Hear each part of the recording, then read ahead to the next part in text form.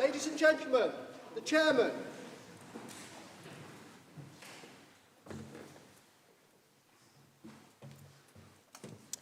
Good morning. Father Rainbutt, would you like to lead us in prayer, please? In the name of the Father, and of the Son, and of the Holy Spirit. Amen. O God, the Creator and Ruler of all, we ask your blessing on the members of this County Council who have been called to show care and responsibility in the community. We pray that they may have wisdom, patience, and the ability to listen to each other and to the needs and desires of those they represent, that through their dedication and hard work, this county may duly prosper and the life of all its people enhanced. We ask this in Jesus' name. Amen. Father in heaven, we pray that your grace may be in our hearts and your wisdom in our minds, so that all that we do may be guided by you, that we may always have the concerns and the good of others at the centre of all we seek to do. We ask this in the name of Christ the Lord. Amen. Amen. I invite you, if you wish, to join me in saying the Lord's Prayer. Our Father, who art in heaven, hallowed be thy name. Thy kingdom come, thy will be done, on earth as it is in heaven. Give us this day our daily bread, and forgive us our trespasses, as we forgive those who trespass against us. And lead us not into temptation, but deliver us from evil. For thine is the kingdom, the power and the glory, forever and ever. Amen. Please be seated.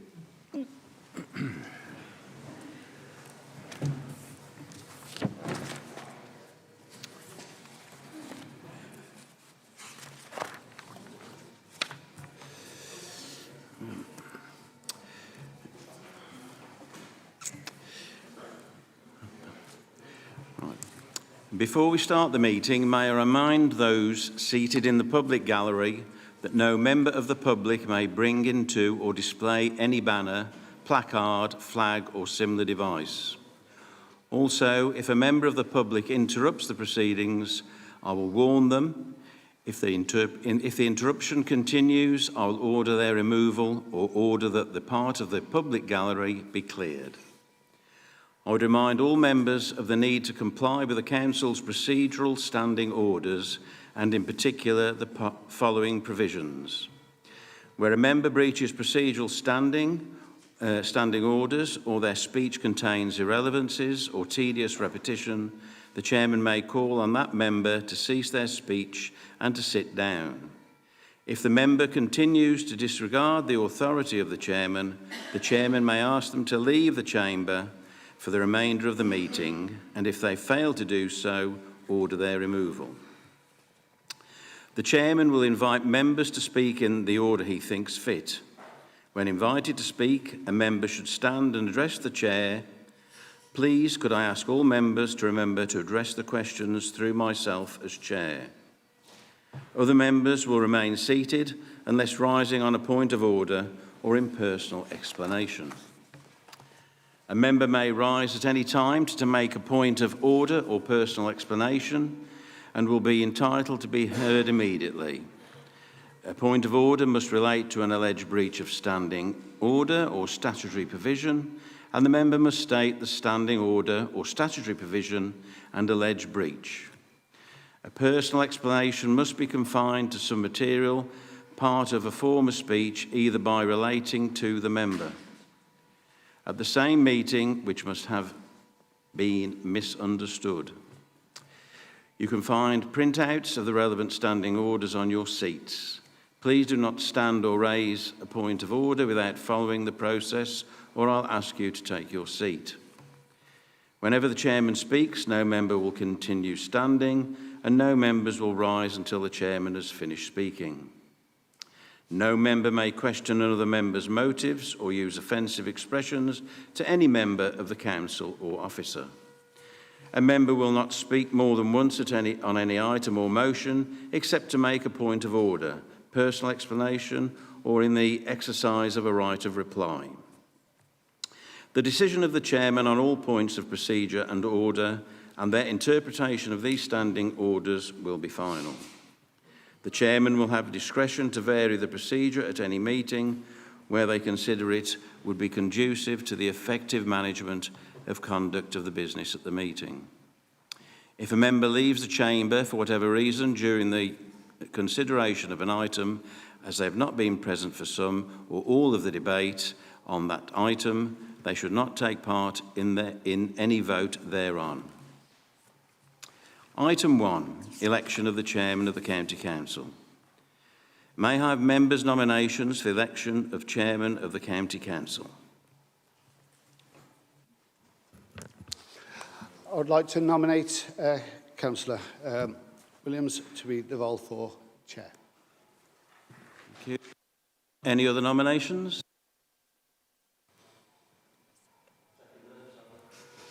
I would like to second that, Chair. Are there any other nominations? It has been proposed and seconded that I be appointed as chairman of the County Council for the ensuing year. Is that agreed? Agreed. Any against? Thank you very much. Thank you. I'd like to thank Councillor Murray and Councillor Coles for nominating and supporting me for the role of chairman for the coming term. And I thank all members for your confidence and support. It's a great honour to continue serving as chairman of Staffordshire County Council. I look forward to carrying out my responsibilities with fairness, respect, professionalism, and to representing both the council and the people of Staffordshire to the very best of my ability. Thank you. Item 2, apologies. Sorry. Oh, sorry, yeah.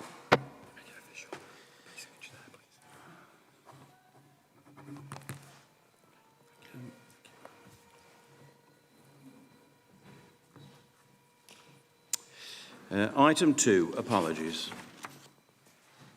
Are there any apologies for absence?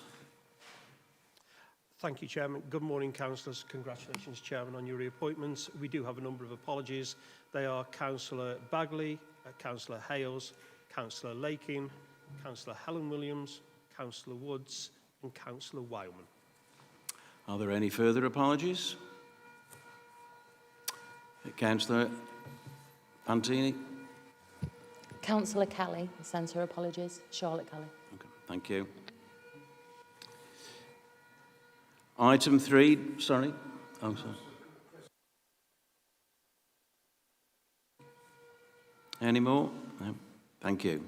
Item 3, declarations of interest. Does any member wish to declare an interest?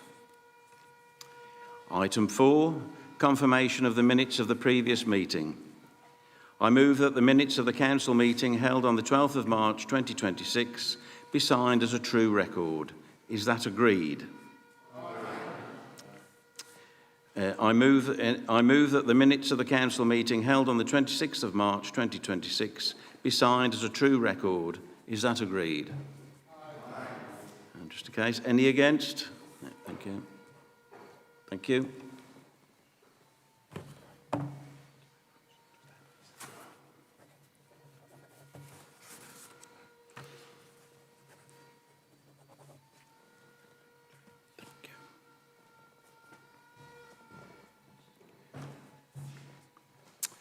Item 5, election of Vice-Chairman of the County Council.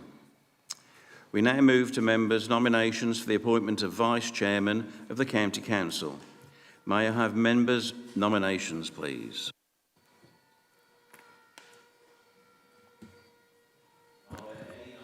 Are there any nominations? For myself, yeah, I'd like to nominate Councillor Munro for the role. And is there a seconder? I would like to second that, Chair. Are there any other nominations? It has been proposed and seconded that Councillor Munro be appointed as Vice-Chairman of the County Council for the ensuing year. Is that agreed? Aye. Thank you.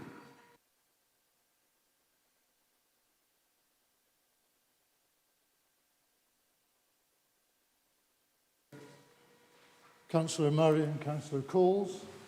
for nominating me for the role of Vice-Chairman for the coming term, and to thank all members from all sides of the Chamber for your support.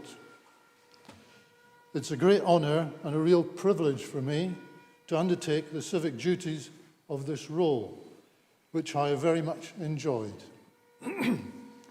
I'm also delighted and look forward to supporting and working alongside you, Chair, for the forthcoming year. And I'll do my very best in serving you all as Vice-Chairman of Staffordshire County Council. Thank you.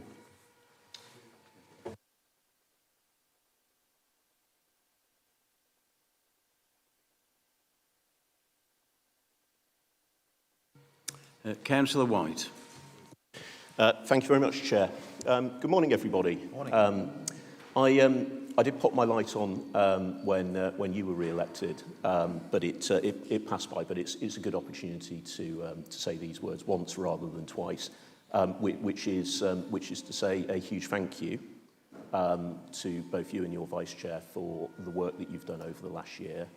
A really challenging year, I think, coming in as new councillors and taking the chair and the vice chairmanship would be an enormous challenge for anybody at any time. And I think it's fair to say as well, we all know, we've had some choppy seas to navigate this year as well. And I must say, for myself and for all of my group members, we think that you've both done a magnificent job. We're very grateful for that. We know that you've both thrown yourselves into civic life as well. I don't know if you've put on a few pounds over the last year, but I wouldn't be surprised if you have, with the amount of cake that's required to be eaten around the county in these roles. But the most important thing is that you're our first citizens, you're our representatives. People love to see the change around the county and to see the county council represented, and you've both done a magnificent job at that. So we were delighted to support your reappointment for another year. Thank you once again, and onwards, hopefully, to a better year to come. Thank you. Thank you very much. Much appreciated. Thank you. Right, where are we?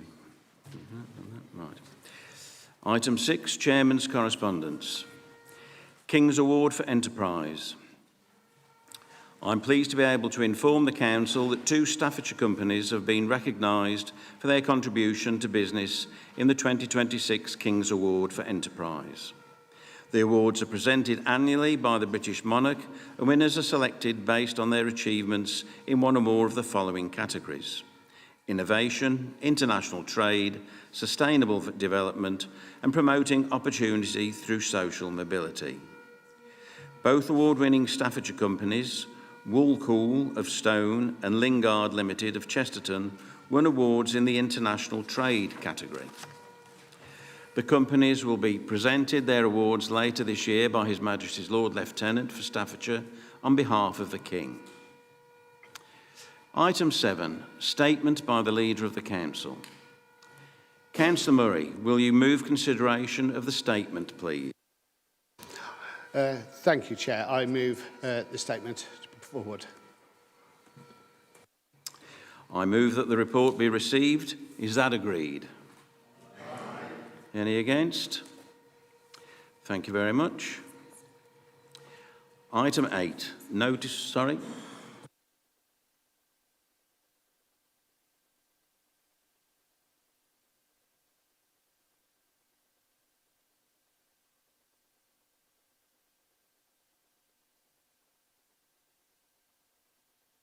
Yeah, lapse of thought there. Yes, right. So moving on to statement 1.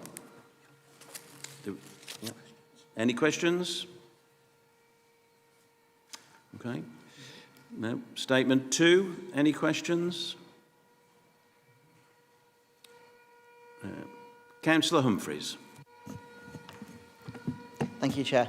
So I, along with Councillor Baker, attended the Staffordshire Day event and was promoting the new Staffy Trail. There's a fantastic Staffy sculpture just 30 seconds away from this county building. It does look great. Can the leader tell the Chamber why Staffordshire Day and pride in our county is so important, please? Councillor Brown. Good morning. Thank you, Mr. Chairman. May I mention, as part of Staffordshire Day, I think we've got a missed opportunity. I think it was quite last minute that it was discussed in Council. And I wondered if you consider possibly a countdown to the 2027 date on all social media, on all communication papers, to whether it be schools as part of the education, the parish councils, adult social care, and on Staffordshire County Council, please. And perhaps we could have a bit of a logo and we can promote it more, because I think it's an opportunity that we're still currently missing, despite some of the clever words in the statement. Thank you very much. Thank you. Councillor Edgeler. Good morning, everyone, and thank you, Chairman. Yes, I'd like to say a big thank you to Lorraine Conkney from our partnership for organising the event in Stafford Town Centre on the 4th of May to celebrate Staffordshire Day. It was a brilliant day and it brings the community together. So from this council, I'd like to say thank you to her. Thank you. Thank you. Councillor Holland. Thank you, Mr. Chairman. There's a place near Birmingham called Aston, which was once part of the Diocese of Lichfield. Would the leader of the council like to join me in congratulating Aston Villa Football Club on becoming European champions once again? Councillor White.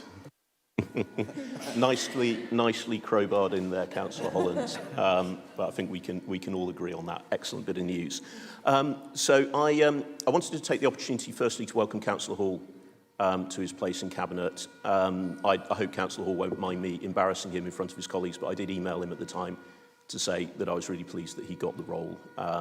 He's a councillor whose work over the last year I've respected, both locally and in terms of his contribution to the committees we've sat on together. So I'm really pleased to see you now being able to drive forward what used to be my portfolio, and I'm sure you'll take it. I'm sure you'll take it even further than I had the opportunity to do when I was in the role. Great to mark the 10th anniversary of Staffordshire Day as well. It was a good idea 10 years ago when we brought it in. It's still a good idea now. And it's great, again, that we have something there that everyone in Staffordshire can get behind. I'm enjoying the staffies, and that's a nice little touch for this year. And it's good every year if we can do something more to move it on and reinvent it. My question was just around innovation, and perhaps to give Councillor Hall an opportunity to get on his feet and speak as Cabinet member. I agree with you that innovation is incredibly important. As one of the things that we can do as a council to help our county to improve its productivity.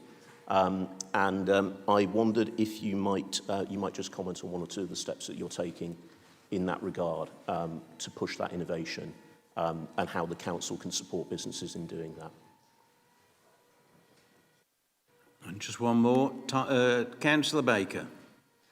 Thank you, Chair. I just want to repeat Councillor Humphreys that I was here also inside Stafford Square and given our wristbands, the leaflet about the Stafford Trail. And I just wonder, it was so encouraging to see families taking pictures with the staffy. You see it around all the staffies around Stafford. And I just want to ask the leader about how this is, in the future, the ongoing success of the Staffy Trail and how that's promoting pride in Staffordshire and the bringing communities together and everyone around Staffordshire coming together and going to the Stafford Trail. Thank you. Thank you. Councillor Murray. Thank you. And of course, I'll always congratulate Aston Villa. A very close friend of mine's daughter actually played for Villa for a number of years, so I have a great connection to it as well. A close personal friend of mine, once quite famous, I went to school with, was a striker for Villa before moving on to bigger things, so absolutely. The Staffy Trail and Staffordshire Day. Great idea, set up 10 years ago, one we'll absolutely champion for every day more. And these are the good things we just work together on all the way through. The Staffy, that happy little chappy that we've invested in, really landed brilliantly.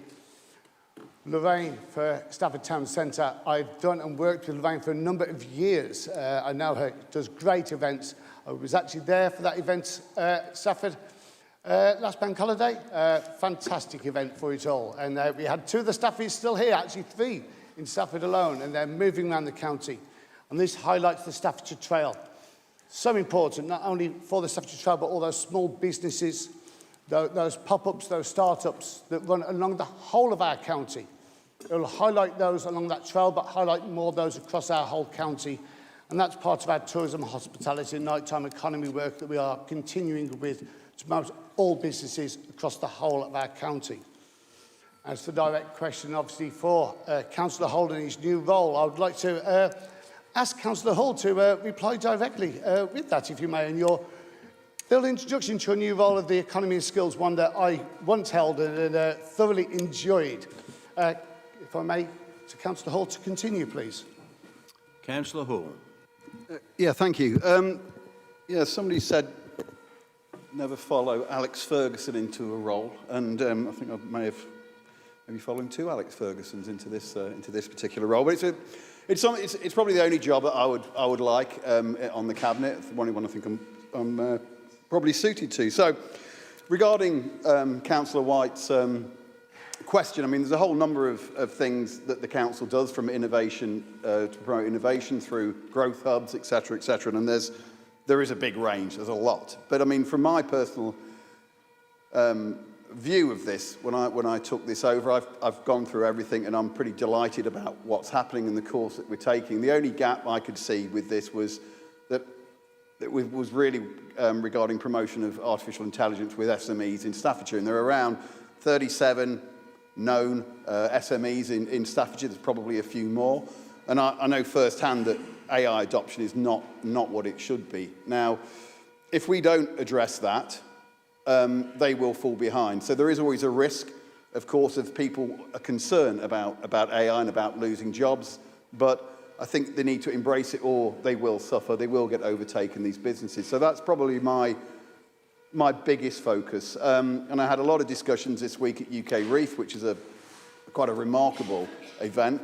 It took me a little bit by surprise. I've been to the Hanover Trade Fair a few times before, but this is smaller, but it's so focused on growth and development. So, you know, we discussed a lot of AI there. I actually talked to people at Salford University who are actually talking about doing degree courses actually on AI, 2-year degrees. I mean, personally, I think probably the best place to start would be a 3-month course to get people, you know, businesses using it. So that's really my focus, and I hope that goes some way to answering Councillor White's question. Now, regarding football, of course, I've got to come back on that. I'm a Stoke fan, so although most of my residents are actually Aston Villa, I am a Stoke fan. But I'd like to take this opportunity very quickly, because this links in nicely with the economy of Staffordshire, is that this is probably the last meeting before the World Cup, and I'd like to, of course, wish England the best of luck with that.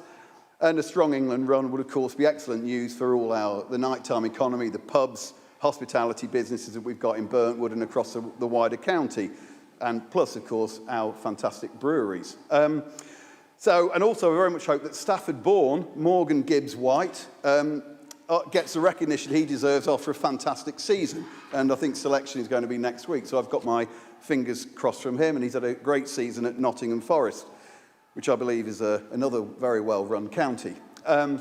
So really, I suppose I'll ask the leader what's his comments on that, being the nighttime economy expert. Thank you, Chair. Thank you very much. Thank you. Councillor Murray? Yeah, just a quick follow-up on the nighttime economy. Of course, something I've been involved with for well over 40 years, and the benefits for the World Cup across this whole country is immense. It is worth hundreds of millions, and it is why Staffordshire absolutely does have a nighttime economy of Staffordshire, not just based in Lichfield. Thank you. Thank you. On to statement 4. Councillor Holland. Oh, sorry, one moment. Sorry, I've jumped the gun. Statement 3. Sorry, Councillor Holland. Did you want to speak on that? The economic strategy. Yep. Okay. Thank you, Mr. Chairman. The leader was in attendance at UK Reef and tweeted, or on X, whatever the word is these days, about all of the wonderful places to visit in Staffordshire. Unfortunately, of the things that were listed, the following were not: the National Memorial Arboretum, Lichfield Cathedral, Samuel Johnson Birthplace Museum, Erasmus Darwin House, Beacon Park, Chasewater Country Park and Railway, Fradley Junction, the Staffordshire Regiment Museum, and the Wall Roman site. Does he have something against Lichfield? Councillor Tagg. Item 4. Sorry, Councillor Humphreys.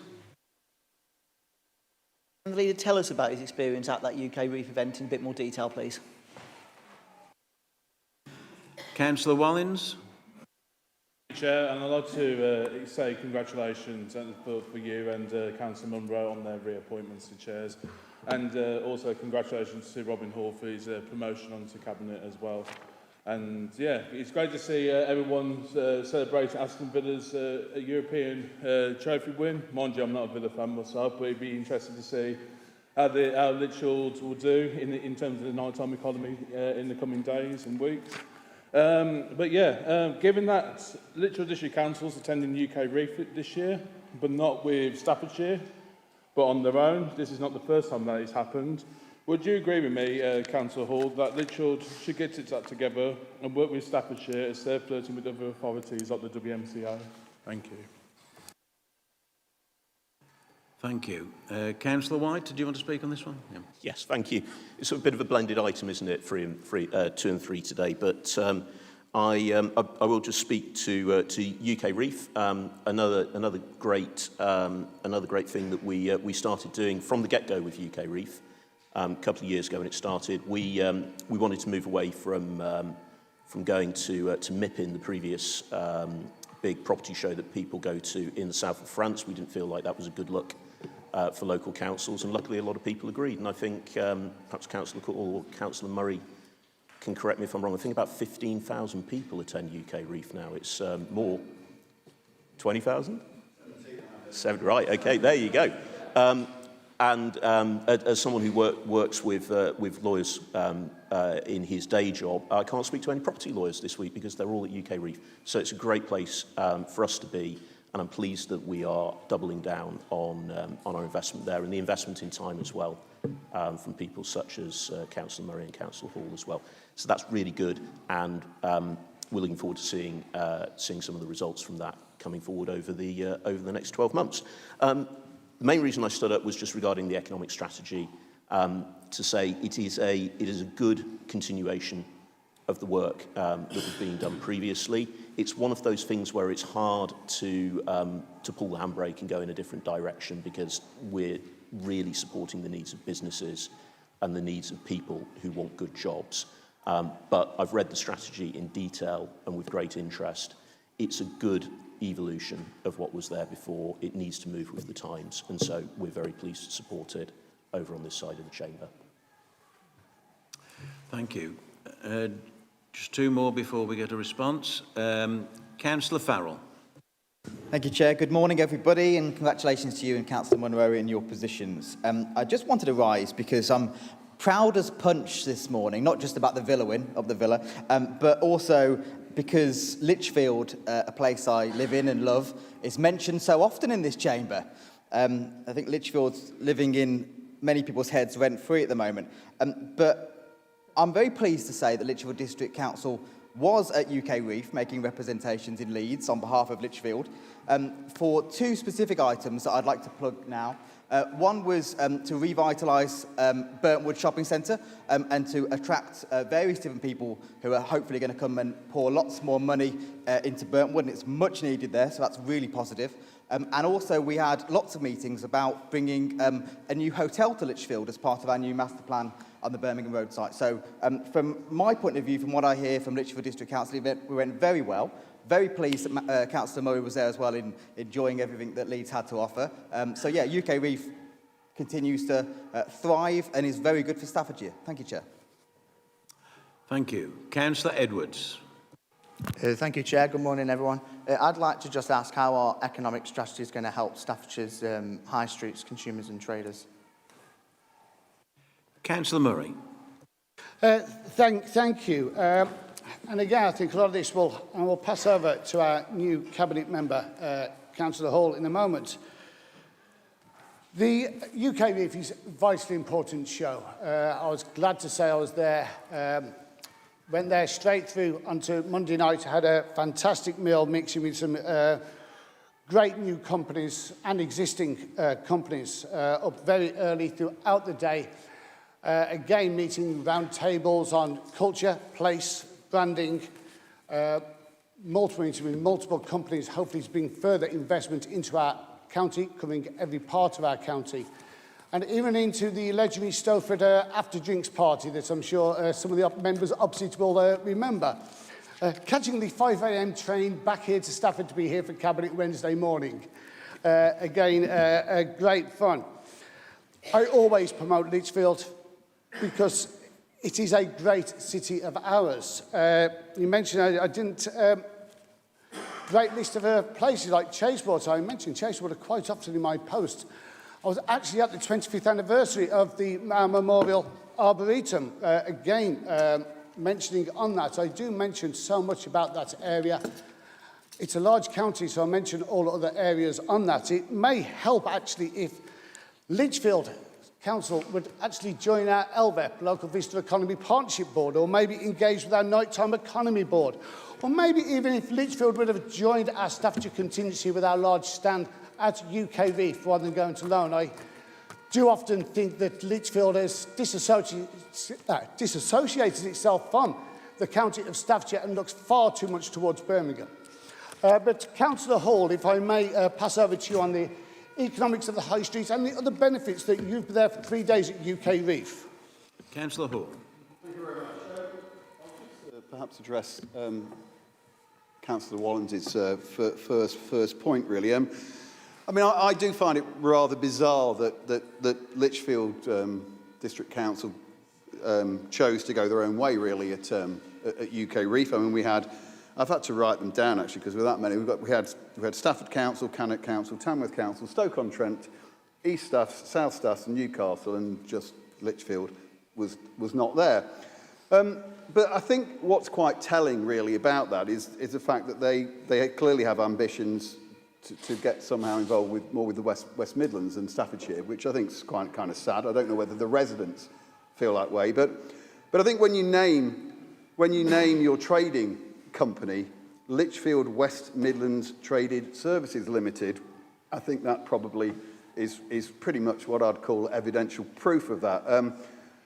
Although I would say that the Brevity Society was really involved in the naming of that. But jokes aside, I think Staffordshire's much stronger together, and obviously the majority of the councils in Staffordshire believe that.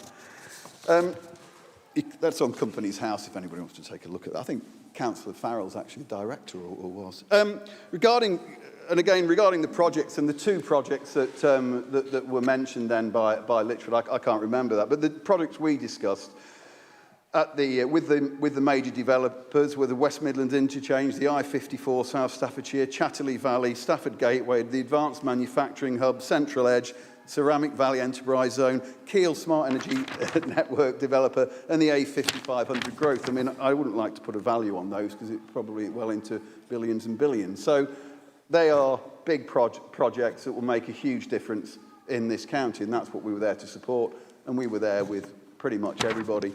The nighttime economy, again, I mean, we've got developments planned here at Eastgate for, it is Eastgate, right? So, yeah, yep, for Stafford, and we talked to the people who've been, who we've engaged to develop that. In generally, I mean, I think, Martin probably can talk more about the nighttime economy than I do, but we also spoke to Lidl while we were there, another huge company who are opening a supermarket up every week. And they want to invest in Stafford with additional stores, and also Stone. And I'm sure that there are even wider areas throughout the county. So there's probably too much that's going on to probably raise in this chamber. But there's a hell of a lot. And again, just those projects that I listed there are probably some of the biggest projects in the Midlands, actually. So thank you very much. Thank you very much.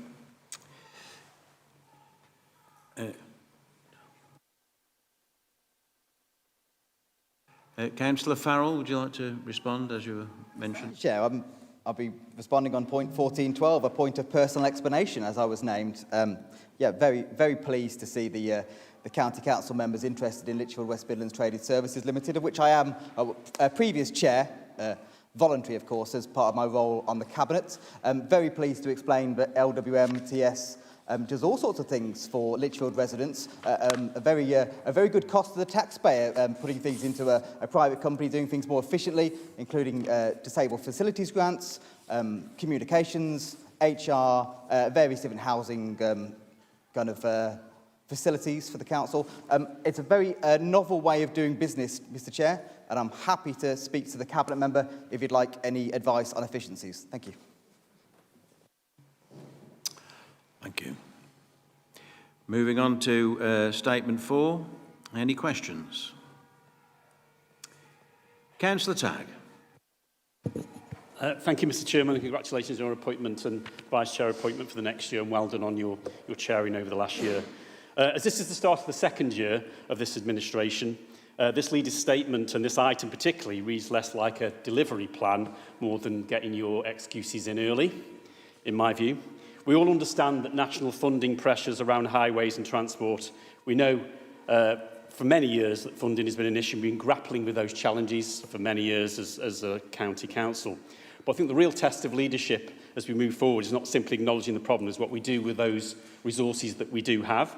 Any increase in central government funding, however small, however limited, should be supplemented by sensible investment locally as well, so we can deliver a steady, incremental and sustained improvement to the highway network across Staffordshire. That means a balanced approach, in my view, preventative maintenance to stop roads deteriorating, strong and timely pothole repairs programmes, and delivery of those capital schemes on schedule.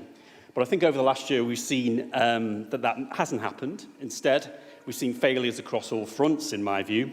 We've seen repair programmes paused against warnings of officers and this group of the impact. We've seen fewer potholes filled at precisely the time when residents need action most and when it's best to do pothole repairs. And we've seen unacceptable delays in delivery of the schemes that were promised, and some of those under the previous administration before May last year. Residents don't experience highways policies on the spreadsheets that the portfolio may have or the strategies that he may put forward. They experience it in everyday conditions they see on the roads, whether they're driving, whether they're cycling, or whether they're walking. And right now, in many parts of Staffordshire, I believe there is a deterioration in conditions, and you only have to look on social media and the press to see that that is backed by what residents are saying.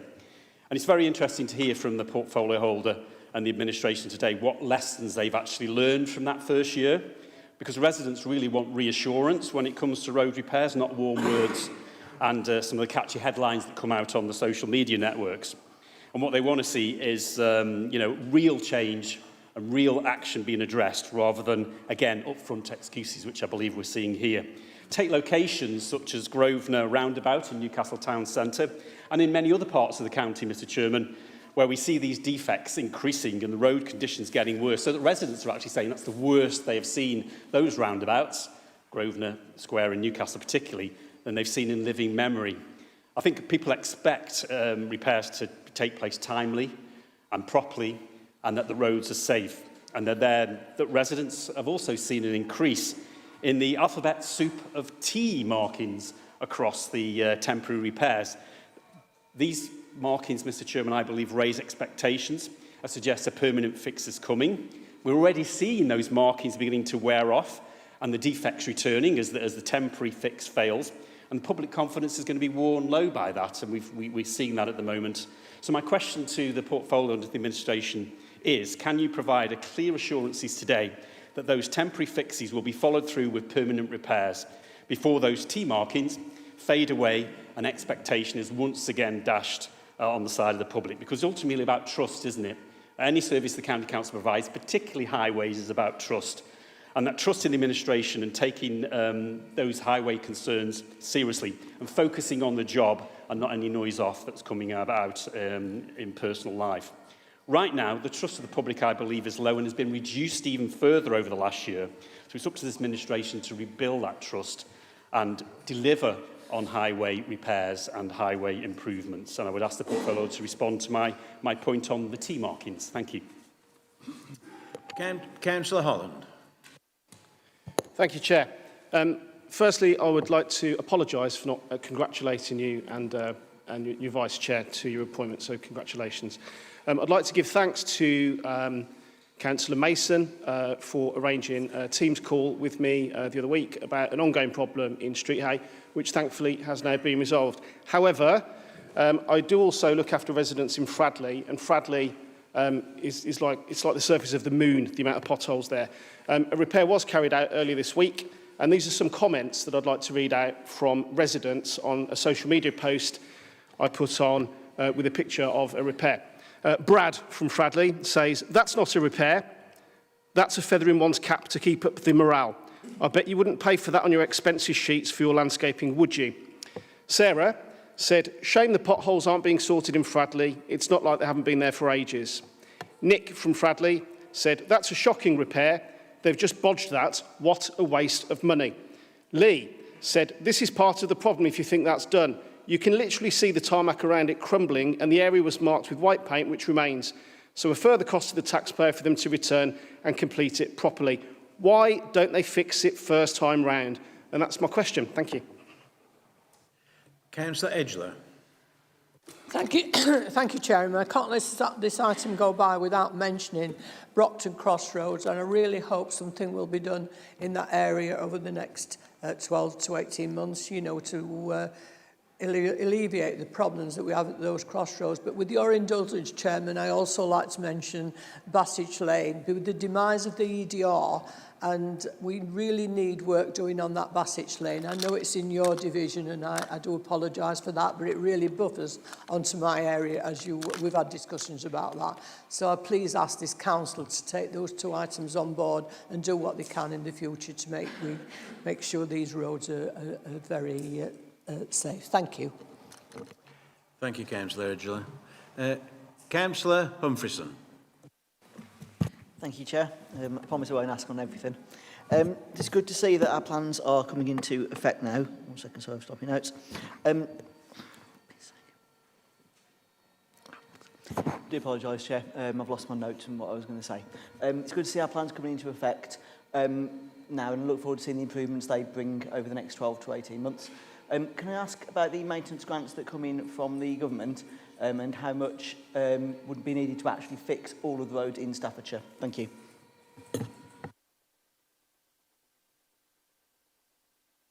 Councillor Greatrix. Thank you, Chairman. Can I congratulate you both yourself as Chairman and the Vice-Chairman for reappointment? I've seen you in operation. I know you've done a good job during the year. In terms of the highways plan, I have to refer back to the stats that we've had, and as a local member, we don't seem to have the communication that we used to have in terms of knowing what's about to happen in our patch. We used to have, up until a year ago, a bulletin of the sort of repairs programme that was going to take place, which referred to a group of streets, which allowed us to keep in touch with our members and give them foreview of the fact that something was going to happen. We don't seem to have had that, so we're as much in the dark as most of the members of the public. I also have to refer to the 3,000 fewer repairs that have taken place. Councillor Tagg stole my thunder a little bit. It's all very well in this paragraph to refer to, given the widening gap between the funding available and the level of investment required. That's been the case for some number of years, and that's been a battle that we previously have had to face, and we've had to pour more money into the repairs. So the fact that 3,000 fewer have been repaired means that it's stockpiling. We've got roughly 60 members, and the maths are that 3,000 divided by 60 is about 50 potholes each. So we've all got 50 potholes more, which is one a week. But it doesn't work as one a week. It means there's a stockpile of repairs that are not being done. So members of our public, our residents, are seeing work not take place. And the stockpiling means that they've got to wait longer, and they get more and more annoyed by, as Councillor Tagg says, identifying the need for repair. We're getting the visits out, we're getting the inspections, we're getting the blue outlines drawn, we're not getting the repairs done. So I'm afraid this report is hiding the fact that it's not been a good year. Councillor Murray, we've got 3 more questions. Do you want to come in now, or? Yeah. There's some detail there, I think. Yep, okay. Thank you. And I'm going to directly pass over to Councilman. Firstly, to Councillor Fowler, it's a shame you didn't name it after your own county of Staffordshire instead of the West Mids. I'm sure it brings great worth. It takes partnership to make these things work. At least now in Newcastle under Lyme, we all have that partnership. Now it is under reform control. And I would like to pass over to our head for highways, Councillor Mason, to actually show the number of repairs we have truly done, the new methodology and method to which we are having, to give the actual facts on that. Councillor Mason. I'll start with setting the scene. There was a question asked about the grant. The grant went up by 3.5% this year. That's inflation. No extra money for repairs, no real extra money for doing anything other than trying to keep this network together. We have £8.6 billion worth of assets. So our grant is 0.5% per year of the value of the assets. That's not going to cut it. And nationally, in fact, we only spend 5% of all the taxes raised from motorists on the roads. The other 90% goes elsewhere. So, I actually agree with Councillor Tagg. The funding pressures are significant and always have been. And you do need to do the best you can with the money you've got available, which is why we did publish a strategy. We published a strategy about putting together packages of work, so you do your planning, your traffic management, and all the back office costs once, you visit the site once, and you do as much work as possible. We call it the whole roads strategy. It's something that will actually deliver more work in the ground for the money we've got. Talked about pausing and delays. Well, we did pause the granting of any new non-essential works in a few areas that were already over disrupted, such as in Stafford, which was at that time described as an escape room. Had we not done so, the plans of the previous administration would have seen Sandon Road closed August last year, while all the Beaconside works were still continuing. Works they let and allowed to run for years and years and years and did nothing to sort out. We got those roads works finished by Christmas, and then we've allowed the Sandon Road works for the development to take place. That's taking real decisions, not easy decisions. The everyday conditions, yes, our roads have deteriorated. Over the last five budget cycles of the previous administration, winter damage, the number of potholes being created, doubled, went up 100%. Look out there, that's the last administration's legacy. That's what they left us. Did I learn any lessons last year? Oh yes, I did. Not to just so readily accept the rushed together, cobbled together plans of the previous administration and think they were competent, sensible and deliverable. They weren't. So I'll take that on board. That was my mistake. Talks about timely delivery. We have a backlog of over 15,000 highways defects built up over years. A policy that says the lower level defects, don't do them until they become serious and safety issues is not a policy at all, which is why we're putting 15 million into addressing those defects.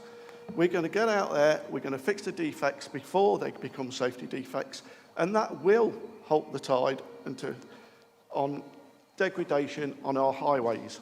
If you fix them while you've got the chance, they don't become your serious defects in the winter period, because they're your vulnerabilities on the network. And that's what that 15 million additional funding we found is for. There's some specifics there, and if the members would like to send me emails on those actual specifics, I'll get written responses on each and every one of them, because I can't go through them here. I don't have all the detail. But just to say, in terms of bulletins, in terms of all those things, we send them out on a regular basis. If you're not getting them again, let me know, because we send them out for all the areas. And the final point was on them doing more repairs. 3,000 in 24-25 compared to 25-26. That number may be factually true, but over a 5-year cycle, we did 5% more pothole repairs last year than they did on average every year before. And why did they do 3,000 more repairs, by the way? They did 3,000 more repairs because For that 1 year, 24-25, they increased the budget and increased the number of teams available to do repairs. And when we inherited their budget, that they said in March 25, they had removed that funding and they had reduced those teams and let those crews go already. Coincidentally, and it was only coincidentally, that was the last full year they could deliver before an election.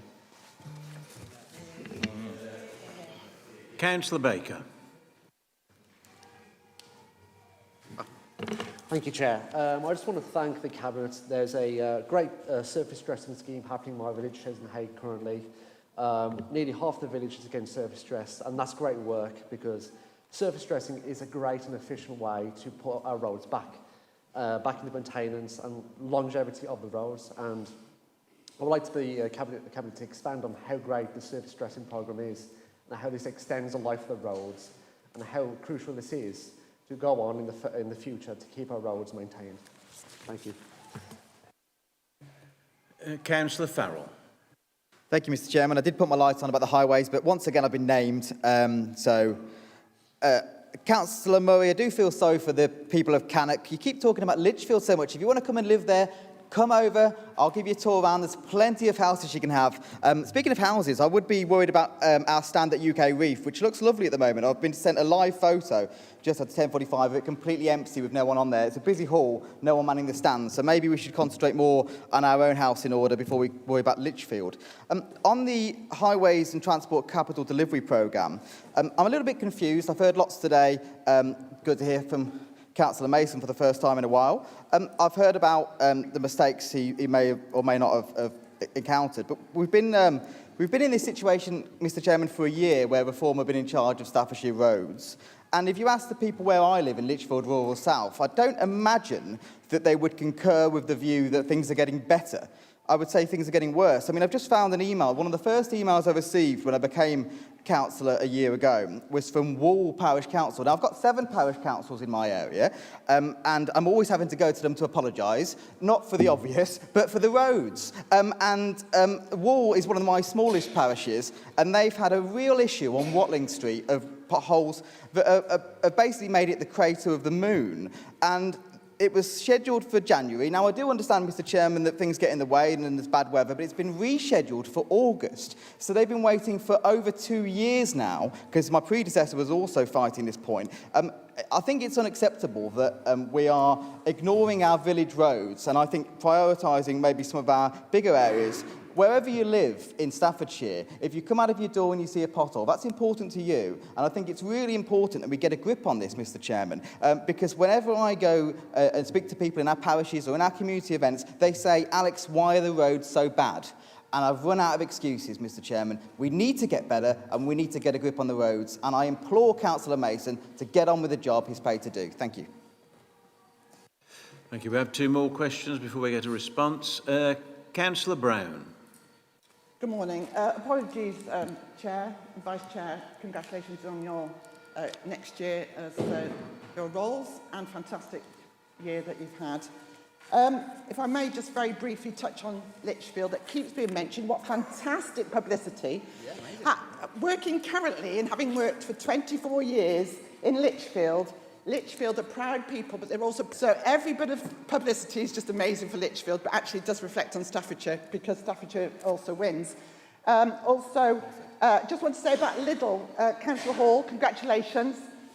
Very worried about Lidl being mentioned in Staffordshire again. Another Lidl I heard.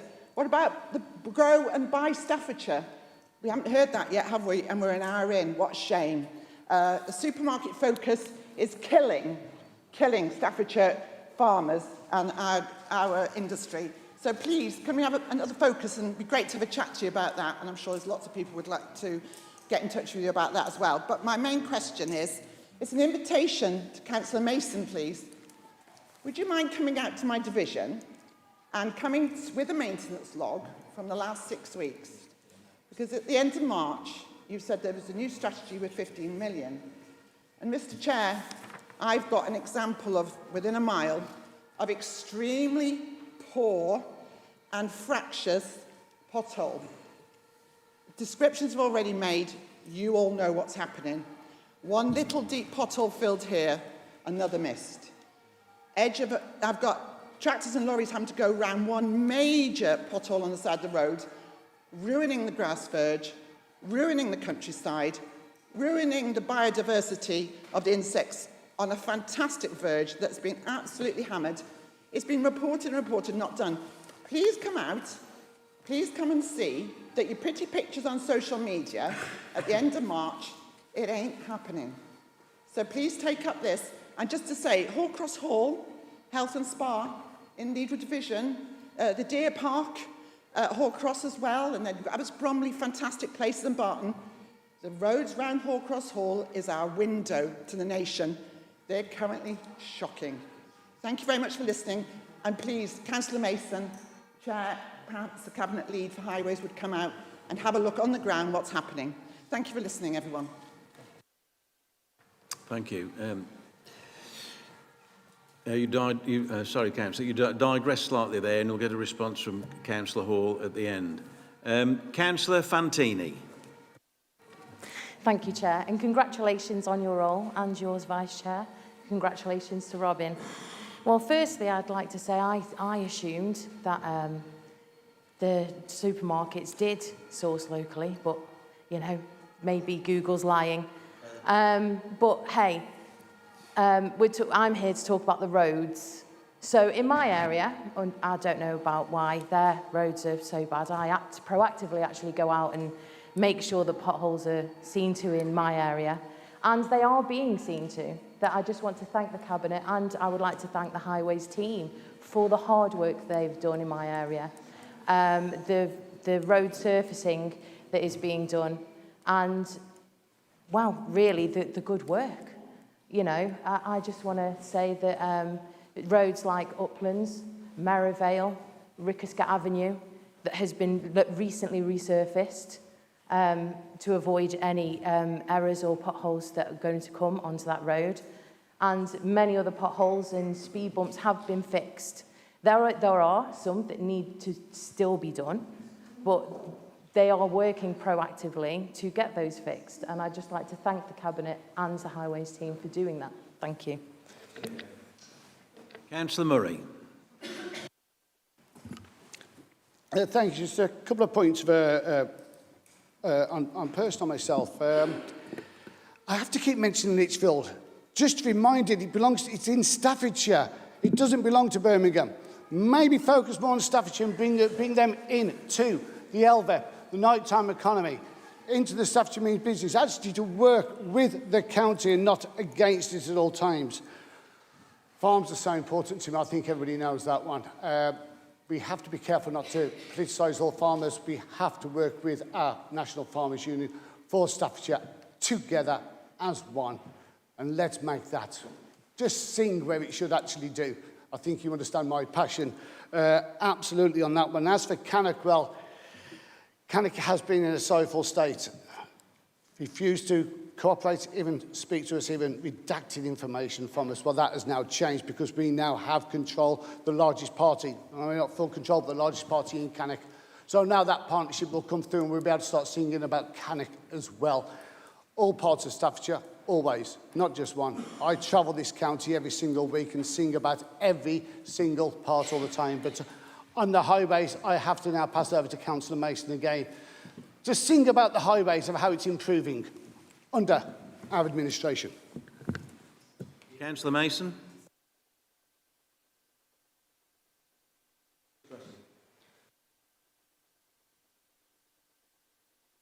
The network. What surface dressing does is get a protection on those roads that can add up to 15 years of life before they reach a degraded state where you've just got to reconstruct them.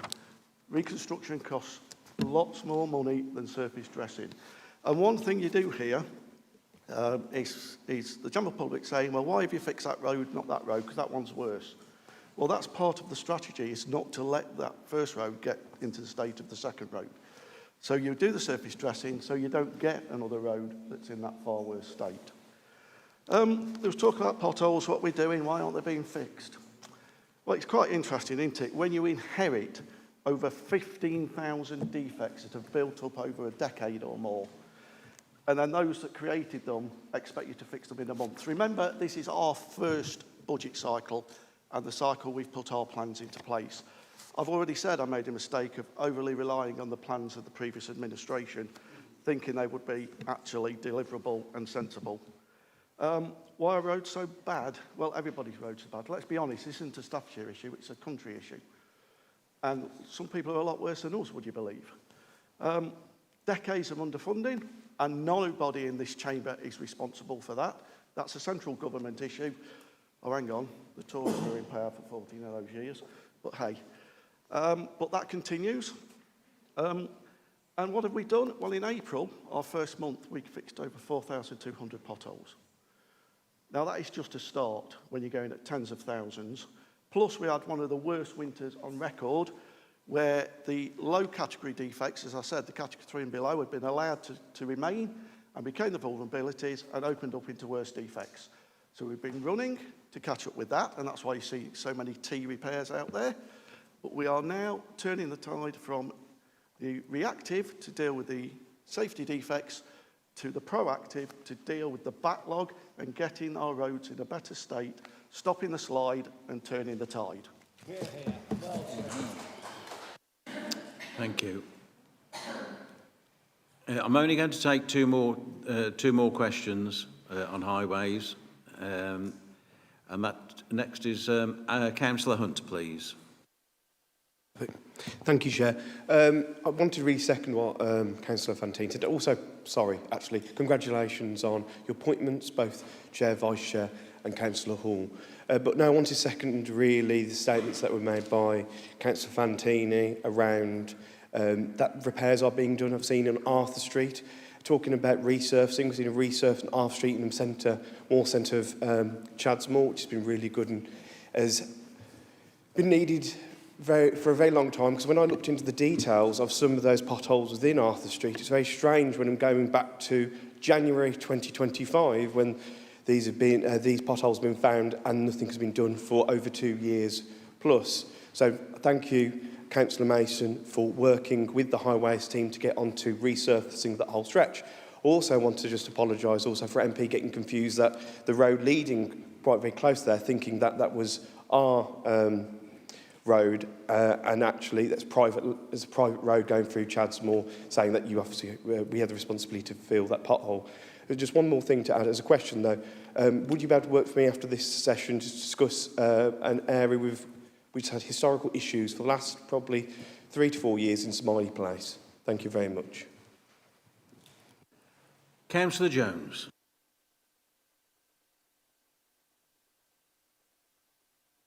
Thank you, Chair. It's not relevant to the question, so I'll detract that, please. Thank you. And going back to... Thank you. For me, truth, accuracy and facts matter. Lidl have invested around 30 billion in UK farming. Around 2/3 of their products are sourced from the UK.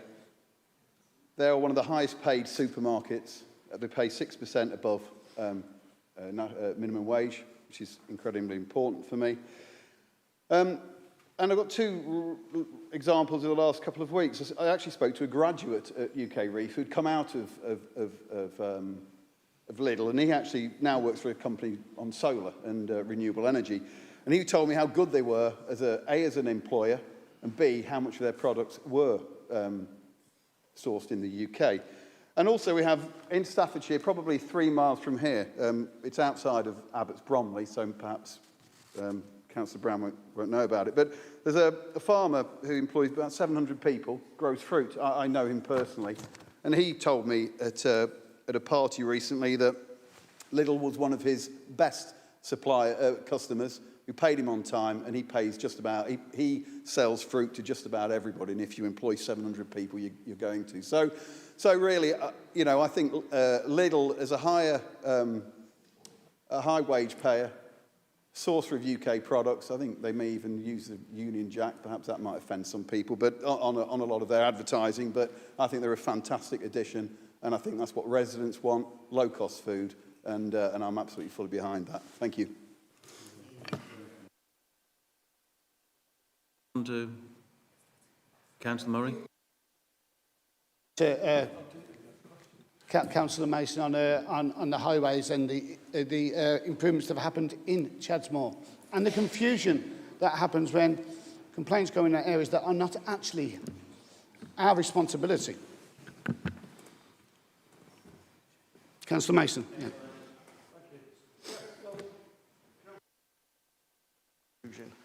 We don't own all the roads. Some roads are private. Some of the new estates aren't handed over for adoption or intended to be handed over for adoption, in fact. But it's good to hear that you're experiencing and others are experiencing benefits of what we're trying to achieve, the strategy we've changed, and how we're trying to fix all the defects in an area, not just the most serious defects in an area. Are we perfect at it yet? No, but it's early days and it's a change of culture, a culture that's existed, that you leave it till it's a safety defect, and that's been around for decades now. So it's something that's going to take a little bit of time to bed in, but I have to say the highways team have been magnificent. They've really engaged with it. They want it to work. They are going to try and make it work, and I will also say that applies to our supplier, our term contractor as well. They want to see these efficiencies go forward, and they themselves are investing in efficiency reviews to try and find the savings so we can put more of the money in the ground and do even more repairs. Apologies, Councillor Brown, I didn't actually respond directly to your question. Yes, of course, myself or one of my cabinet colleagues will come out. I use those roads all the time as well, but I have to say it will take some time to fix all the history and all the backlog that we have inherited. Thank you. Apologies to those who come up on my screen, but we do need to move on. On to statement 5. Do we have any speakers, please? Councillor White. Yeah, thank you very much, Chair. So this is a question for Councillor Murray. As the Council knows, I have no confidence in Councillor Mason, and it is disappointing that he's been on his feet now for about 20 minutes today and still not a word of apology to this Council and the people of Staffordshire for his appalling comments. What objection could you possibly have to me stating the facts? Would you like me to move on to my question? It is not suitable, sir. Chair, please. I'm happy to move on. So it's a question for you, Councillor Murray, although I'd be delighted if there was an apology. So in my division, we have a junction which is known as the Acorn Junction. It's the junction of Henhurst Hill, B5017, Poston Road and Hopley Road. I've been running a campaign along with residents for many years to get a weight restriction for the B5017 and for road safety improvements at the crossroads where vehicles leaving a rural area, fast road, come in very quickly onto a crossroads. Cars driving across are at risk of being T-boned at high speed. It's taken many years. We happily got approval in the capital programme a year ago to proceed with the signalisation of the junction. We went through all of the consultation necessary for that and the weight restriction. I was just looking back at emails. I had an email from last June from officers confirming that the entire process was done, and then radio silence and chasing from me. And we're now nearly a year on from that. The junction is still not signalised. And unfortunately, last week, there was a major road traffic collision where a vehicle crossing from one of the minor roads drove into an HGV. And the impact was so heavy that the engine block from the car was found many metres away from the vehicle. Now, what I require from you, Councillor Murray, is an assurance that that scheme has not been delayed because of any pauses on the issuing of new permits in our towns over the last year. I would like that to be investigated, and I would like an assurance from you as to whether or not that is the case. Thank you. Councillor Farrell. Thank you, Mr. Chairman. Anything we can do to to make our transport network safer and also without delay, I think is really important. An item I'd like to bring up is what we know as SIDS, speed indication devices. I believe recently a change of policy means that SIDS are not being approved or being approved a lot less. I've got two examples in my area, one in Drayton Bassett, where they've received some funding for a speed indication device on Drayton Lane, which is a very fast lane, and also in Shenstone. I've been working with Shenstone against speeding, and also the Stonewall campaign about roads. Both of them are very concerned about speeding in the area. We've done some various different speed tests, and the parish council in that area would like to fund a speed indication device or two out of their own money.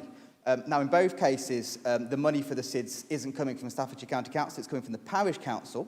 But in both cases, they've been denied by this council the permission to dig effectively the hole in the road to put them in. I'd like to hear from the Cabinet member or from Councillor Murray about why this policy was put in place. It's really important that we bring down the speed on our roads, and I'm very conscious, Mr Chairman, that sometimes the perception of speeding is actually worse than the speeding itself, and I am aware that we can't have a speed indication device or a hump or a slow down sign on every single road in Staffordshire because that would be costing us a fortune. But in these cases, there's no cost to us as a taxpayer. They've either been given as grants or donations from the parish council. All we need to do is put a hole in the ground. So we'd just like to investigate why these speed indication devices are being stopped and if we can move forward with a more sensible approach about them in the future. Thank you, Mr Chairman. Thank you. Councillor Edgington. Thank you, Chair, and congratulations. Another question on highways, just a clarification really. We've just mentioned potholes. Spent the last 15 minutes about potholes. It's not just potholes, it's the whole infrastructure of the highways. Virtually, let's start with gullies, gully grids and cleaning. It's not just the gully grid cleaning, it's the chambers below the gully grid that have been damaged over years of neglect. There's tree roots, there's pipe work, and it hasn't been addressed for years. There's not only that, there's lay-bys, there's signage, and a whole host of things that we're not even considering today in this meeting. We've just mentioned potholes. Most of the potholes are in such a mess, well, the roads are in such a mess, and the potholes are so bad because the gully grids haven't been cleaned for years. We've got culverts that haven't been cleaned. We're working with the National Flood Group here in Staffordshire to clear some of the culverts that haven't been cleaned for 15, 20 years. I'm on the couple of the flood forums in my local parishes, and it's a massive amount of work, Mr Chairman. We've got we're upgrading as well. Well, a few minutes, Mr Chairman. We're upgrading. Is it traffic? We are on traffic management. Yes. Yep. Okay. I know what you mean. So that we aren't just considering pothole repairs, we're considering the whole traffic management systems for gully grid cleaning, for highways and everything else that go with it. Dangerous trees and things. So I just thought I'd clarify that point. It's not just potholes, it's a massive infrastructure works throughout Staffordshire that's going on. Thank you. Thank you. Councillor Humphreysson, sorry. Thank you, Chair. I'd just like to echo Councillor Fowles' comments about the importance of SIDS and how valuable they are to helping reduce speed. But I was a bit surprised saying about the difficulty of getting them put in, as Penkridge Parish Council's had 4 new ones put in the last few months, and we've had 2 put in Natton Trustle as well. So I would say the issue isn't to do with that, and they are being allowed to be put in. Thank you. Councillor Holland.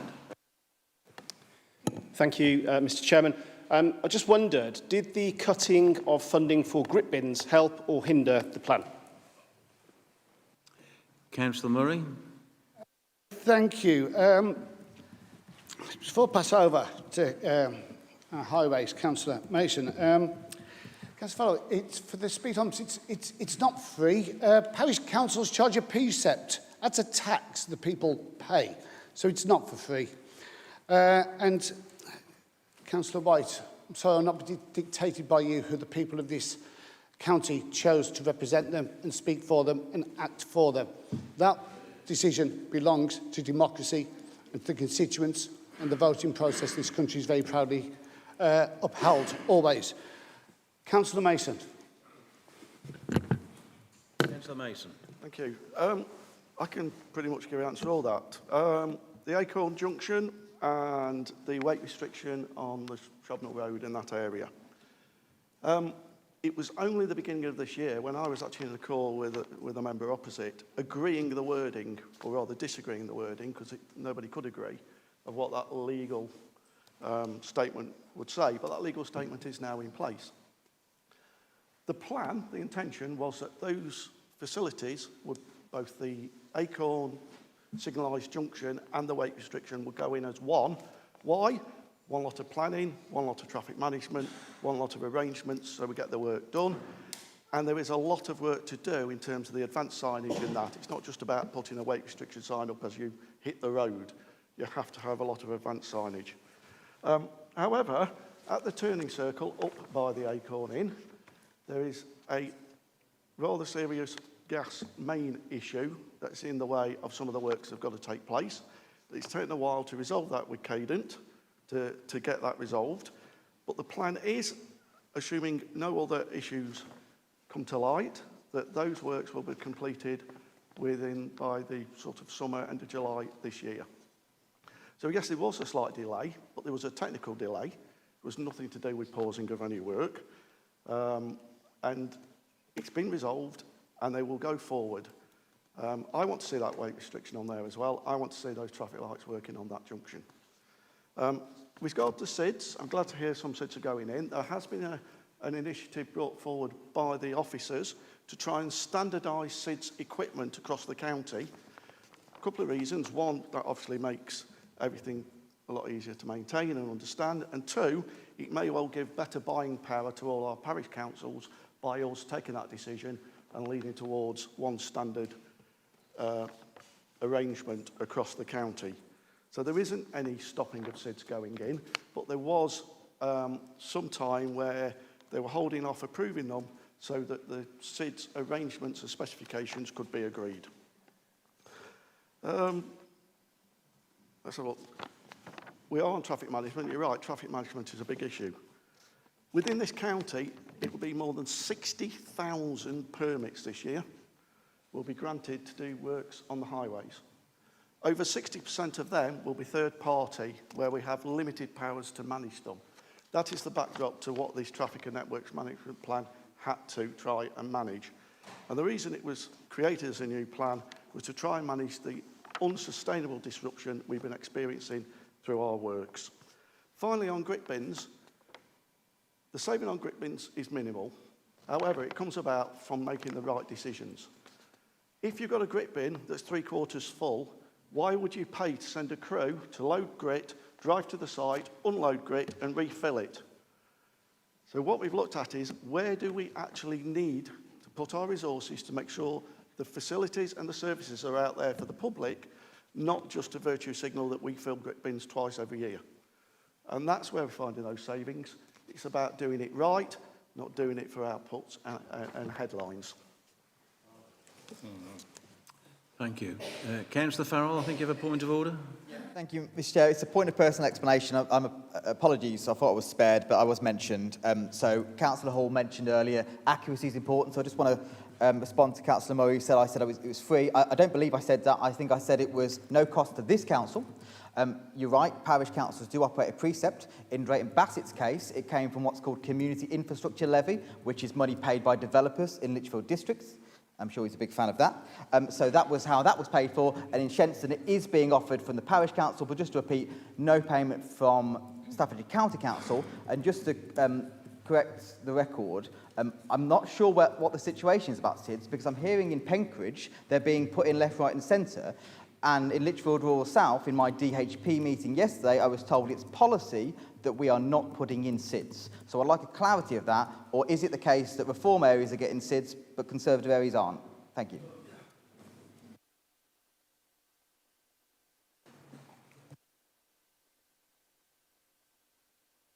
Yeah, sorry, we're out of time and we're going to move on.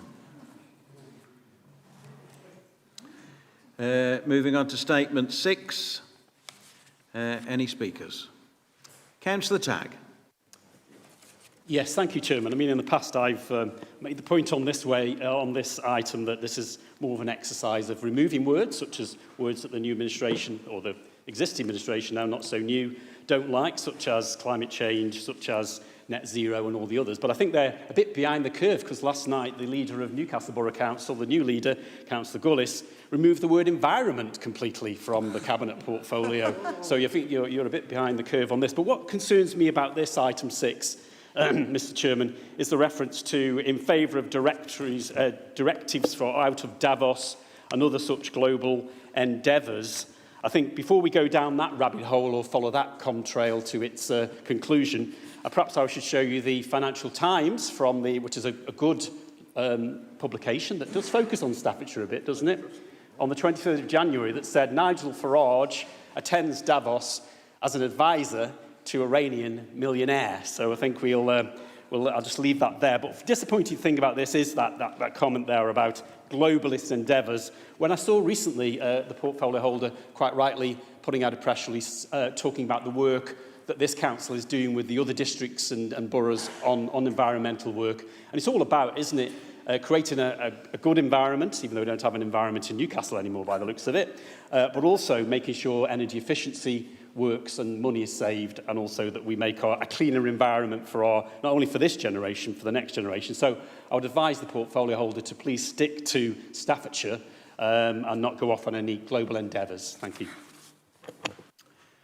Councillor Rose. Thank you, Chair, and congratulations both on your re-election this year. I would like to actually thank Councillor Miners and the officers for their work in this document. I must admit I'm pleasantly surprised to read some of the great initiatives and pilot schemes being pursued in the document, such as the flooding map, the hedgerow planting, and the natural retention sites for water that will benefit wildlife and our road network by taking water off the road and onto fields. I still believe that retracting the climate emergency was a grave mistake, especially given that for several months the Council was essentially blindly moving forward with no guiding document. There are still some issues with this document and missed opportunities, such as monitoring carbon emissions but not actually targeting to reduce them. I mean, regardless of the Cabinet's acceptance of man-made climate change, we still know the health negatives and effects this has on people's respiratory systems. However, I do look forward to reading further of the pilot schemes and initiatives that are being pursued and that as they come into fruition. And it is good to see that retrospectively the Cabinet is pursuing policy before rhetoric. Thank you very much. Councillor Humphreys. Thank you, Chair. So can I ask what kind of financial rewards are expected, returns are expected now we've rolled back the Davos-inspired net zero obsession of previous administrations? Councillor Mandry. Just wondering if the leader can tell us about how our approach to this environment matters. How will this policy ensure that local people and local places will benefit rather than just going out and reaching unrealistic net zero targets? Councillor Murray, did you want to respond? Yes. Davos is important. Let's not forget the Prime Minister of this country did say he'd rather be in Davos. So it is rather important. And I would actually like to thank Councillor Rose in our committees and scrutinies. The professionalism in the questioning he has asked for is something we should all work to and respect. So thank you on that. But of course our Cabinet member, Councillor Miners, can reply to all the detailed questions. Councillor Miners. Councillor Miners, thank you. Yeah, thank you very much, Councillor Rose and members of the team on the other bench. I've no intention to go to Davos, actually. I really am enjoying going to Staffordshire.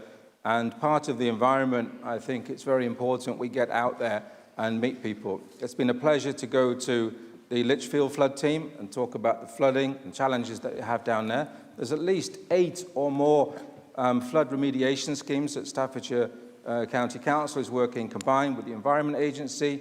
I think next week we're going to start some work on Chemical Lane, a very difficult and challenged place in the north of the county.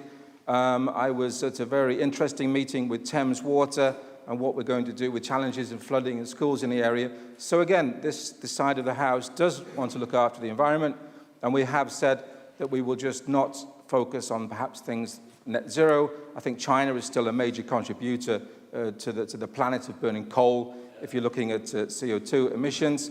And the Staffordshire Sustainability Board, yesterday it was very good to get the pledges through and continue with working with the environment on that. I think it's very important to pull all the people of Staffordshire together. We've heard of today of people talking about Lichfield challenges, and I really worry what Rachel Reeves might have been saying yesterday at an event of talking about she has something coming through for Staffordshire, I believe, as she said at the event. So we want to work for the people of Staffordshire. She sent it out in front of the people. I think one of my colleagues was there, and she was talking about that. I don't even know what she's talking about. So what I want to say is, in the past, it's been hurry up and wait, and I don't want to see you hijacking our commitment to working with people for the environment. That's all I'd like to say on that. Thanks. Thank you. Moving on to Statement 7. Do we have any speakers, please? Councillor Holland. Thank you, Mr. Chairman. We've not heard enough about Lichfield this morning, so we'll have a little bit more. Lichfield was the birthplace of Dr. Samuel Johnson, who most of you will know wrote the dictionary. Some of us are old enough to remember a TV show called Blackadder, in which Dr. Johnson was very ably played by Robbie Coltrane. And in that episode, Blackadder says to Dr. Johnson, contrafibularities. He just made the word up. Now, the reason I mention this is because when we talk about making words up, and it's interesting because Councillor Hall said a short while ago, whilst talking about Lidl, that facts matter.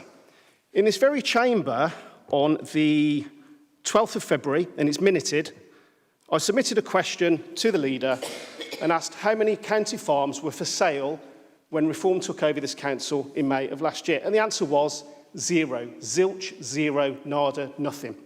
None. So imagine my surprise when I read the leader's statement here, and it says, to be clear, Staffordshire's county farms are no longer for sale. So could the leader please explain to me how something can be no longer for sale when it wasn't for sale to begin with? Councillor Beardmore. Congratulations on your appointments as well. I've just got to say, I welcome the clarity that this administration has now brought to the future of Staffordshire County Farms. For too long, there has been uncertainty hanging over the estate. Uncertainty for the tenants, uncertainty for families, and the uncertainty for the future of farming in our county. This clear commitment that county farms are no longer for sale and that farmland will be protected for farming is a significant and positive step forward. County farms are not just assets on a balance sheet. They are a vital part of our rural economy. They support new entrants into agriculture and they sustain local food production. And they also help keep our countryside alive and working. We are now seeing a shift towards long-term stewardship, recognising that these are generational assets that should be preserved and not gradually eroded. This approach gives confidence to the tenants and sends a strong message that Staffordshire values a farming future.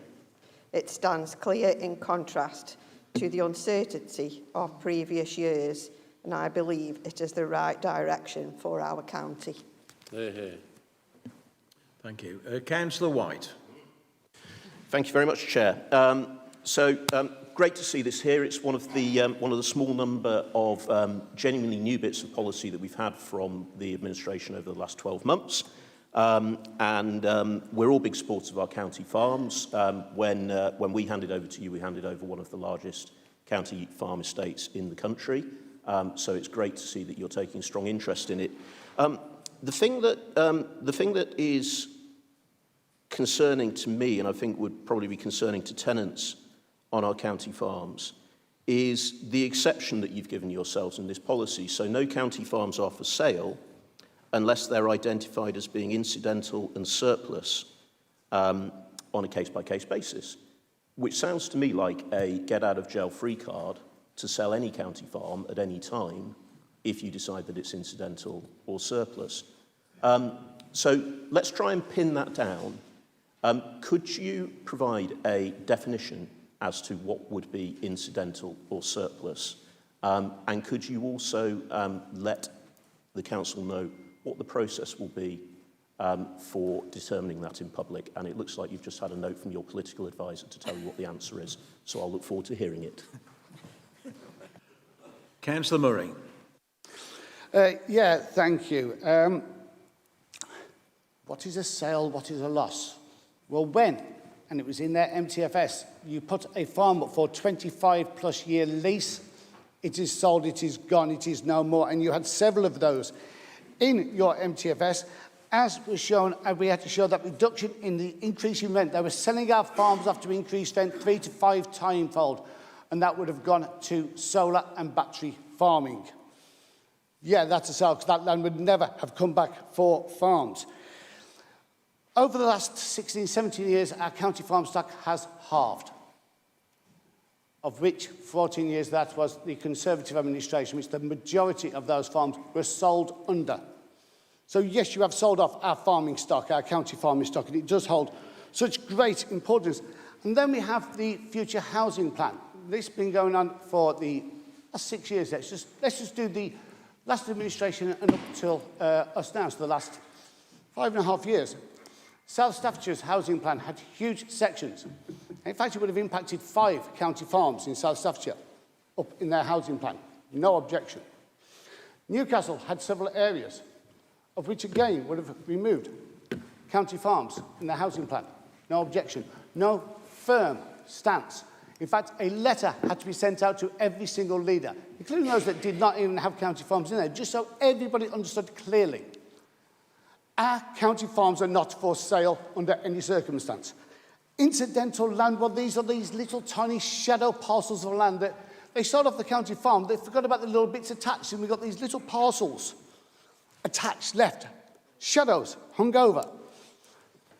And the reason why I added the remit, where it will not impact that of a productive farm, is so that none of those shadow tiny little parcels of incidental land could not be sold off that would then impact and hurt that of a productive county farm. Very carefully worded, on purpose, to save our county farms.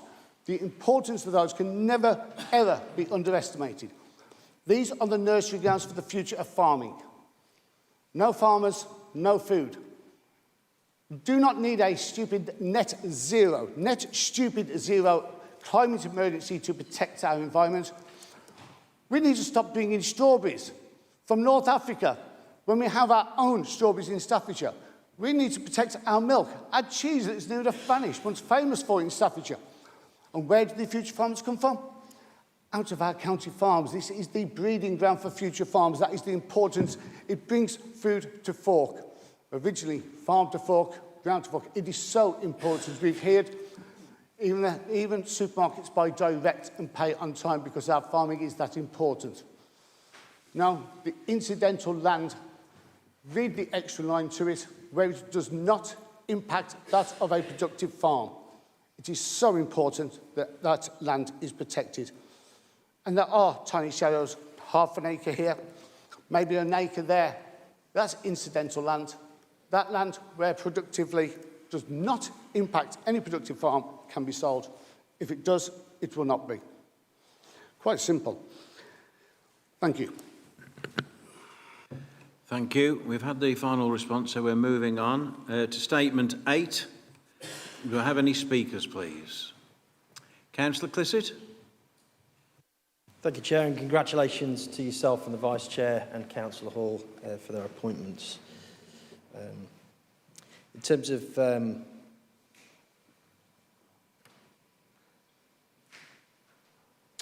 just a question I had for Councillor Higgins. While expanding resources bases, specialist provision and PRU capacity is welcome, how is the Council ensuring this supported by the workforce, specialist expertise and early intervention needed to prevent needs escalating? Councillor Edwards. Thank you, Chair. My light was on for previous sections. I'll retract. Councillor Edgeler.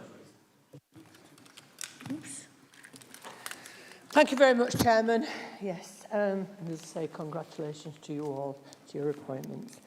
With the number of children needing help with their complex needs, do you believe 10,000 plus will cover the cost of help with their education? If not, where will the money come from, and how many children are we talking about?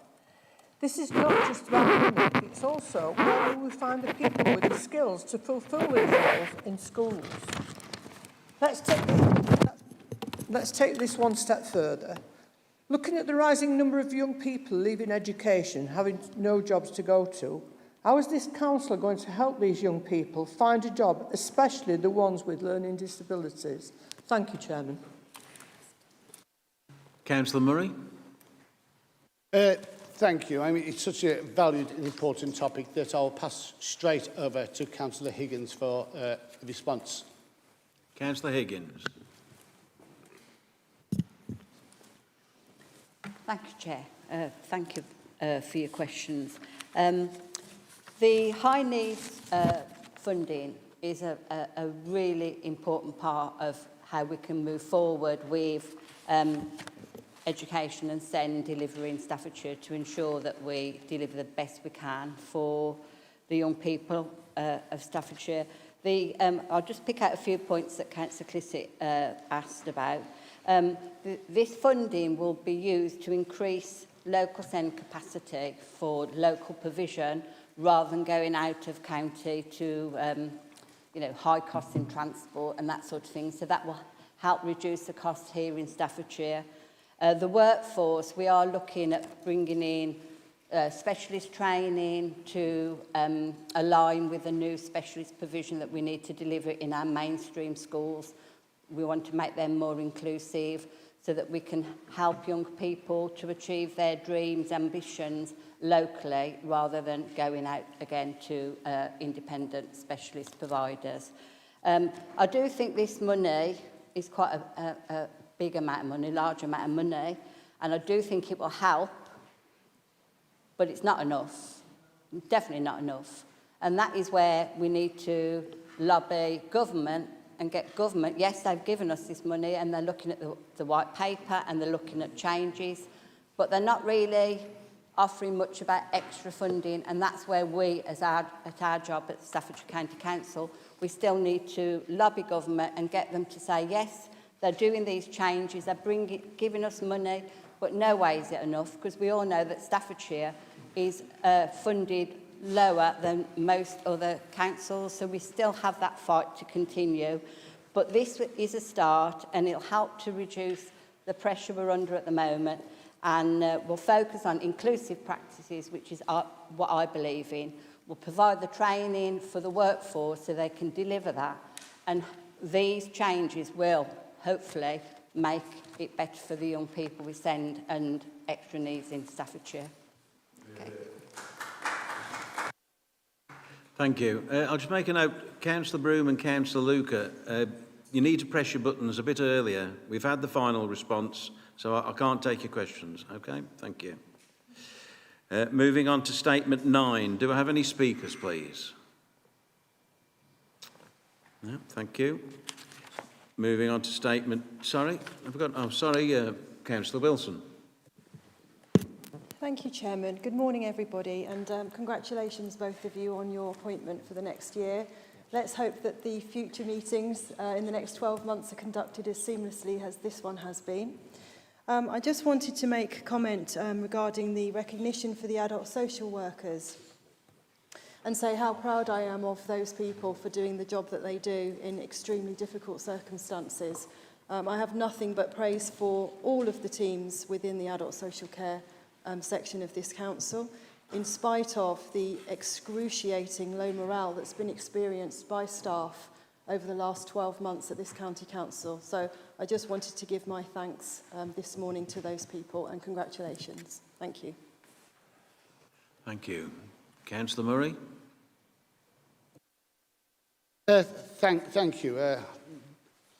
I didn't quite hear if there was a question in there to reply to, but it is vitally important, this work is. And this is where we actually do our job. The small remuneration, it's what we all actually came in here for. It's important facts like this. We get on with it. We do the job that the service we are here to provide belongs nowhere else, so thank you.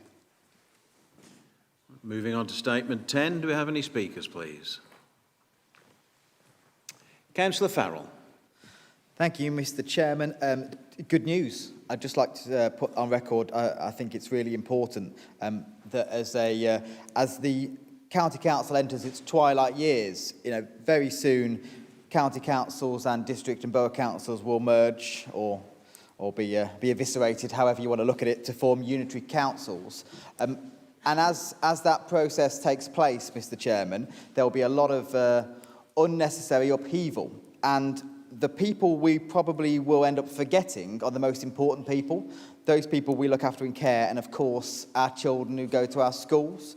And I think it's really important that this council supports funding going into our schools. Young people are the future, and hopefully very soon those young people educated in Staffordshire will one day become councillors like us, and no doubt, Mr. Chairman, do a much better job of it. So I fully welcome this report. Thank you.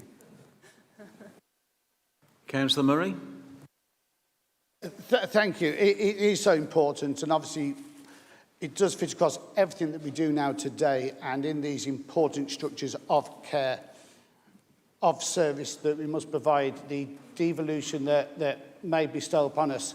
It is why actually Staffordshire County Council and the officer team is running the project management office for all of this, to guarantee those services, depoliticised, to get the work done, and that assurance is put forward regardless of whatever is bestowed upon us, that the work just fits through, and we will guarantee those services continue for every single resident of Staffordshire and the city of Stoke-on-Trent. Thank you. I've just been notified there's a mobile phone on top of the water cooler, if it's anybody in here. So, moving on to item 8, notice of motion. Councillor White.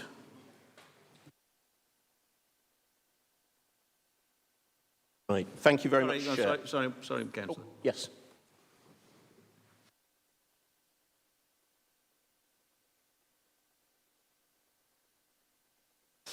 I move that the report be received. Is that agreed? Right, thank you. Sorry, Councillor White. Councillor White. Thank you, Chair. So, ladies and gentlemen, when I look back to a year ago, when the new Reform administration came in to office, there were lots of things that I thought we might spend a lot of time talking about in this chamber, but I did not expect that we would spend so much time talking about racism and the behaviour of colleagues. It's not something that I've ever wanted to have to talk about, but it's been necessary to do so. I'm hoping that today gives us an opportunity perhaps to stop talking about it as often as we have had to, by finding some common ground on policy as to how we approach these issues going forwards. I'm not interested in making a long speech about what's happened over the past 12 months. We all know what's happened. We all know that it has been... Councillor White, is this part of your motion? I beg your pardon, I'm allowed to make a speech regarding the motion, aren't I? Well, I'd like you to... Yeah. Talk about well, your motion, it's the reason for the motion, Chair. Okay. It's the reason for the motion. Okay. So my hope is that we can find some common ground here in policy as to how we deal with these matters. There's been some contradiction in terms of policy. It's notable that Councillor Murray, since he took on his role as permanent leader of the council, has spoken out regarding the last county councillor who was revealed to have made racist comments on their social media, calling them unacceptable and suspending the whip, which we fully support on this side of the chamber. But we need some consistency in this because it's not been consistent. The motion allows all councillors, and most councillors in this chamber have stayed silent on this topic over the last 12 months, to take the opportunity to make it clear that they do condemn racism. And it makes it clear that as group leaders, Councillor Murray, myself, and I suppose for themselves, our independent Green and Labour colleagues, are responsible for the behaviour of their group members. It is not the responsibility of anybody else, it's our responsibility as group members. And we need to take responsibility. That is all that the motion says. I think it makes it very clear, if it is adopted, that nobody in this chamber accepts racism. Nobody in this chamber should stay in this chamber if they hold racist views and have expressed them publicly. And that is the end of the matter. So I hope it's something that we can all agree on. I would very much like colleagues over the next 12 months to talk about policy, to talk about delivery, to talk about the things that we agree on. And you'll have noticed today, as I try to do in all of our council meetings, that I try and talk about the things that we agree on and move on as a council. I think that would be good for us all, and I think it would be good for the people of Staffordshire as well. And for those reasons, I brought this motion today. Is there a seconder? Reserve the right to speak later. Thank you. Councillor Mason. Councillor Murray. Thank you. Racism, I think everyone knows, me personally, and what I've stated here is something I can't think of words I can actually use in these chambers for. And I've made that point, I think, very public, in fact, of where I stand with that. But I do have concerns on this motion. And I really do, because we already have systems in place. We have complaints process in here. We have procedures. We actually have laws, criminal laws that exist for this already. And that's where my concerns come. And it's the opposition where it spent this last year just chasing this one. It makes you wonder if this is truly about racism or politicisation for political gain only. And I do have concerns of where this motion comes in, and it plays only into that realm to carry it on further. It's that advancing exactly the same narrative about this reform UK administration that you'd find on any left-wing social media account. In fact, these complaints are all led by a social media account.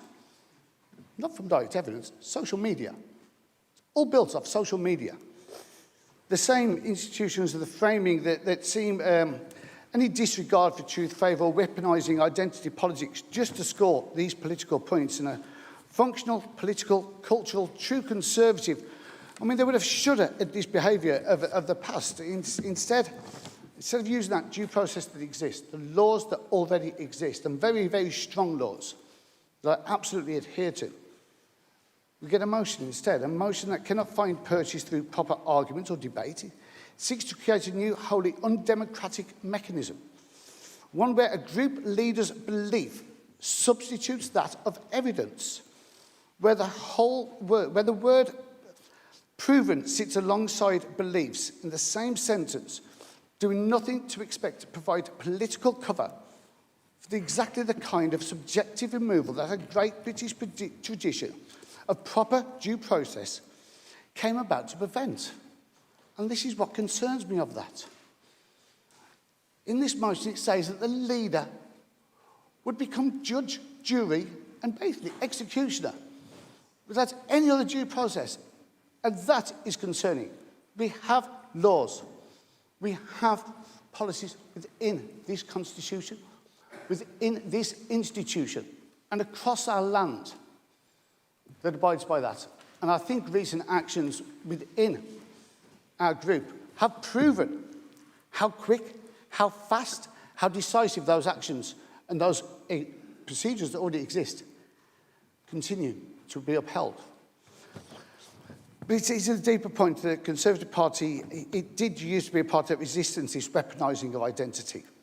And it's pushed back to the progressive habit of turning every disagreement into a moral accusation. Every political opponent is called a bigot. And we've seen this with the social media attacks that have been continual. I mean, they've been visceral within this, actually even within their own Staffordshire Conservative social media posts. The voters are watching here. They're watching the Conservative opposition table a motion that basically would live within the new modern-day Green Party is standing upon. Ideology before law is dangerous. Ideology before due process adds risk and damage of truth and law. I think everybody knows my belief in due process. I did an AI on myself of how am I perceived. It actually said it shocked me a bit, and it would certainly have shocked both my parents and anybody who knew me for years before. A very calm person who believes in law and that of due process. Yeah, certainly from my previous life owning nightclubs, it was a very different one. If you don't like it, leave, go somewhere else, to this one of why. But no, on this motion alone, I would advise, and we will open up to debate, not to pass it, because it removes the processes, legalities that exist already and places a risk of judgment upon one person without the due process that is here.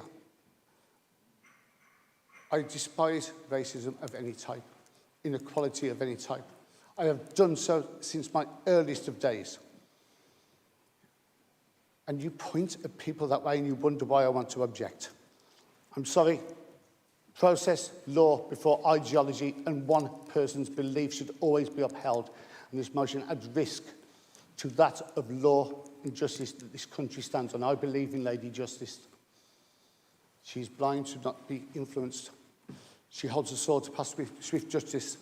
And she holds a book to uphold the law that is written. Thank you, Councillor Murray.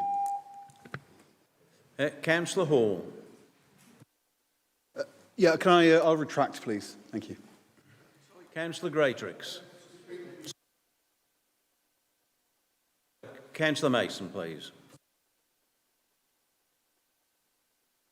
To this motion personally, because it relates directly to me, regardless of the packaging. Everyone knows it. Let's not pretend otherwise. I want to speak about what it looks like to be pursued by those who hold the very council culture this motion would have this council adopt. I made comments on social media long before I stood for election, as a private citizen responding to other people's posts in a particular period of frustration. I did not threaten anyone. I did not call for violence for anyone to be silenced. I spoke against ideologies and institutions and not individuals. I have and will always support individual choice.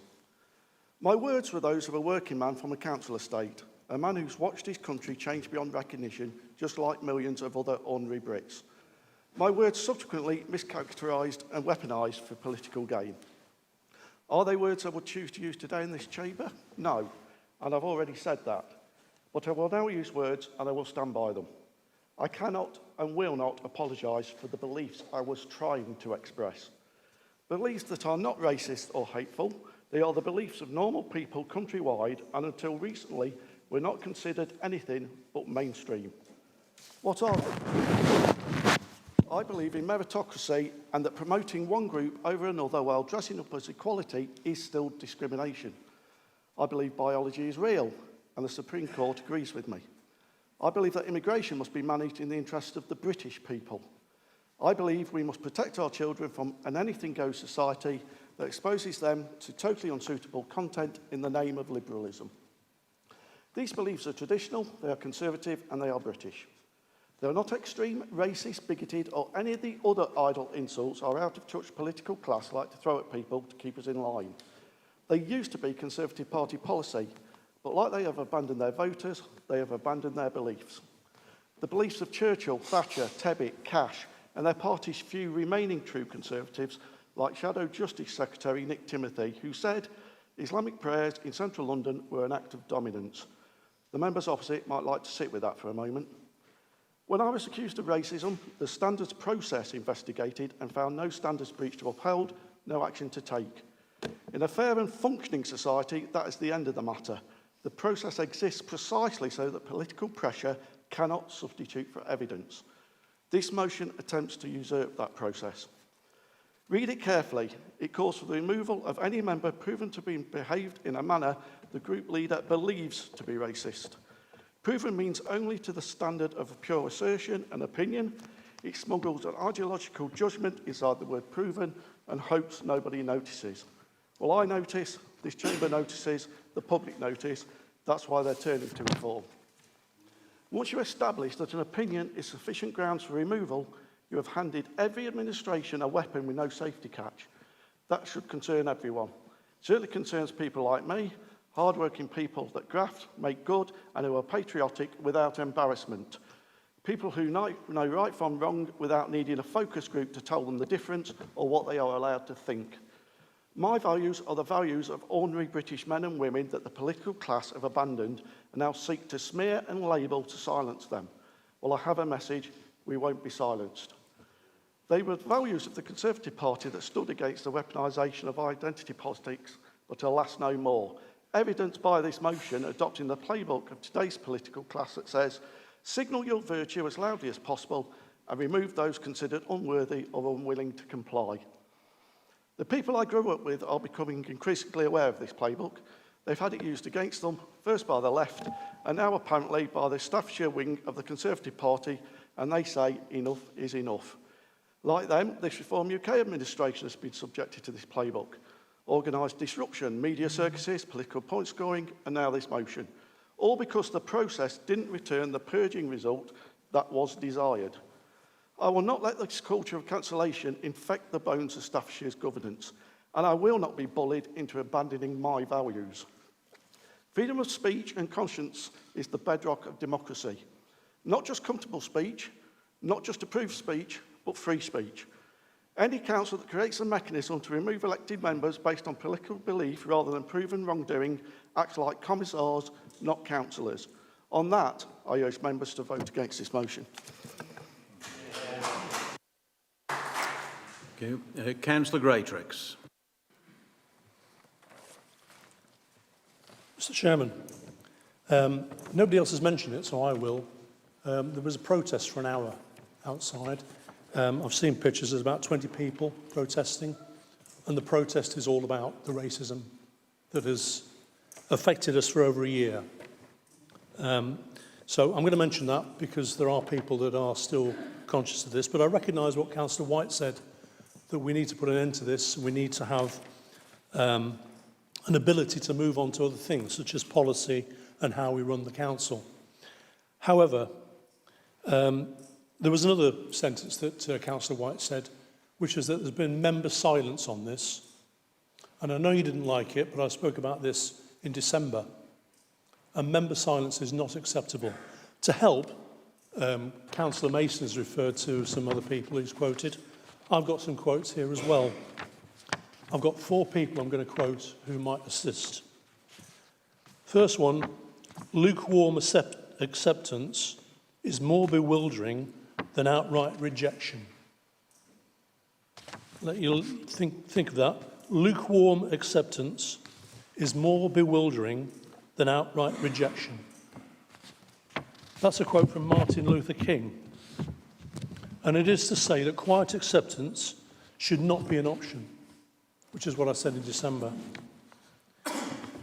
The second quote is from Barack Obama.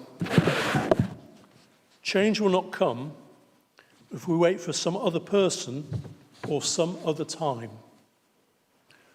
We are the ones we've been waiting for. We are the change that we seek. The third quote is from Councillor Martin Murray, who has said this about his councillors.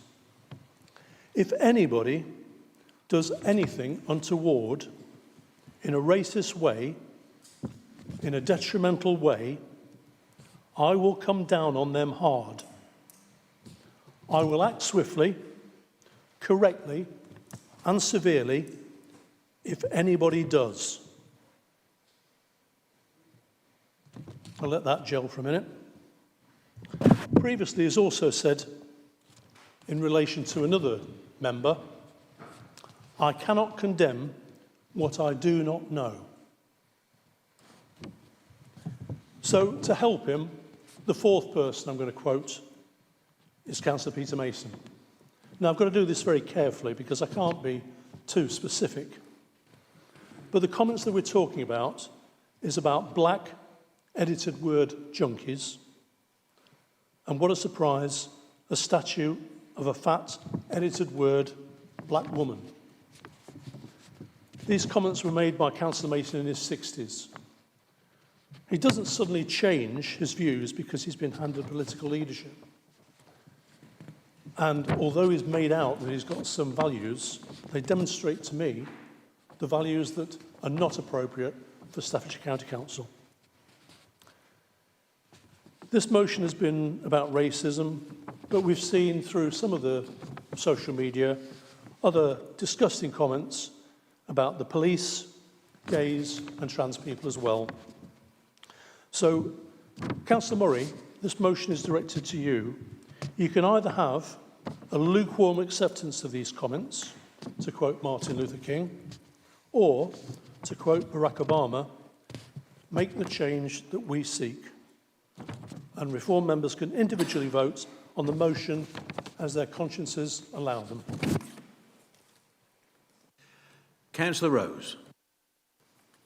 Thank you, Chair. I will just query the leader's statements around making sure that we go through due process. I have many concerns regarding the standing procedures and the committee system that kind of operates around this. I've had complaints that I've submitted in October. 8 months later, we're nowhere near getting to an actual committee hearing to confirm whether these allegations are true or not. So simply saying we must wait for the correct procedure to go through, to me, is just, it means nothing.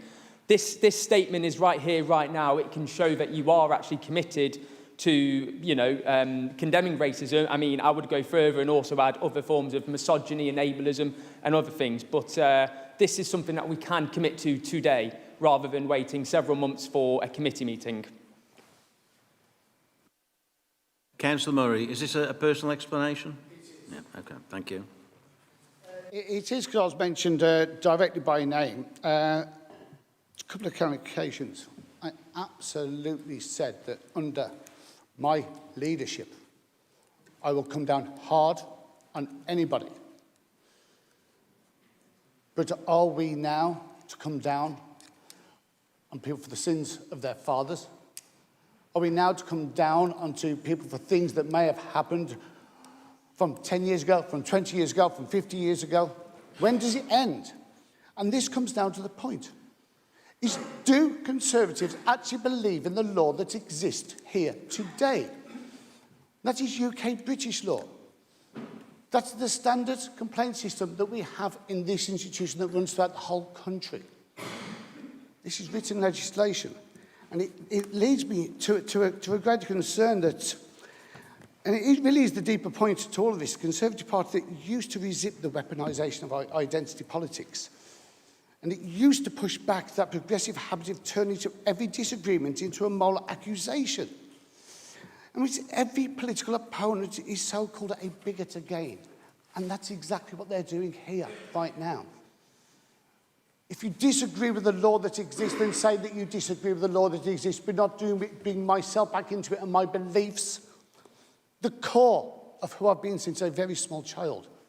To say that I will not act, that I will not use every ounce of power that exists within this county council, within the due process that exists, and with the law of this land. Because I absolutely will every single time. You do not need an extra motion to override that of law that exists. And that is my fear that this is doing. And they can hear it in the words that they're using. That I'm now standing up doing a personal explanation. Already, we are seeing it. And that is my only concern within it. I could give you a guarantee right now. I will put it in writing right here at this desk. That I will uphold and push forward the complaint system and the due process on any actions, racist or otherwise, that go against, that fit within the law, that is what is independent. But to put through a system that puts that decision on me to judge over that of somebody else concerns me. Because that is not correct, that is not justice, that is not due process. And that is the only part that concerns me greatly on this point. And it really does. Councillor Cooper. Congratulations, Chairman and the Vice-Chairmen. And congratulations, I know, for people who were elected not in this House but in other houses for their new positions. I'd also like to congratulate the new Leader of the Opposition for Newcastle. Great position he's just inherited. I think that's a great opportunity there for putting his talents to good use. I think this issue has bounced around. And obviously, it comes to me. I have to be very careful here what I say. And I'll read sort of one of the letters I sent to a newspaper. Excuse me, Linda. A number of matters have been reported in sections of the press, the wider mainstream media, and by political opponents are incorrect and factually inaccurate. However, I am not in a position to comment on specific allegations, claims, or potential outcomes, as there is an ongoing independent legal external investigation. It would be wholly inappropriate to do so while that process is underway. I have therefore chosen not to comment in order to ensure that nothing I say prejudices that investigation or its eventual findings. That decision to remain silent should not be misinterpreted as an admission of guilt. It is not, and any suggestion otherwise would be inaccurate and unfair. So I can't comment about things outside this room. However, I will say that it was interesting that I got a text from Mr. Tice in January saying my decision to resign was premature in January. And I've had lots of other wonderful and well-meaning texts and emails from a wide variety of people. And I agree with my colleague opposite, Martin. We don't support racism, never have. Not at all. If you have evidence, then take it to the monitoring officer. Show them that evidence. Accusation is not fact. Opinion is not fact. A complaint is not evidence. Social media is not evidence. What you're trying to do here today, because we have people here in this chamber, my apologies for my cold, is the weaponization of a process that already exists. That's all it is. And that's on question 9. Because they have used complaints as a weapon against you because they hate you. You beat them. They lost. The court of public opinion verified that again in May. They're not really talking about that because they don't like the fact that you won. You're the winners, they're the losers. And we work in a society, or I thought we worked in a society, that you're innocent until proven guilty. And if somebody is proven innocent, I just wonder, would they use the same compassion, verbal dexterity to stand here and apologize to either an individual or to a group or to any party that was slandered? I'm not quite sure. We have a thing called Magna Carta that our current Prime Minister has been desperately trying to subvert. I believe in the Magna Carta and the principles behind it of English common law and of justice and of innocence till proven guilty. Thank you. Councillor Hood. Thank you, Chairman. I'd just like you all to know I have no hate for any of you. You worked hard to be elected and you're here. That's outrageous to suggest that we have any hatred. Absolutely not. I thought it was telling that Councillor Mason spoke for such a long time defending himself. There is no defence, Councillor Mason, and I'm sorry about that. Your comments were pure hatred and racism. Councillor Murray, you said that you would root out the antics of your colleagues. You haven't done that. You haven't maintained your promise. Racism has no place in our council or our community. The council's position is clear. Every member must be treated with equality, and any behaviour that is discriminatory must be addressed, be us independent, Green, Conservative, Reform. However, if we're going to uphold these principles, they must apply consistently. It's not enough, Councillor Murray, to call for action in general terms, while overlooking concerns within all of our own groups. Your call for group leaders to remove roles of members where racism is proven welcome must include every member of this council, not just those where serious concerns have already been raised. We can't allow racism to become a selective standard. Even just a comment, a small comment on Facebook or through social media, we must be held to account. If we're truly committed to equality, then every allegation must be taken seriously, investigated properly and acted upon quickly. A year's gone by, Councillor Murray. Our priority should be simple: a council where everyone's safe, where everyone feels safe, where everyone's respected and treated fairly. That requires good, strong leadership, consistency and accountability from all of us, not just statements, not just standing up in council speaking loudly saying, I'm not racist. Prove it with immediate action, Councillor Murray. Thank you, Chairman. Thank you. Councillor Murray, would you like to make a personal explanation? I would. I was named multiple times in that. I find it a little offensive you questioned my own integrity within that statement, and it comes back to the point. You mentioned that you hold no hate for any member in here, but then you go on to say pure hatred. You questioned the intention of safety and legality within, the accountability, within this building. Do you therefore then dismiss and have no respect for the systems that exist, for UK law that already exists upon that point?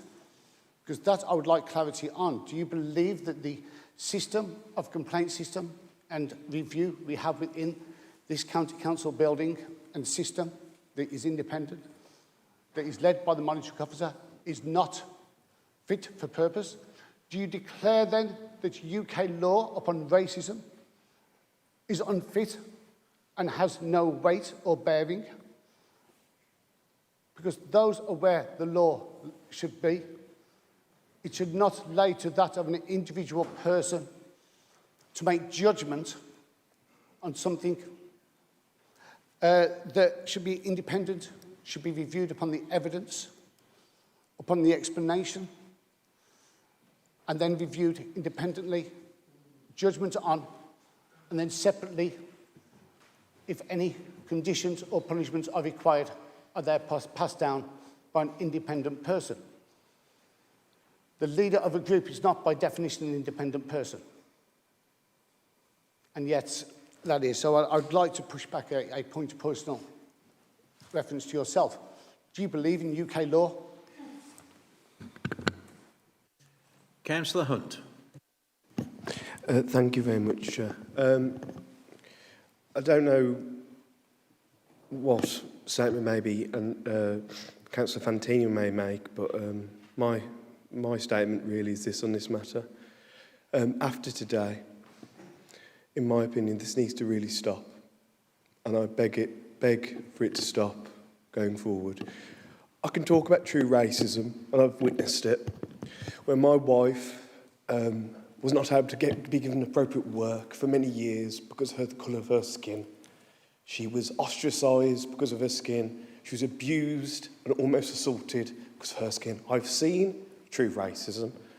I've seen how it actually affects people's lives. And even in this country, which my wife loves so much, once coming to this country, on our marriage day, it was inferred that she was a mail-order bride. And that, because of my own skin colour, I wasn't the faith that I was.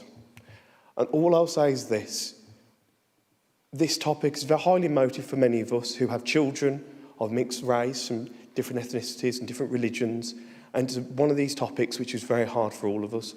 I don't think the motion is fully appropriate for that, because it's a hard thing to do within the political realm of how to properly answer this question, as it seems from our perspective, and I think from what's been discussed, it's almost putting us in a box of what we believe in free speech and actually our personal views on how the world goes. So all I say is this: please stop this. True racism is much worse and much violent, much horrible place than people are actually discussing in these chambers, and it needs to be thought about more properly. Thank you.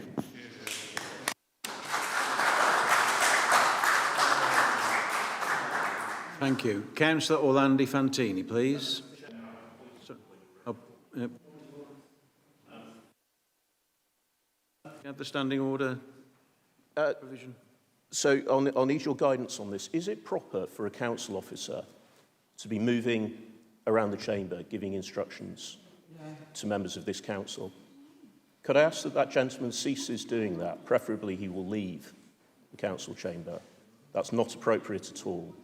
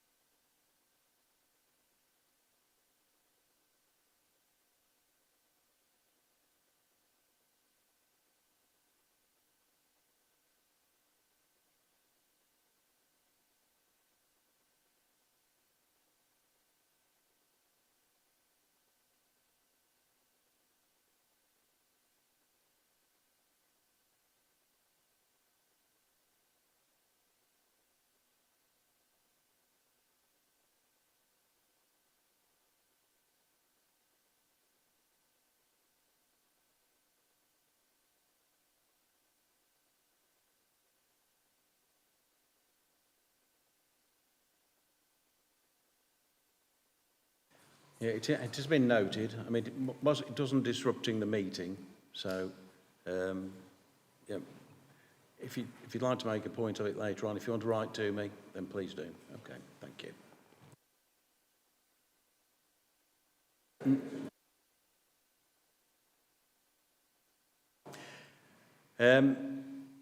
Councillor Broom, please. Thank you very much.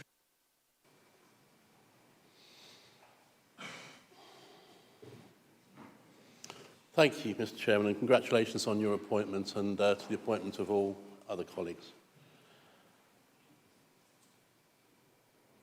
The councillor opposite, he said that people can't change their mind. That is not true.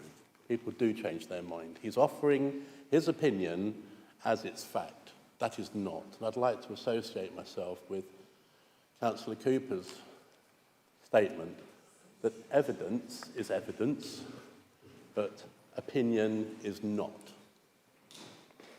A previous speech from the benches opposite mentioned that he didn't want to talk about racism, but mentioned it over and over and over. Who's inciting what here? And I'd like to draw your attention to a Court of Appeal judgment in 2020 included the statement that free speech, and we are governed by UK law, free speech encompasses the right to offend and indeed to abuse others, and freedom only to speak inoffensively is not worth having. And the remarks come from Lord Justice Bean and Justice Warby in a case involving Kate Scottale and Stephanie Hayden. The court overturned a conviction under communication laws. And I'd like people to reflect on that. We're already governed by enough laws. We do not need a motion in this House to censor what people can say. Although we do have moments where we say things, and I'm not perfect. I might have said a few things in my years previously, but where do we draw the line? Let's draw the line today, like the Councillor says there. Let's stop this. We already have laws in place to govern us. Thank you.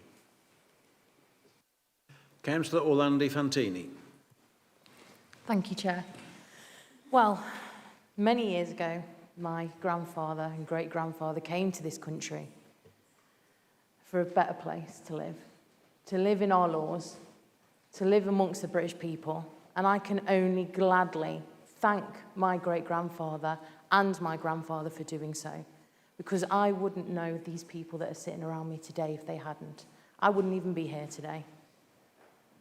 My daughter looks to me as a mother, as someone that she can look up to, and I try and teach her that the style of her hair, the colour of her skin, doesn't make her any different to anyone else. Unfortunately, I have to sit here every single cabinet meeting and be called a racist, not cabinet meeting, these meetings, and be called a racist and a bigot from across the room. My daughter has sat at home watching the news, seeing the protesters outside, and is concerned for my safety in this room, all because of constant rhetoric from across the way, constant rhetoric from online, putting us all and calling us all bigots and racists. We have laws in this country for a reason, and I stand by those laws like my grandfather and like my great-grandfather did. And I just want to say that I love this country the same as everyone else in this room, but I can't stand by what they're asking for. Thank you. Thank you. Councillor Luca.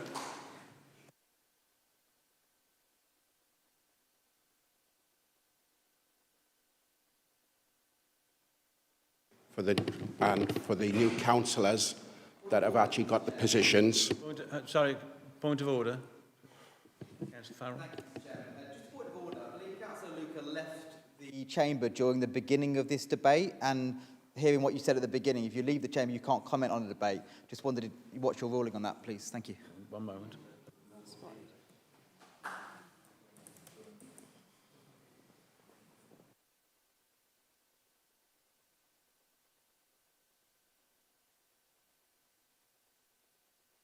Councillor Luca, can you clarify whether you've been here for the whole of this statement?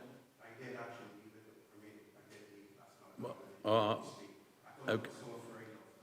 Okay, we'll move on then. Thank you. Councillor Coles.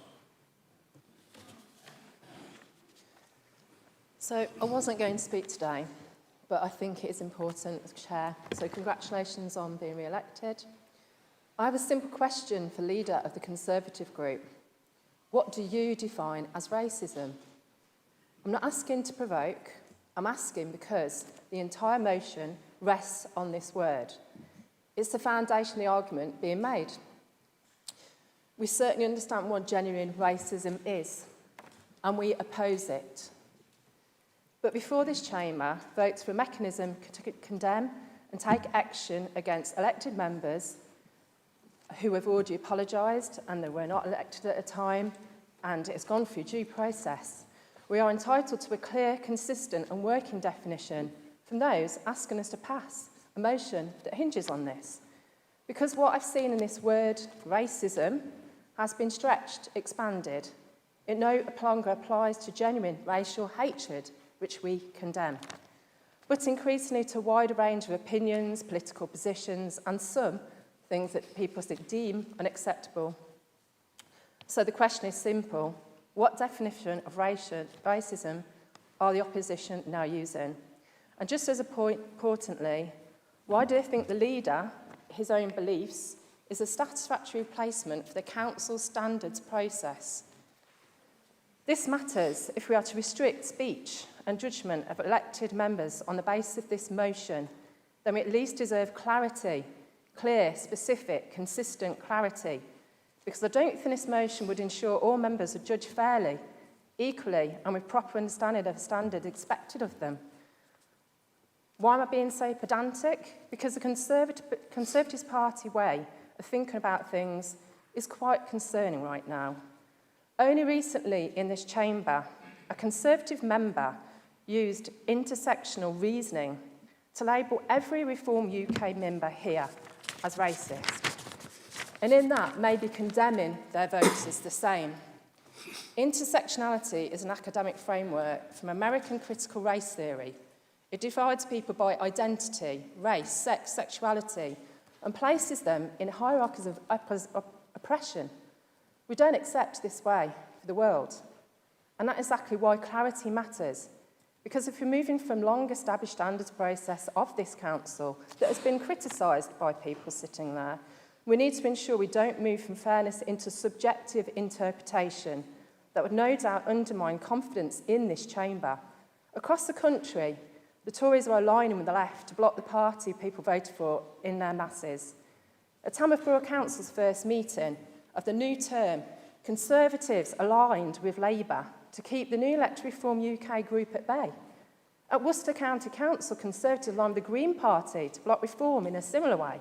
In Bradford, the Conservatives have teamed up with Labour and the Greens to block reform members securing any committee positions.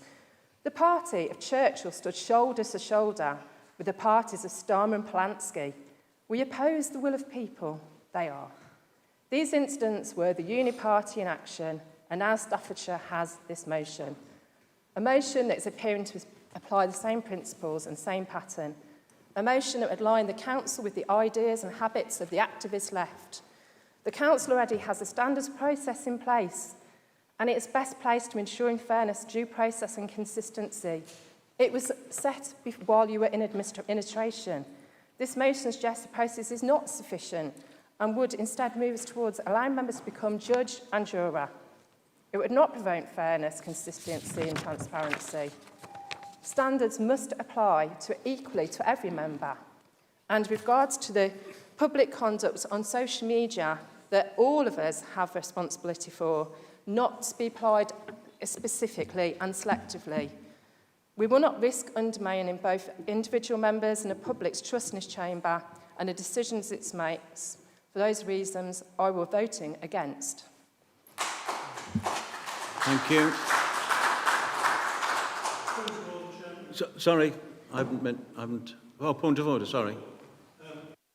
Just recently, and also Councillor Orlando Fantini have named a Conservative councillor who has called the Reform members racists. Can they be more specific?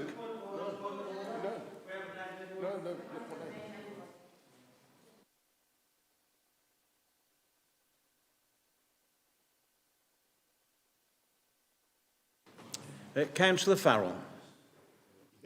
Thank you, Mr. Chairman. And I believe, for the record, they're probably talking about Councillor Greatorex, so I'm sure we can respond in a minute. I wasn't sure if I was going to contribute to this debate because, well, it's sad, isn't it? Sad and difficult. I really don't want to talk about this, if I'm honest. There's 62 of us elected to this council.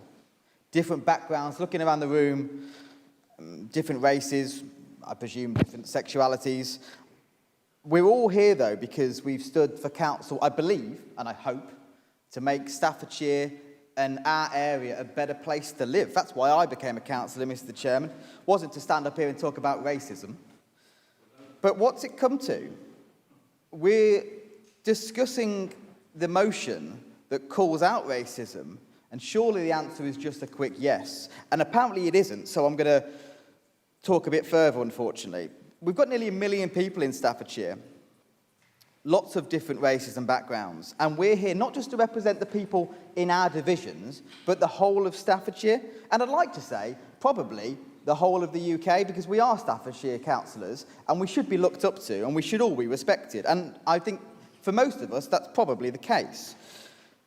But what I don't want to hear is all the different speeches from different councillors opposite who are dancing on the head of a pin, talking about semantics. Councillor Murray, I will name him, and he'll have the chance to respond, spoke about calling out racism during his leadership. So I assume what that means is the racist comments that were unearthed before he became leader, he doesn't want to have anything to do with. I mean, when he spoke about Councillor Cooper's comments, he said he hadn't seen them.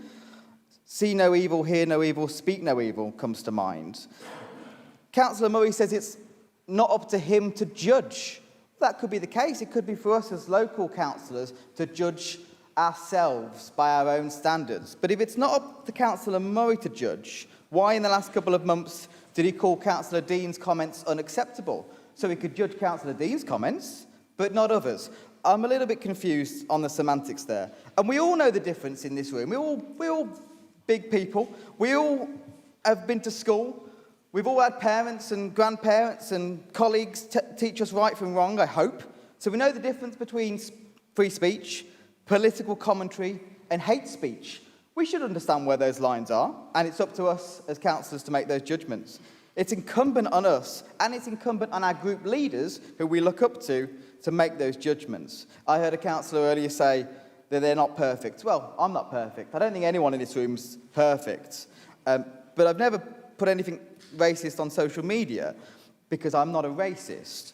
And this constant rhetoric, that's good. I'm pleased to hear it. So this constant rhetoric that we are, always talking about racism, well, that's not the case, clearly, because I've been a councillor since before this council was formed, and I've never had to have this conversation before. I've never been at a council that has had protests. I've never been at a council that's had all this security. We can argue about why that might be, but this is a new thing. It's a new thing for me, it's a new thing for us. I don't want to tar everyone with the same brush. I really don't. We're just responding to facts that have come out. So it's quite right that we have a process for this. We have the standards panel. We've spoken about that, and I'm on that standards panel. And many of the things that come before us, in fact, I think probably all of it, is confidential. So I wouldn't dream of talking about what myself and the fellow standards panel members see. But as we should know, the standards panel is there to judge councillors on their actions when they're a councillor.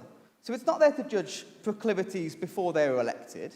So whether the standards panel has found members guilty or not guilty, well, that's actually irrelevant, because if they did it before they were a councillor, it wouldn't come in front of our current standards panel process.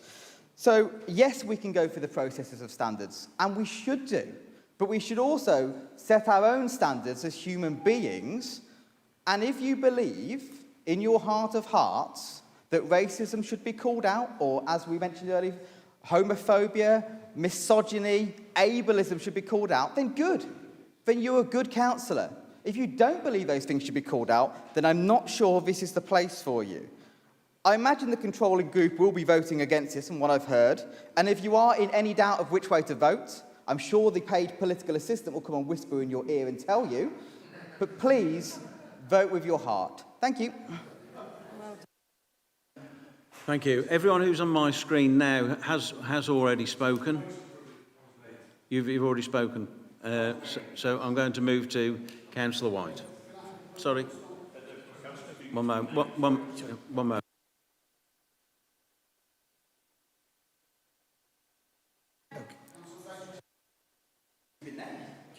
Councillor Cooper, have you been named? Councillor Cooper, have you been named?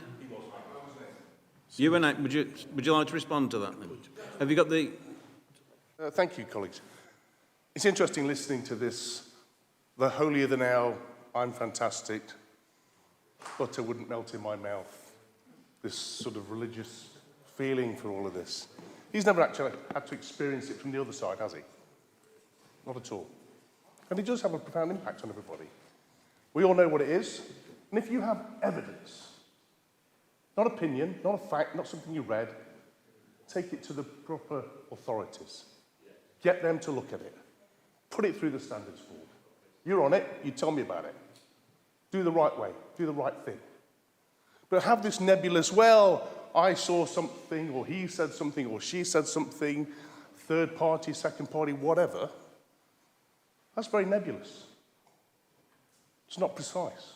It's not what we do in the council. We work on data and fact and evidence. If you have evidence, take it to the proper authorities. Take it to the monitoring officers. Otherwise, it's slander, it's innuendo, it's talking behind people's back. It's allowing the media to run with a story that isn't really there. They love to sell stories. They sell newspapers, make television programs. Doesn't have to be factual, because they can go and complain afterwards and put it on page 20. Or you could write to them, and in my case, you get the editor saying, well, it's on to the editor and we get an apology. Too late. If you take the view that you're guilty before proven innocent, what kind of society do you want? In my view, you should always be innocent before proven guilty. And if you have evidence, take it to the correct place. Thank you. Thank you. Councillor Murray, have you a point of a personal explanation? Okay.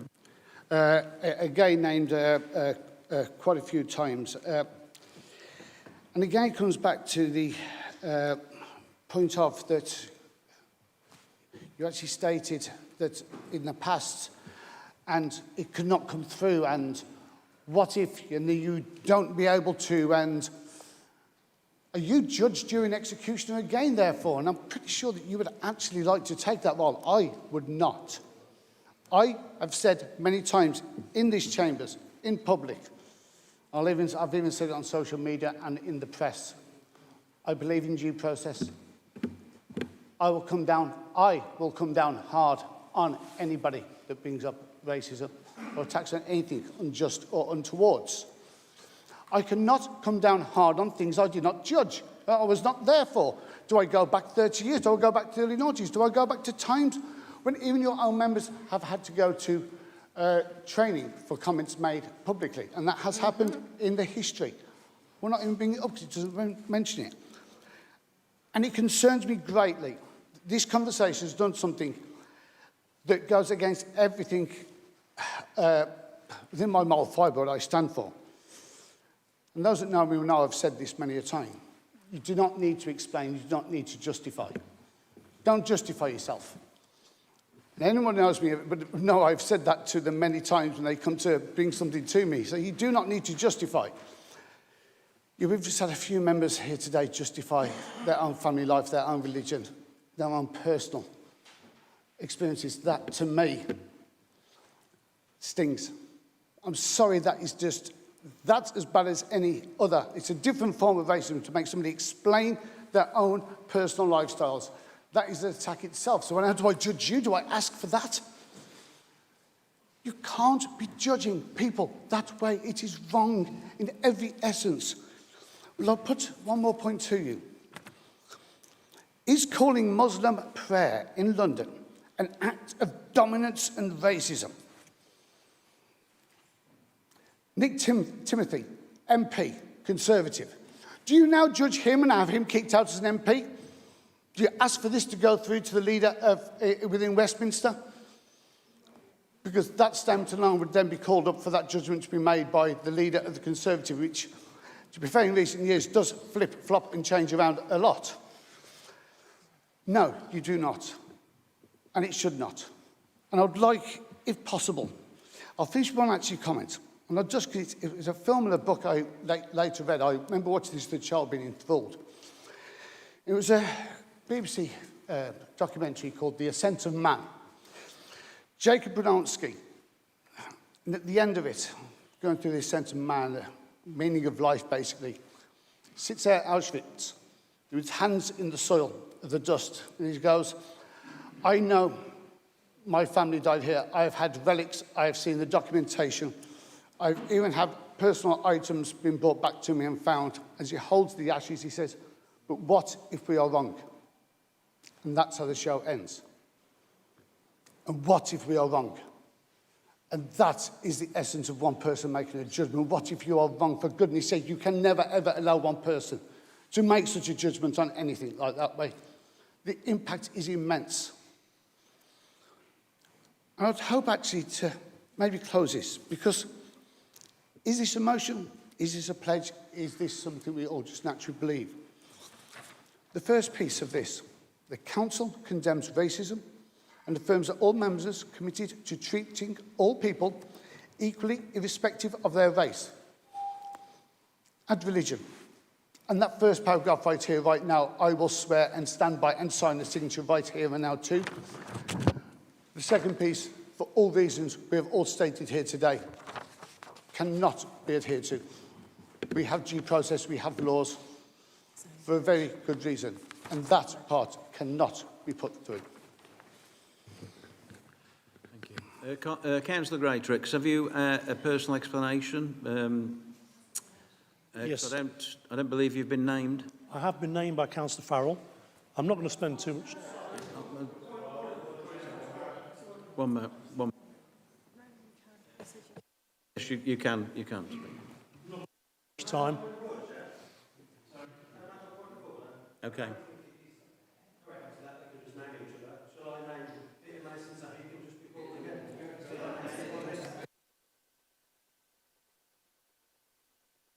That's not a point of order, that's a statement.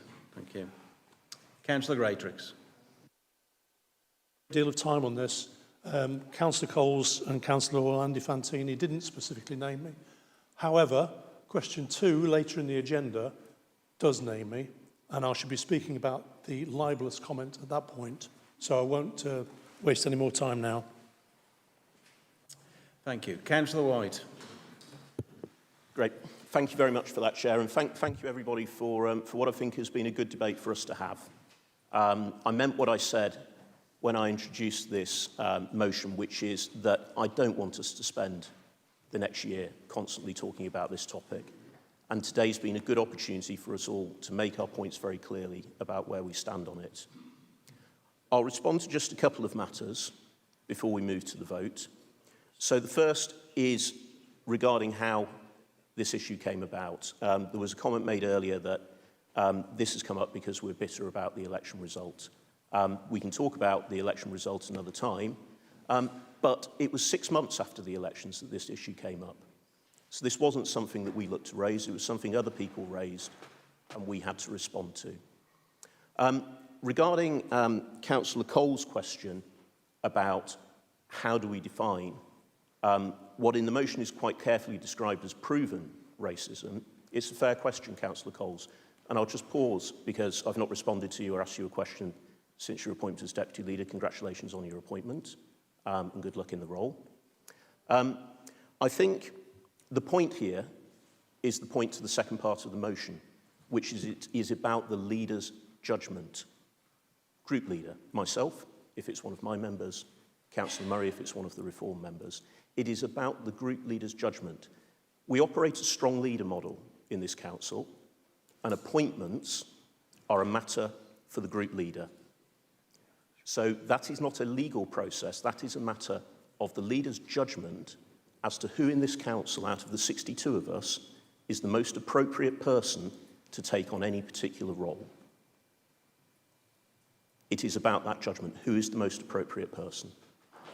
And the call here is for the group leader to exercise their judgment. If there's someone that they believe has been proven to be a racist, that they don't appoint them to a role. If they're in a role, remove them from it. As to that definition,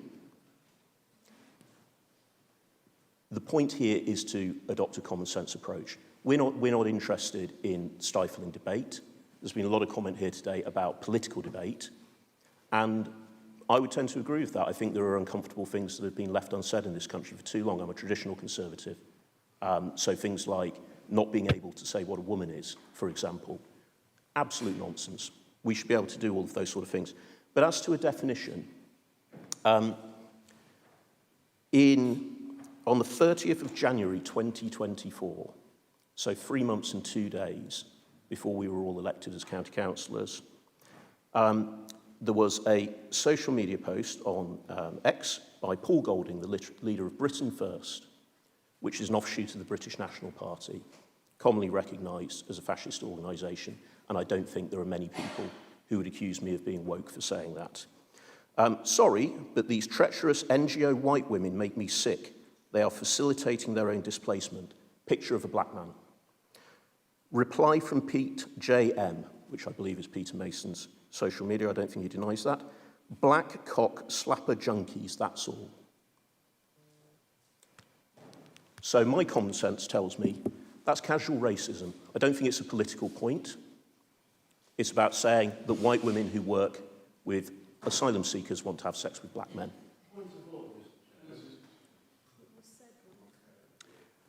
What is it?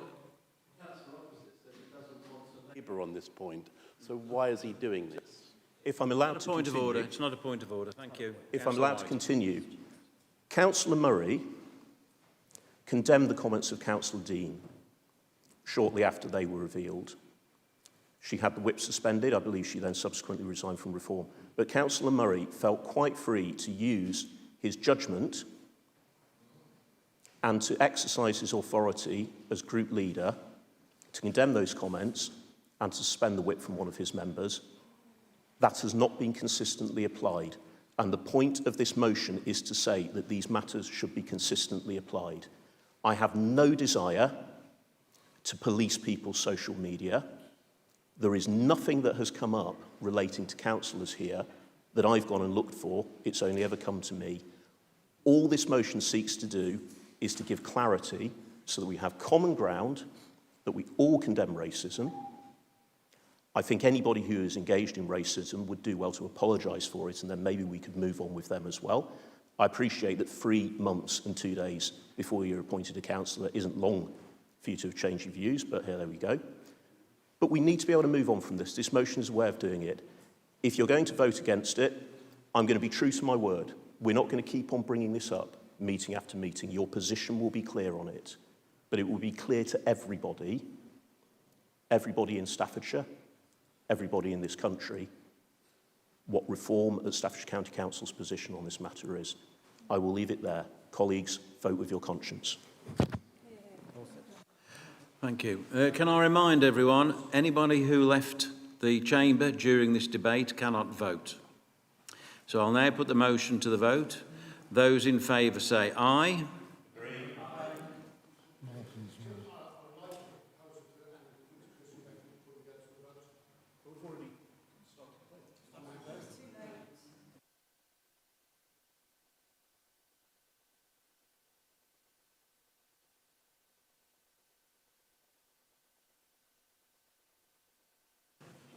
Councillor Murray, you can come in for a personal point, yes. Primarily on Councillor Dean, I actually said these comments are unacceptable and will be investigated by Reform. Did not condemn. I put through due processes, and that was done that way. So do not put words in and say I condemn something I did not. That, again, is why this is so wrong, because automatically you've changed the fact. And that's why it's wrong. I would gladly, if you wish to amend, approve that first paragraph, but not the second. That lays with yourself. Okay, we'll move to the vote. I'll now put the motion to the vote. Those in favour say aye. Aye. Those against say no. Thank you. That's duly carried as no. Thank you. We will now cease for lunch, and if we could have everybody back in the chamber for... Sorry. 14.9.3. Immediately after a vote which is not named is taken, a request that a member record the members voted for or against the motion. Can I therefore request that councillors Murray, Coles, Hall, Higgins, Mason, Miners, Screen, Allen and Cecil be recorded whether they voted for or against the motion, please?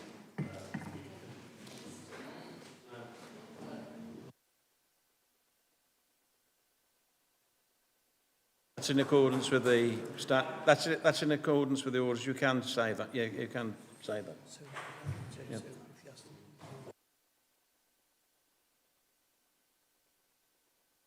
Want to ask the names again? We can ask people how they voted. Thank you. Murray, Councillors Cole, Councillors Hall, Councillors Higgins, Lakin. Councillor Lakin isn't here today. Councillor Mason, Councillor Miners, Councillor Screen, Councillor Allen and Councillor Cecil have whether they have voted for, against or abstained on this motion.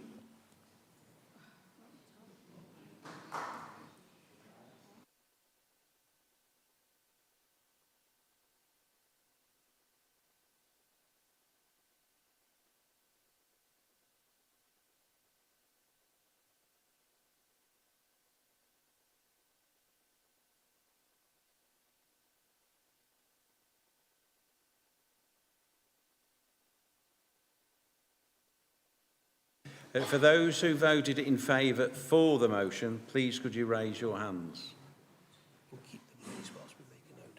And keep them raised while we make a note. Thank you.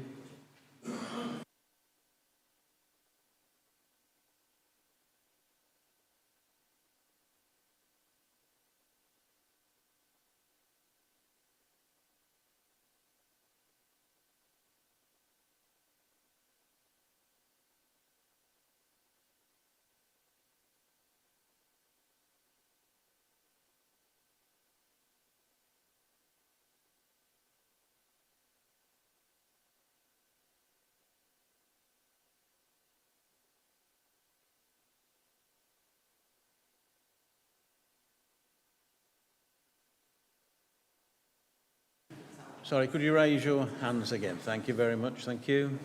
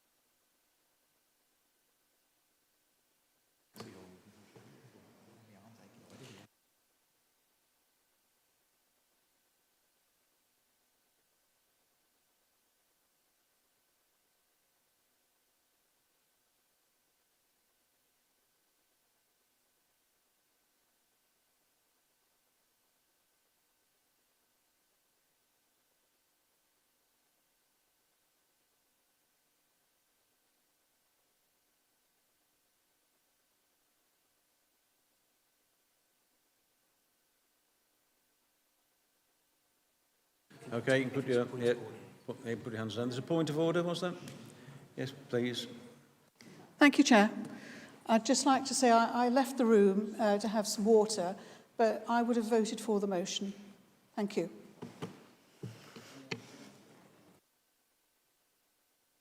And those who voted against, could you put your hands up, please?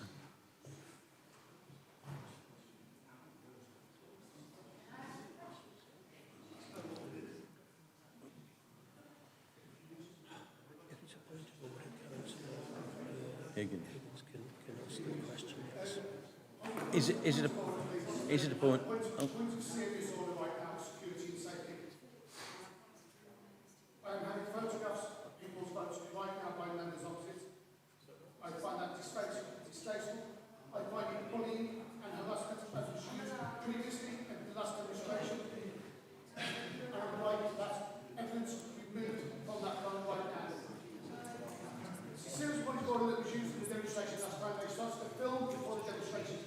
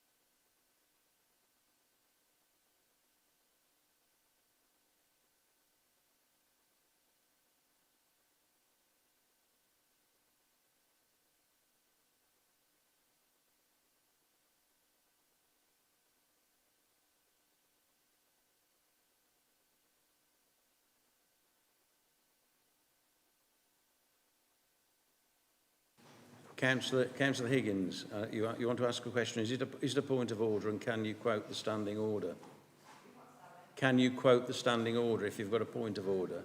No, it's the question I've got on what's happening in the purpose of Councillor Rose asking for individual names, and my name was mentioned individually about, he mentioned my name. I'm just wondering the purpose of what he's asking and what he hopes to get out of this, if I can ask that, Chair, please. All right, thank you.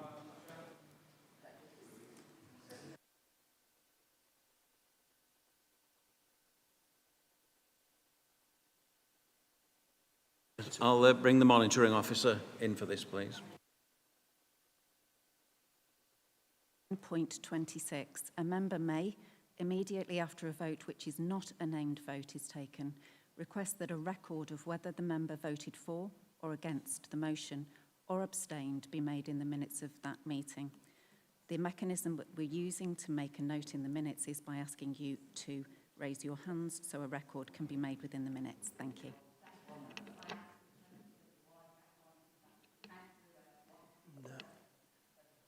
No. Councillor Rose is entitled to ask that question, and it isn't open for a member to question his motives in relation to why he's asked that question.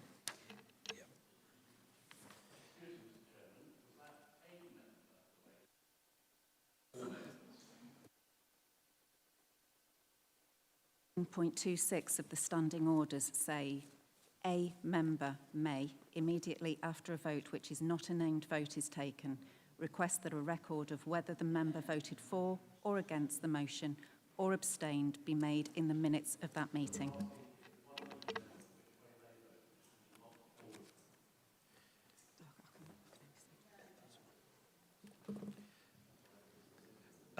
Just for clarity, that's exactly why we're asking all members to indicate as they voted and not just the members who were named within the point.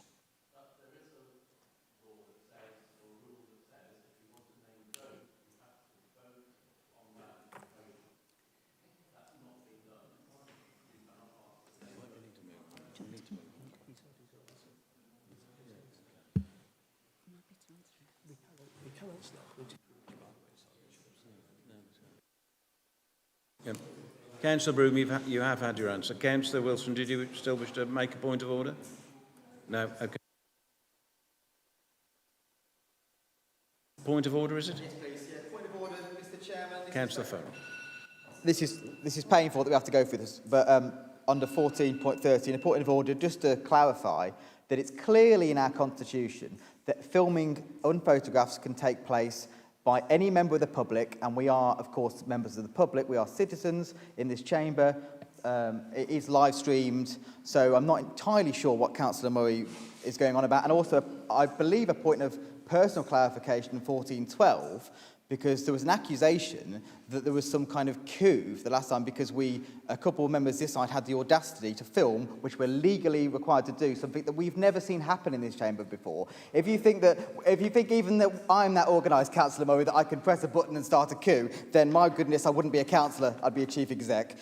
So, you know, I don't understand the conspiracy theories, Mr. Chairman. I know they are adept to conspiracy theories when they're looking into the sky. But when it comes to filming, there is no conspiracy. Thank you, Mr. Chairman.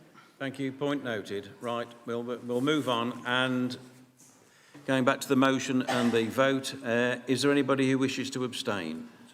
Show your hands if you do. Show your hands if you do.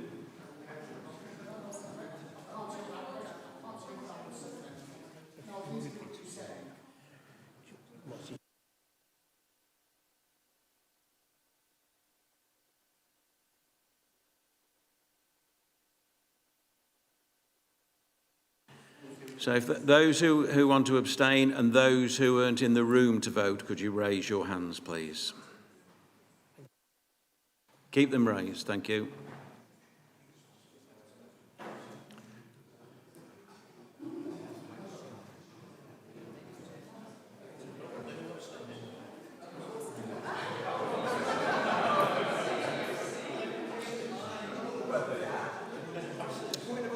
Thank you.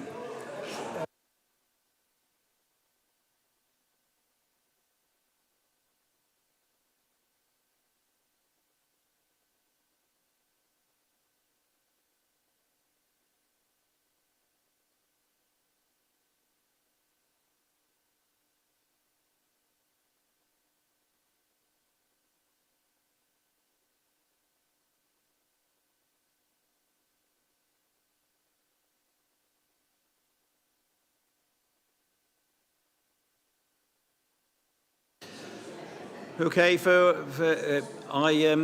because of all the confusion, I suggest we break for lunch and sorry. Sorry, for a point of order, members can't vote twice, and many members have. Could we maybe so restart? that's why we're going to finish this at the moment, and we'll resume this this section when we come back. Sorry, Mr. Chairman, I don't think that we can go and have a discussion on how they're going to change their vote. We've had a vote. Could we please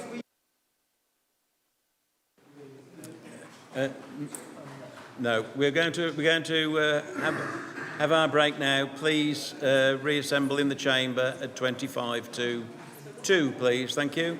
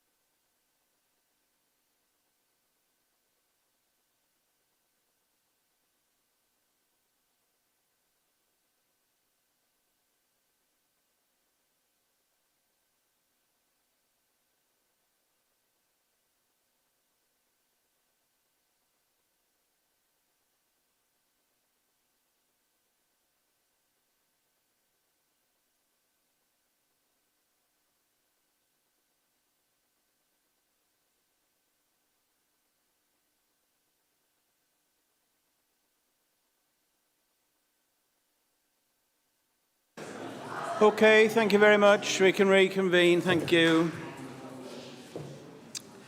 I would like to remind the member in the public gallery who has made an audible expletive in this meeting that he'll be asked to leave if there is any repeat of this or any other disruptive behaviour.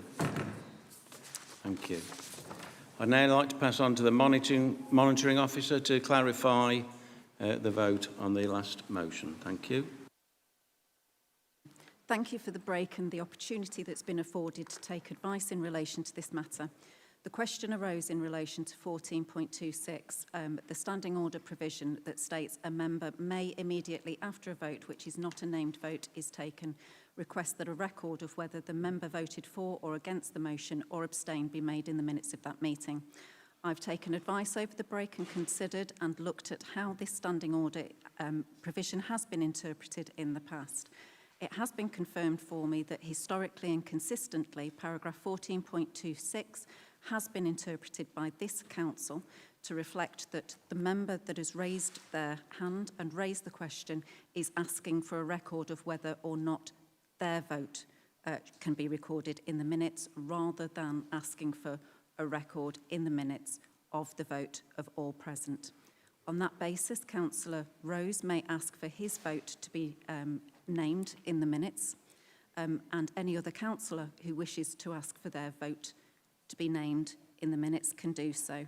But this provision has not in the past been interpreted in the way that I've indicated today. For that, I apologise to the Chamber, and for that I can assure Chamber that paragraph 14.26 will be amended in future to ensure clarity. Thank you. Thank you. Does any member wish to have the way they voted recorded in the minutes, please? Please indicate. Okay. Those for? No, sorry.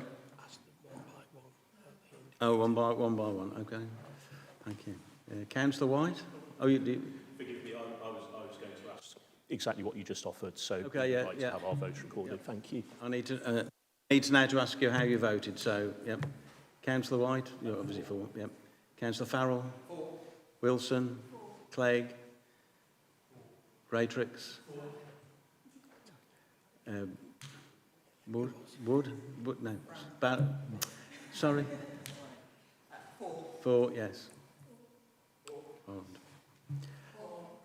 For. Okay. Anybody else? No? Okay. Thank you very much. Moving on to item 9, recommendations to the Council, reappointment, appointment of standards, independent persons under Localism Act 2011. Councillor Jones, will you move the consideration of the recommendation, please? Thank you, Chair. First of all, I'd just like to congratulate you and the Vice-Chair and Councillor Robin Hall on your new roles. Thank you. Firstly, I'd like to thank all involved in the committee. The report is self-explanatory. I'd like to move the report and the recommendations detailed in the report. Just to add, these recommendations are important to ensure we maintain strong governance and public confidence, and I would encourage members to support them. Thank you, Chair. Is there a seconder? I second the motion as well. Thank you.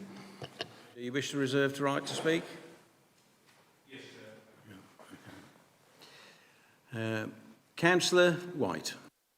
Thank you, Chair. Good afternoon, everybody. I just briefly wanted to put on record my thanks and thanks of my group to the independent person for their work. We're all aware that workload has considerably increased over the last year. They do it without fear or favour.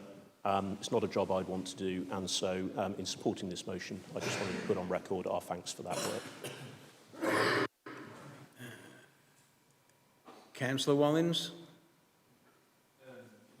No.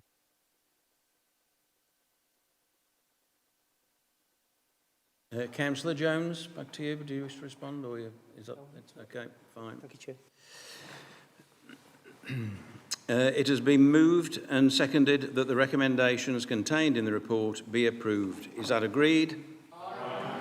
Anybody against? Thank you. Any abstentions? No.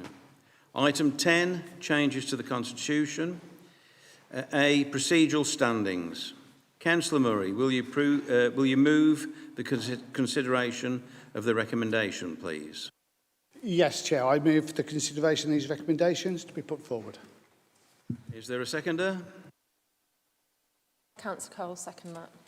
Do you wish to reserve the right to speak? Councillor Farrell. Thank you, Chair. Yeah, I've just got a question on this one. So, Councillor Murray was elected as leader of the council earlier this year, the second council leader in 9 months, and the third different reform group leader since last May. And he said he was pleased to be the last leader of Staffordshire County Council before LGR. But now we're changing the constitution of this council to say, and I quote, if the leader of the council ceases to hold the office, the deputy leader will act as leader until a new leader is appointed by this council. Can I ask the reason for this change? Do they know something that we don't? Is Councillor Murray going to be challenged once again before this council comes to an end? Will the real council leader please stand up? Councillor Murray. Yes, thank you. Thank you. First, I'd like to actually thank you for being the first opposition member actually in these chambers or in Parliament for actually getting the number of leaders of this council correct. 2 leaders, not 3, but I must say the worst number counting has to go to our Prime Minister, Keir Starmer, who claimed there had been 4 leaders of Staffordshire County Council. Now there's 2, and for that point, I actually thank you. No, this is literally just future-proofing for what will no doubt be bestowed upon us in the future. It shows good due process that fits within the Foundation Strategic Authority or within Unitary Authority, that we can then show that whenever anybody else comes through, a constituency body can give best example and then fit forevermore for whatever devolution process is enacted upon us. I'll word it that way, shall we? And it is no more than that. Councillor White. Thank you very much, Chair. Very entertaining though that was, I just wanted to state clearly the Conservative Group's position on this. We do think it's a sensible amendment. Whilst leaders can cease to be leader for all sorts of reasons, it can happen for all sorts of reasons. I don't want to contemplate any of those reasons at all, but it's a sensible provision because we are a very large authority that a lot of people rely on, and I think it's all good. It's good for us all to know that should you be unable to fulfil the role for any reason whatsoever, heaven forbid, the Councillor Coles can step in clearly as deputy leader and fulfil that role, and it's eminently sensible. It has been moved and seconded that the recommendations contained in the report be approved. Is that agreed? Aye. Any against? Any abstentions? Thank you. Moving on to B, Staffordshire Wealth and Wellbeing Board. Councillor Murray, will you move the consideration of the recommendation, please? Yes, Mr. Chair, I move the consideration of these recommendations to be put forward. Is there a seconder? I, Councillor Coles, will second that. Do you wish to reserve the right to speak? Okay, thank you. Do we have any speakers? No. Councillor Murray, do you want to say anything else? These are good, just natural change. Thank you. It has been moved and seconded that the recommendations contained in the report be approved. Is that agreed? Any against? Any abstentions? Thank you. Item 11, report of the Independent Remuneration Panel. Councillor Murray, will you move the consideration of the report, please? Yes, I move the consideration and reserve the right to speak.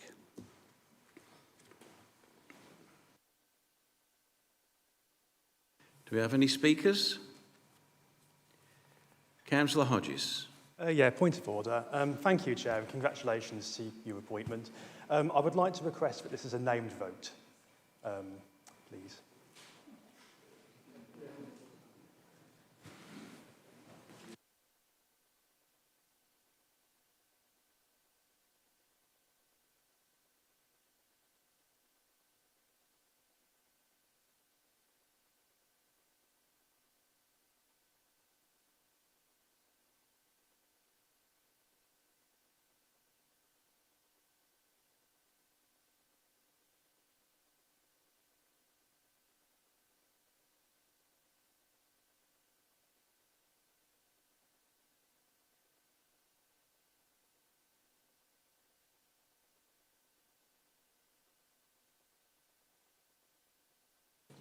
Is there anybody else who wishes to speak on this? No? Okay, we need 15 members to stand if they wish to be named on this. For a named vote. Yep, stay standing while we can. Thank you.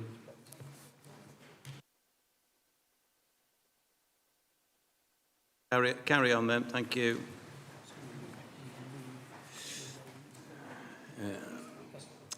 Councillor Murray. Thank you. Yes, the Independence Remuneration Panel does serve as a great independent panel for judgments upon increase the remuneration, that is the money serving councillors are paid. There was a request from the Conservative group to increase the shadow cabinet to 9, but the panel came back with it to be increased by an extra 3. Currently it stands at for 2 members to receive an extra remuneration for their work done. That would be for the leader, deputy leader. They requested a full shadow cabinet. It was funny, I found that quite strange that they request that, because in 2021 they removed all those extra positions at a time when they had a very, very large majority within this council. Seemed rather fortuitous thinking that they would remain in council again, but no doubt with a smaller majority, and therefore enacted that restriction at that point. Is my only thought process of why they would have done such a thing with such a large majority. It is for that reason that I would like to ask the members here to vote against this remuneration request, that it remains at the current level of the 2 members. And just on that point, that no extra changes should be made forward. So I'd like to recommend that the remuneration panel's request to increase the number be a vote, and we will to ask members to vote on that, either yes to accept the remuneration panel's request or no to turn it down. Thank you. Councillor White. Yep. Thank you very much, Chair. Smacks a little bit of politics, but you're perfectly within your rights to use your majority to vote down remuneration for opposition members, if that's what you wish to do. Just to clarify, the Independent Remuneration Panel report bases its recommendation on the larger size of the opposition group. We managed to get it down to 4, I think, and so it really wasn't reasonable to be giving remuneration to all of those opposition members. We now have a much larger opposition group, not as large as I'd like, but it is much larger, so that's the reason for it. So I think that any suggestion that it's for any other reason is for the birds. But we will be voting for it. It's appropriate. We've always voted for independent remuneration panel recommendations here. You will be quite free to use it as a political attack against us, as I can see you want to do.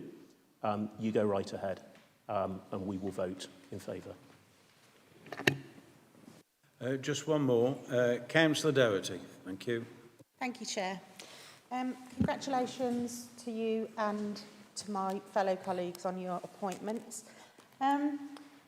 It would be interesting to know what exactly shadow cabinet members now do that warrants the payment of additional allowances, given that in 2021 it was considered that the work of the shadow cabinet did not justify retaining those payments.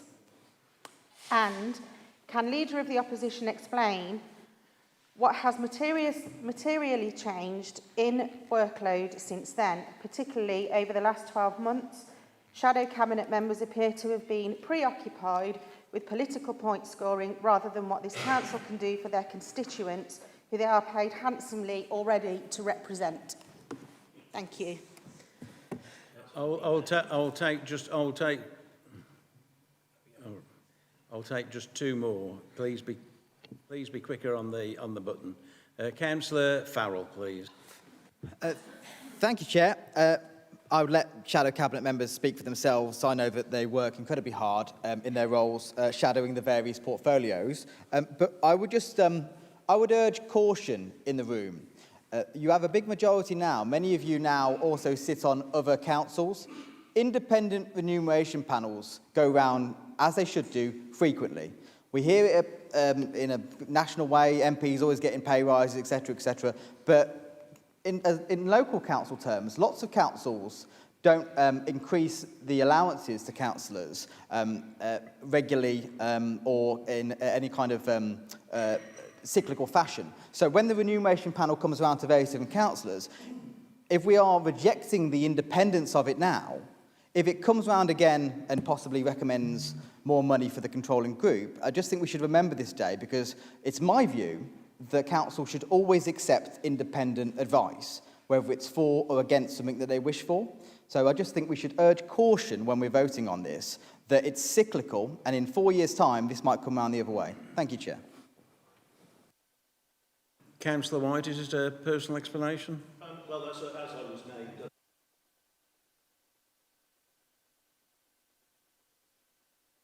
The work of the Shadow Cabinet speaks for itself. I did explain when I last stood up, and perhaps you didn't hear me, that the size of the opposition group has changed, and that is the basis on which the recommendation was justified.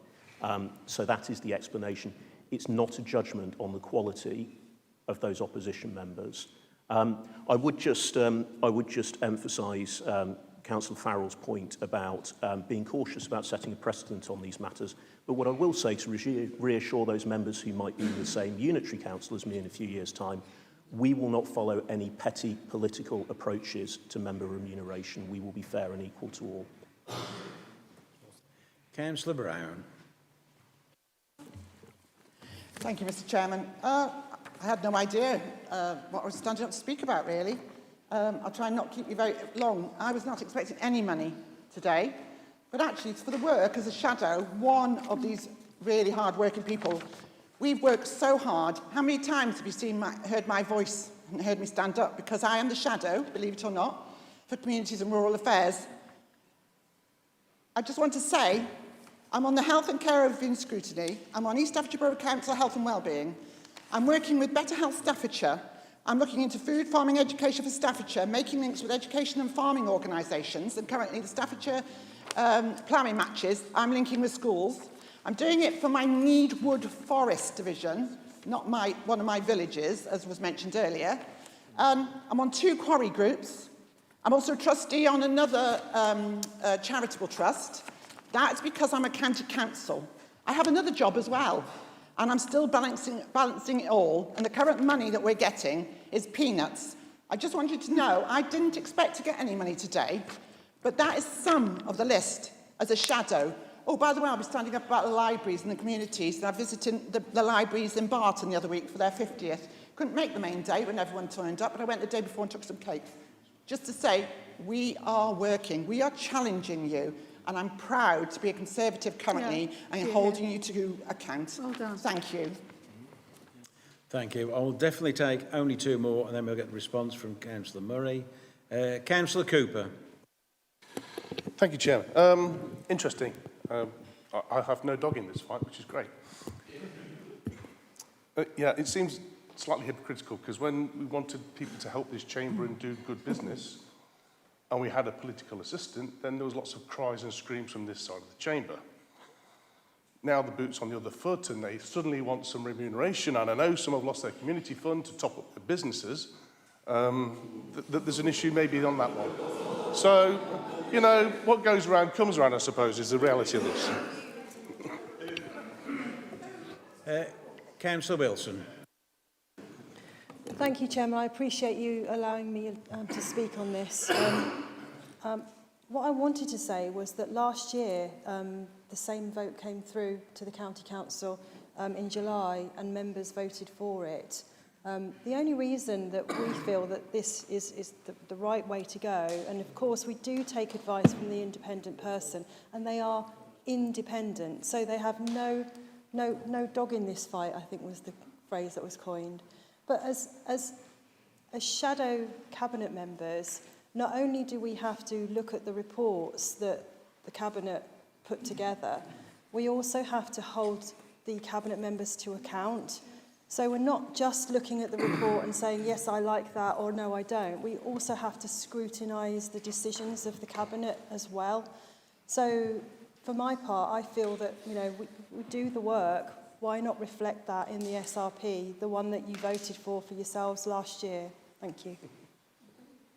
Thank you. Councillor Murray. Thank you. I mean, we all do an immense amount of work, and I think, Councillor Brown, I know how much extra effort you put through so many different bodies, including charities, parishes, and a lot of things you said are not actually part of this one. You give so much, and we must acknowledge that. And so do so many of our members over here that give so much to so many other great causes, charities, just their own time just to do good. And that's part of the reason why we became councillors, for all of us in these chambers. Do get remuneration if you stand as a borough, and obviously as well in scrutiny anyway. So don't necessarily need extra for that. There was a slight concern I had with the remuneration panel that they heard one side from the Conservatives, and I did actually bring it up to them. They'd act for consideration later on that if only one side of a change is given and no reply from the other side. I found that a little strange that they only heard one side of a debate, of an ask, and they said they would actually consider that when it was brought up when they described me their findings. And I do hold the remuneration panel in great esteem. It will not be judged upon you as councillors in this chamber as it stands again, because we'll be gone in 2 years. This whole institution, that again is sad, but it will fit within the new devolution makeup, whatever that may be. Who knows? Really, who knows? But I am asking to recommend that it be refused. Their own policy, which, I tell you the truth, they keep saying we copying their policies. On this one, I'll actually admit I will actually follow a previous Conservative policy and decision and suggest it remain the same as it has done under their previous actions from 2001. I do not see any need for it to be increased. I'll leave it for an open vote. There is no whipping for myself on this one. And it will be, I believe now, a named vote on that matter. Thank you, Chair. It has been moved that the recommendations contained in the report be approved. Is that agreed? Sorry, it's a name vote, so sorry. Yes, CEO Pat Flaherty will now ask you individually how you wish to vote. Thank you. Thank you, Chairman. Thank you all. If you could, when I call your name in alphabetical order, if you could indicate whether you're for or against the motion. If you choose to abstain, please also make that known to us. As I say, we'll go through in alphabetical order. We've had a few people arrive and leave since, so what I would say is if your name doesn't come up and you're here, would you shout up at the end and I'll come to you and ask for your vote as well, if that's okay. So we'll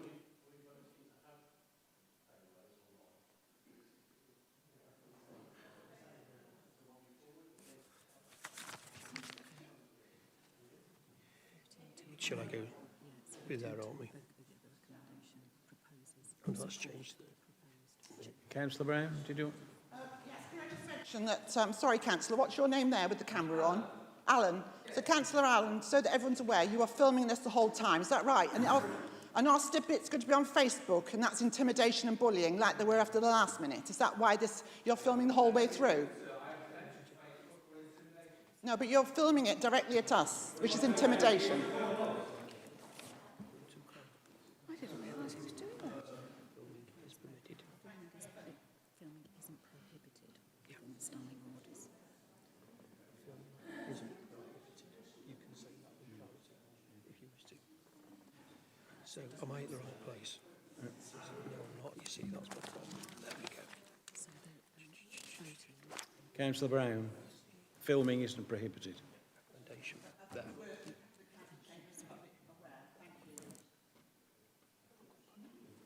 Okay, back to the vote then. Thank you.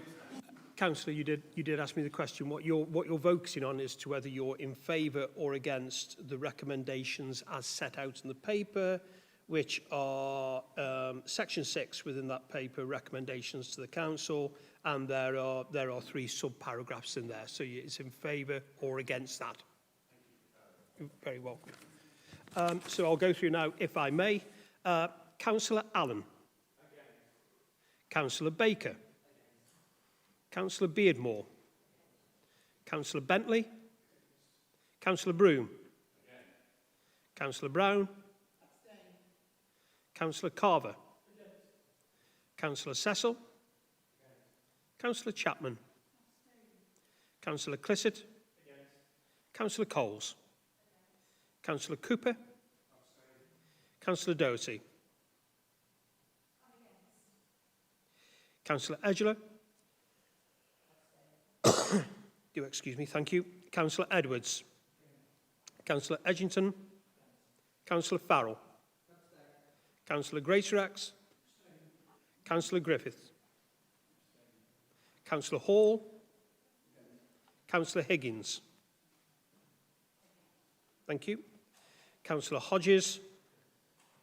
Councillor Holland. Thank you. Councillor Humphreys. Councillor Hunt. Councillor Jones. Councillor Luca. Councillor Machin. Councillor Mandry. Councillor Mason. Councillor Munro. Councillor Murray. Councillor Miners. Councillor Nixon. Councillor Nixon. Not here. Thank you. Councillor Orlando Fantini. Councillor Parton. Councillor Pendleton. Councillor Rogerson. Councillor Screen. Councillor Shortland. Councillor Tagg. Councillor Thompson. Councillor Wallens.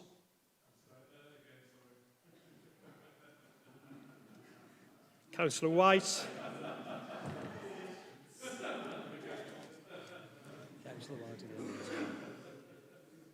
Sorry, thank you, Councillor Wallens.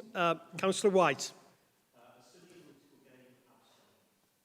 Councillor Paul Williams. Against. Councillor Wilson. And can I ask, did I miss anybody out of that roll call? Thank you.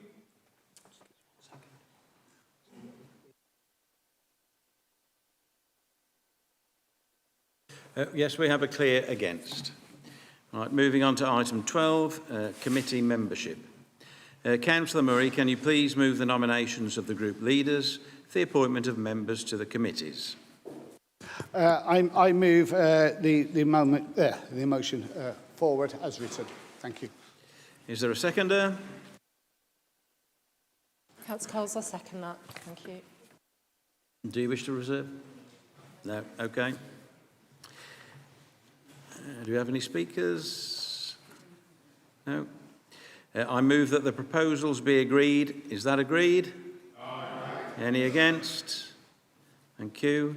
Moving on to item 13, appointment of chairman and vice-chairman of committees and panels. Councillor Murray, can you please move your nominations for the appointment of chairman and vice-chairman of committees and panels? Yes, I move the nominations for these appointments as written. Thank you. Is there a seconder? Well, Councillor Coles, second that.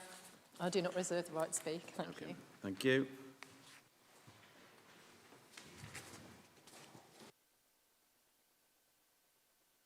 That's that. Right. What do I just go to now? Just go to... Yeah. Is that agreed? Aye. Anyone against? Abstentions? No, thank you. Item 14, appointment of the members to outside bodies. Councillor Murray, can you please move your nominations for the appointment of members to outside bodies? Yes, thank you, Mr. Chair. I appoint the nominations for these appointments as written. Is there a seconder? Yeah, Councillor Coles, I will second that. I do not reserve the right to speak. Thank you.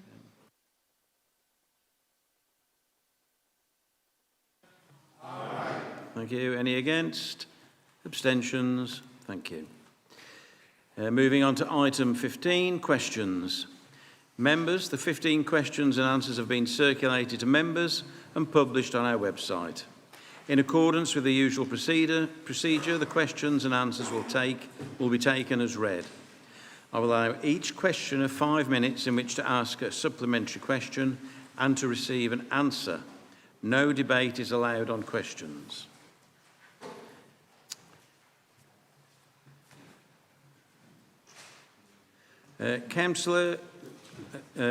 First question, Councillor Brown to Councillor Coles.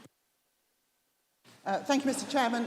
Thank you to the leader, Councillor Murray and Councillor Coles, for allowing me to just mention the county show next week, 27th, 28th, Wednesday and Thursday, up the road at Weston. The county show is a fantastic showcase for Staffordshire and the rural community, but not just the rural community. Food, farming, children's activities.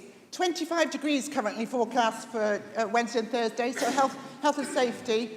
Please do come prepared.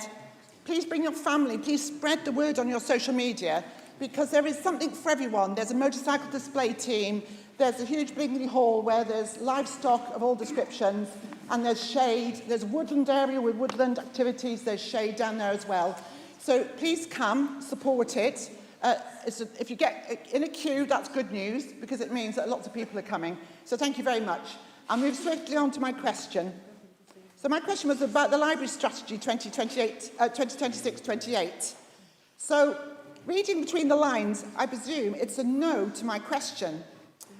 You're not willing to engage with me collaboratively at the earliest opportunity if it's decided that there can be changes to locations of libraries and things like that.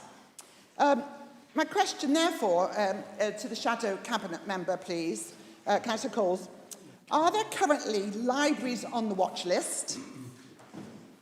2, please reconsider allowing me to join you in working together at the earliest opportunity and not just at stakeholder consultation. And 3, can the shortage of post offices be further considered in our community libraries, since there seems to be a major problem with access to things like the post office services? Thank you. Councillor Coles. It's okay. Thank you, Chair. Thank you for the question. It isn't me being difficult. It actually is with LGR, which was what your question was relating to, and properties. We've already actually undertook a value-added analysis. Property team are very competent within Staffordshire County Council. But let's just remember on this that the previous administration, when I picked up the P&L and the accounts, that the property was completely separate. It wasn't considered within the cost of running the business. So obviously I've mentioned before, and I don't want to keep repeating myself, but Burton Library, there was fees associated with the architects, and the fees would escalate, which I've seen before in other businesses. They hadn't considered operational costs, so we had to pull that all together. So I think that shows that we've got a pretty firm handle on it with the way that we're looking at it. Obviously, there's also things at Wombourne Library where the halls weren't considered, and we're now looking at where we can find the funding to upgrade that, because there's health and safety issues that appeared because it had been not looked at for a number of years. So I'm kind of a bit confused how early engagement would benefit, as we're already looking at this in a really robust, disciplined approach. I have full trust in the property team, and we have regular meetings with them on that. And no, as we've already committed to, we will not be cutting any frontline services. We're now going to look at how we can improve the mobile libraries. So there's many things we're doing, but our decisions are evidence-based, financially sound, and when it's the right moment, we will engage. Thank you.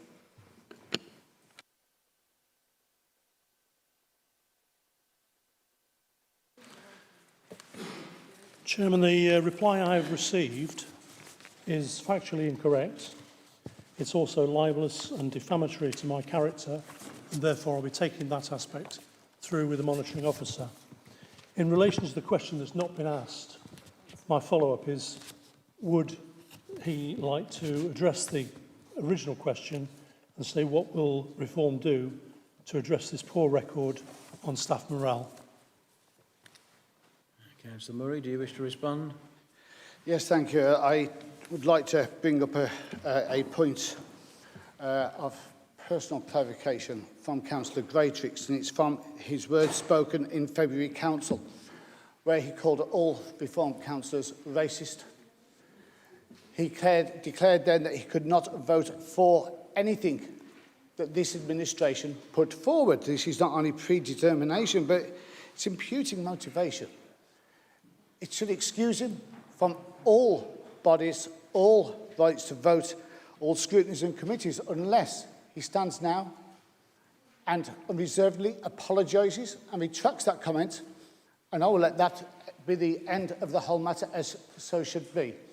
But I would like a clarification. Do you unreservedly apologise for those comments and retract that statement, and therefore that you will openly vote on judgment per item and not that on an ideology of what one group, under your personal view, as you declared us all to be racist? I will reply if that is done in writing to you, but until such time, I find it impossible to reply to somebody who has directly called me a racist. Moving on to question 3.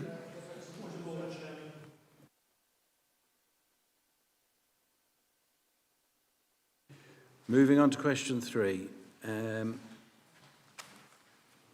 Councillor Holland, do you have a supplementary?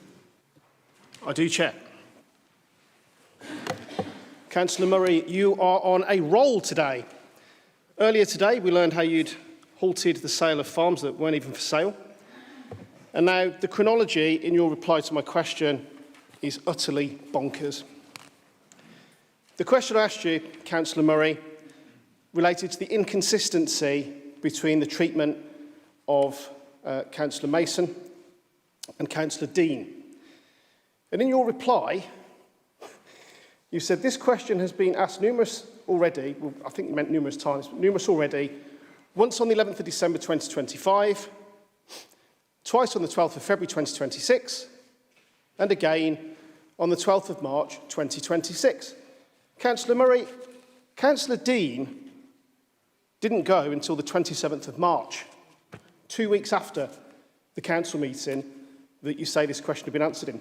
How is it you could have answered a question about the way someone was treated when it hadn't even happened on those dates? So I'll ask you again, and if you could answer the question, I'll be grateful. Why is there a difference in the way that those two councillors have been treated? Thank you. Councillor Murray. Yes, thank you. He repeats the point as to why those dates were given. Why were those two cases different? Two cases. And in your question, you again bring up Councillor Mason. It's repeating, it's the whole debate earlier, it's a repeating message of ideological point scoring, not on any real basis, but I will clarify the difference, because Councillor Mason's point had been raised on those dates given, and that was why those dates were given. You brought up two people. Councillor Dean made comments, and it went through due process that would go through review through the head office. Councillor Dean made a choice to step down from the Reform group and remain as an independent. Because of such, we have no judicial right to hold a review on that person. It's very simple. That's regulation. In all but terminology, it's law. We have our rights within ourselves. We have our party group rules, as we all do. If a complaint was brought up through another means, then that would have to go through that due process. Ours was set forward. We'd have gone through normal process, and we act that fast. Within hours of things coming up, we are acting without bias, without impunity, always acting straight away. Now, traditionally, I won't bring up any cases of recent times, but traditionally and recently throughout all councils of the colours except for Reform, they take weeks, months, sometimes years to bring up that type of review. In the Reform group, we act immediately to look at that review instantly. And that's the difference. And that really is the difference. So I said because the comments were unacceptable, it had to go to head office to be reviewed to see what actions, if any, should be taken does not lay with one person to make that choice. To bring up a previous person who'd already been looked at and dealt with again and again and again is why those dates were given. I'm sorry you don't quite understand that one, but that's basically the facts. Thank you. To question 4. Councillor Doherty, do you have a supplementary for Councillor Higgins? Thank you, Chair. A number of parents have shared their concerns with me. Some have even recently attended a protest due to the worries they have about the potential impact of these reforms. Can the Cabinet member outline how the Council will ensure that early support is genuinely strengthened in practice and provide firm assurances that children and young people in Staffordshire do not see any reduction in the support they currently receive? Councillor Higgins. Thank you, Chair. Thank you, Member, for your question.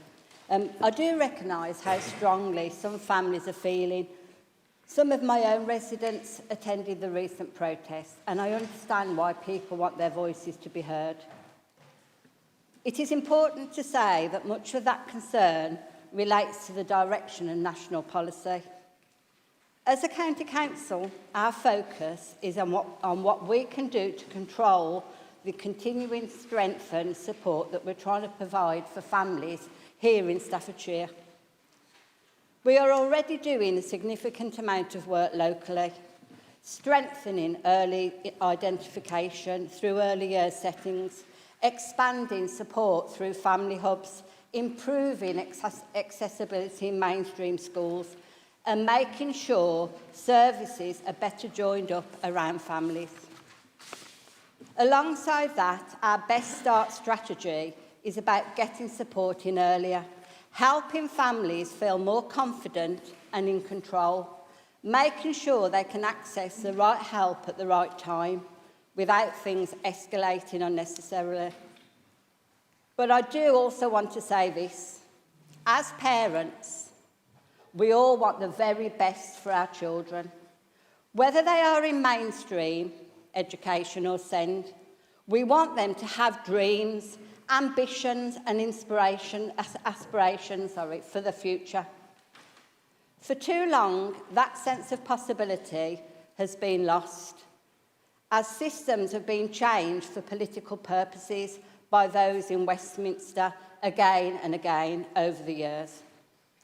And not enough was done by previous administrations of this council to challenge that or change direction. As a result, too many young people across Staffordshire have not had the opportunities they should have had. As a reformed council, we are clear that this needs to change. We are working closely with officers to make sure there are real opportunities for all the young people in Staffordshire, and we want to bring ambition back. Part of that is changing the culture, so every young child and every young person feels they have something to aim for, a pathway to get there. Through initiatives like the Future Inspiration Project, where primary schools bring in people from different careers to talk about what they do and the opportunities available, getting in early, because that early intervention is so important in building confidence and raising aspirations. I went to Holly Grove School in Burntwood Tuesday to speak to the young people about my role and talk to them about what their future employment could be. And that's really important for us to do that sort of thing, because ultimately all this comes back to families. Strong families sit at the heart of strong communities. When children feel supported and inspired, they are more likely to thrive. So while I fully recognise the concerns being raised, I want to reassure residents that we are not standing still. We are strengthening the support on the ground, but just as importantly, we are bringing back stability, ambition and clear expectations for families, because every child in Staffordshire, whether they have SEND or are in mainstream education, deserves the chance to dream, to aim high and to achieve their full potential. And as a Reform Council, we are committed to making that happen. Thank you. Question 5, Councillor Chapman. Do you have a supplementary? No, she's not, she's not here. Okay, thank you. Question 6, Charlotte Kelly. Councillor Kelly is not here. Question 7, Councillor Thompson.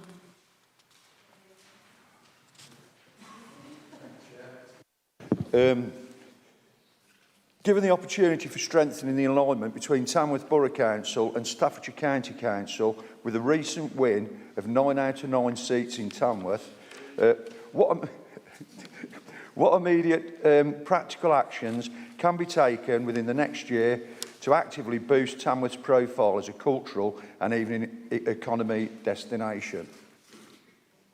Councillor Coles. Thank you, Chair. Thank you, Councillor Thompson, and congratulations on winning the seat as well. So I think winning these seats has not only demonstrated the residents across Staffordshire, in Cannock, Tamworth, Newcastle under Lyme, and particularly Tamworth, where we saw a higher turnout than ever before. It sends a very clear message. Residents want a stronger, more ambitious vision for their towns. We've already begun work across Staffordshire on strengthening the nighttime economy, and Tamworth is actively engaged in that conversation. It's clear from residents and stakeholders there's a desire to improve the current offer, which has over time been impacted by decisions of the previous and the current administration there, particularly around the movement to out-of-town retail locations and the lack of connectivity back to the town. As a county council, we've been already working alongside Tamworth Borough on town centre redevelopment, ensuring that county council-owned assets, heritage are protected properly and covered as part of a wider plan for the town. And this is about delivering something meaningful for residents who for many years have felt the voices have not been heard and many buildings removed.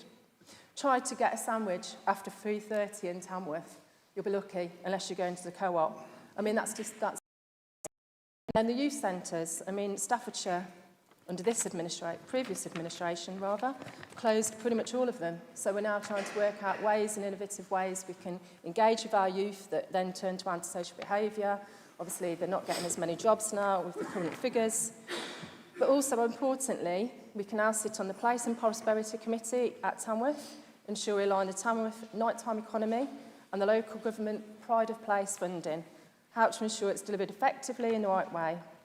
We also attended the House of Commons to put Staffordshire on the map, and we wanted to be asked them if we could ensure there was funding, even if LGR does happen, which looks like it will. So basically, we can ensure the assets are done in the right way, and we work with them to protect that for LGR, because many people are worried about that. And then it's a model that other districts could follow, and actually that cross-working, collaboration actually could do that. So following the first council meeting this week, we've already begun scrutinising the planned works, the priorities, and placing the residents at the heart of this decision-making. And we look forward to better decisions with We Are Staffordshire, cultural programming and a more vibrant, even economy for the residents of Tamworth. Thank you. Question 8, Councillor Pert is not here. Moving on to question 9. Councillor Farrell, do you have a supplementary? I think it's customary normally to say thank you for your answer, but there was no answer to either question given. But if we scrutinise the numbers of the complaints we've had as councillors, I've got the exact amount up until the 10th of February. I don't have any later numbers, but up until then, complaints stats by party in this chamber, Conservatives 11, Independent other 4, and Reform 134. And if you break that down to complaints by members of the public, as of February, Conservatives 0, Independent/other 2, and Reform 108. Those numbers may have changed slightly in the last couple of months. I appreciate that. These are the numbers that I have to hand. But the question I'd like to ask Councillor Murray is, given the increased volume of complaints this council's receiving about councillors, Could you please give me a breakdown on how much that has cost us extra as a council, including the numbers that we now pay to an external body to help deal with the complaints because we have such a volume, we can't actually deal with them in-house? Thank you. Councillor Murray. Yes, thank you. I do need to check the figures you gave there, because figures I was given directly this week was that only 8 complaints have actually been upheld as to date. And how much did it cost? Well, it has cost tens of thousands, not the frivolous figure by certain online magazine publications of local political persuasion, shall we say. It has cost many hours of officer time, though. And it is right not to give the data out here. These are complaints, they belong where they should do, and I know you would never and did not ask for that, but the exact data I would gladly, if asked, share through and keep it private and restricted where it belongs, because these are complaints, remember, so we can only share what is allowed. The problem is, why they've gone up so much, is these frivolous complaints that have been put through. It's the politicisation, so they can grab this headline right now, they've waited for a number. And it's not just complaints, which is exponentially increased within councillor on councillor. I've read actually the data. More of ours have actually been upheld.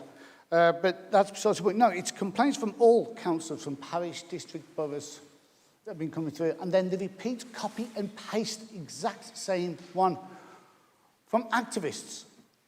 And I've seen them myself, where you have 10 copy and paste, exactly wording, just to grab this headline right now.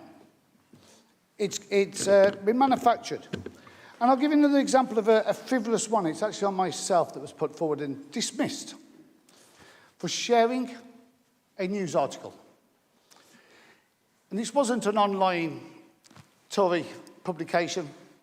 No, this was the Telegraph, national, global, recognised paper. Made no comment, just shared an article. And I had a complaint from a member within these chambers. I mean, how frivolous do you have to go just to try and get the numbers to go up there? It's costing taxpayers tens of thousands of pounds doing it this way. And you giggle at costing taxpayers money. My goodness, it shows the detriment to where it goes at that one. I'm sorry, but that's quite disturbing. You giggled at costing people tens of thousands of pounds. Hundreds of hours of officer time is removed by dealing with these frivolous cases. To grab a headline, to grab a question like this. Thank you. Moving on to question 10. Councillor Orlando Fantini, do you have a supplementary?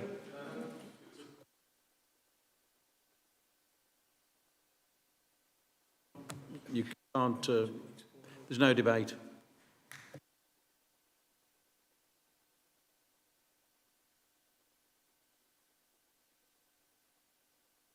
Is there a point of order or personal statement? In a personal bit, because many of these probably came to me as leader. So I think as a point, and the number and the quantity to the council, I think I have a right to express... sorry, Councillor Cooper, sorry. No. Moving on, question 10. Councillor Orlando Fantini, thank you. Thank you. As I mentioned earlier, I have been proactive with the roads and the potholes in my area, because for years our roads have been neglected and our residents have been left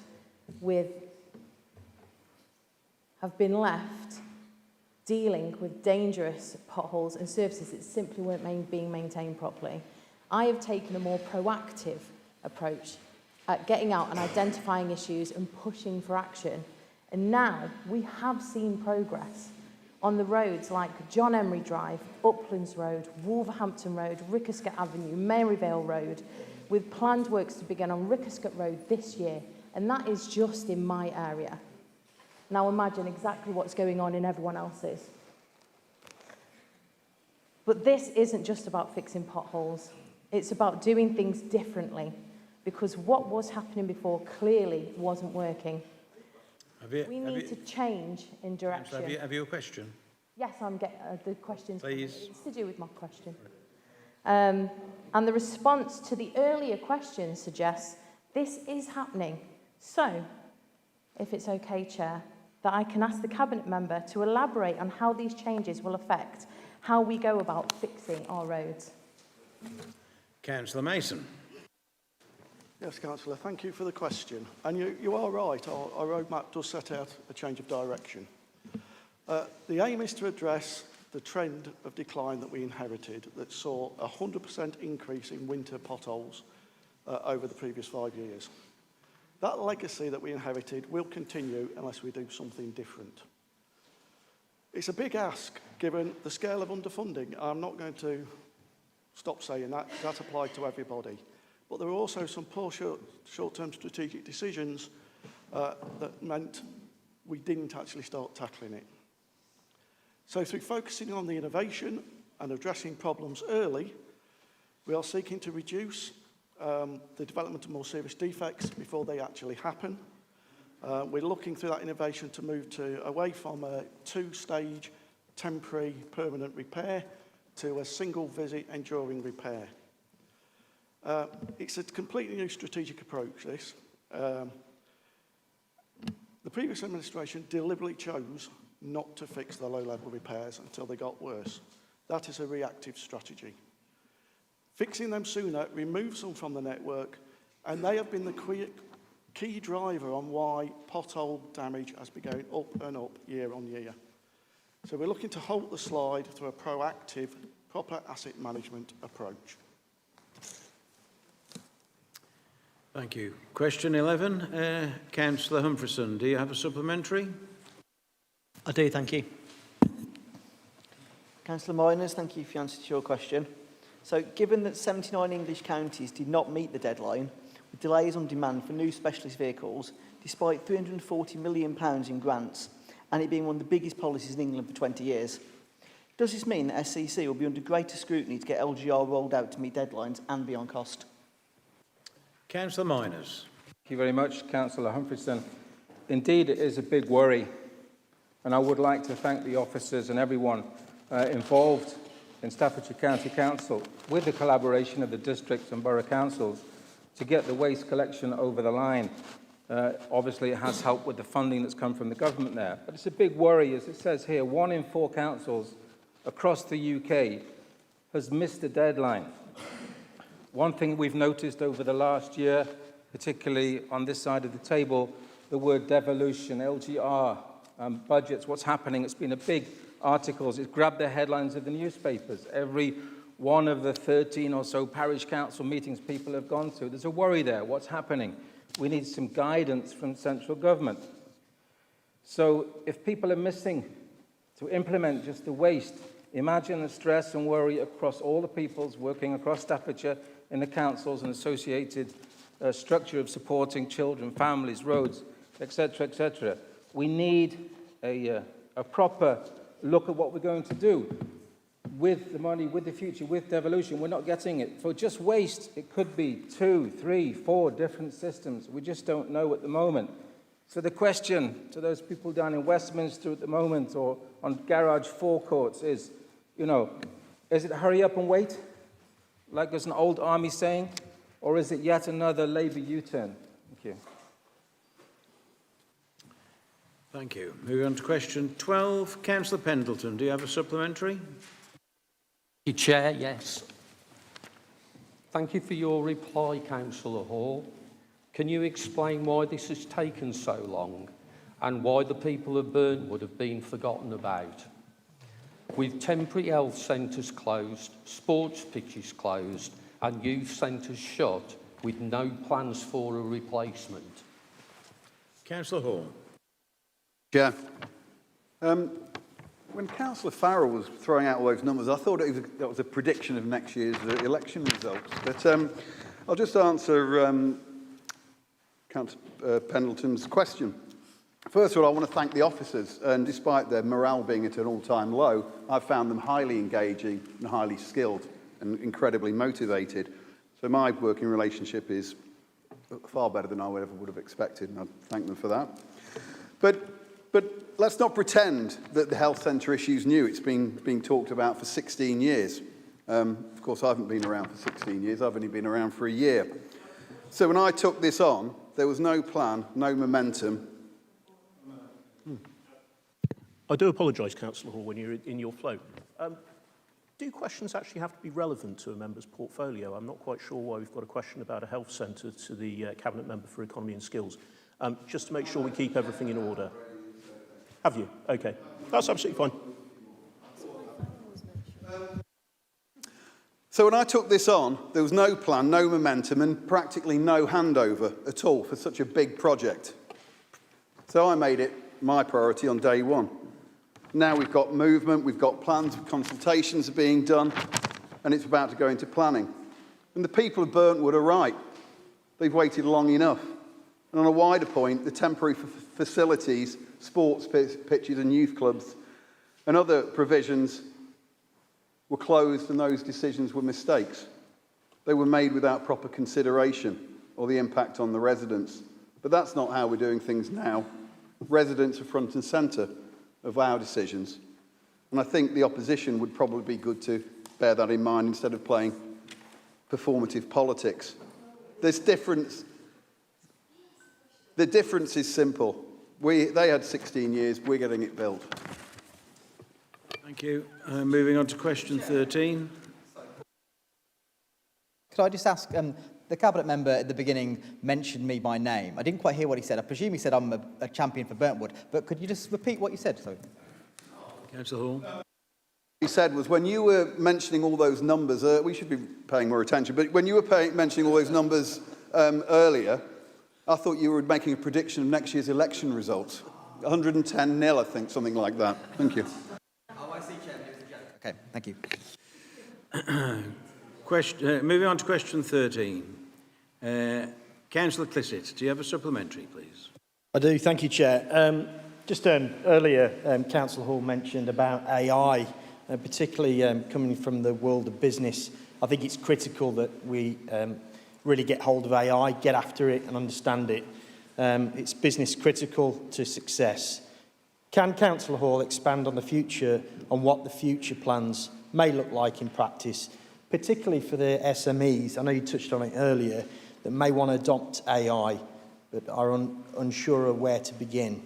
And can he also indicate when businesses and members will be expected to see more detail on the proposals or engagement from the Council on this work? Thank you. Councillor Hall. Thank you. Again, I've been dealing with a different set of demotivated officers on this, and I can say they've picked it up with passion and vigour, skill, and we've already had papers delivered, surveys done. So I don't really recognise this issue with them at all. They've been absolutely fantastic. But work has already started internally. We're developing proposals around how Staffordshire can accelerate AI adoption and preparedness across the county. That includes practical support for SMEs, AI awareness, workshops, digital upskilling, closer work with colleges and training providers, and providing sectors where AI could significantly improve productivity and growth. We're also very conscious that AI will disrupt some traditional job roles, so part of this work is ensuring residents have access to retraining and future-focused skills. This is not about chasing headlines or buzzwords. It is about making sure Staffordshire business and workers are equipped for the economy and that is coming, not for the one that is disappearing. More details will be announced in due course, but I can assure members that this administration intends to be proactive, not reactive on AI. Thank you, Chair. Thank you. Moving on to question 14. Councillor Machin, do you have a supplementary? Thank you. Thank you to Councillor Mason for the written answer.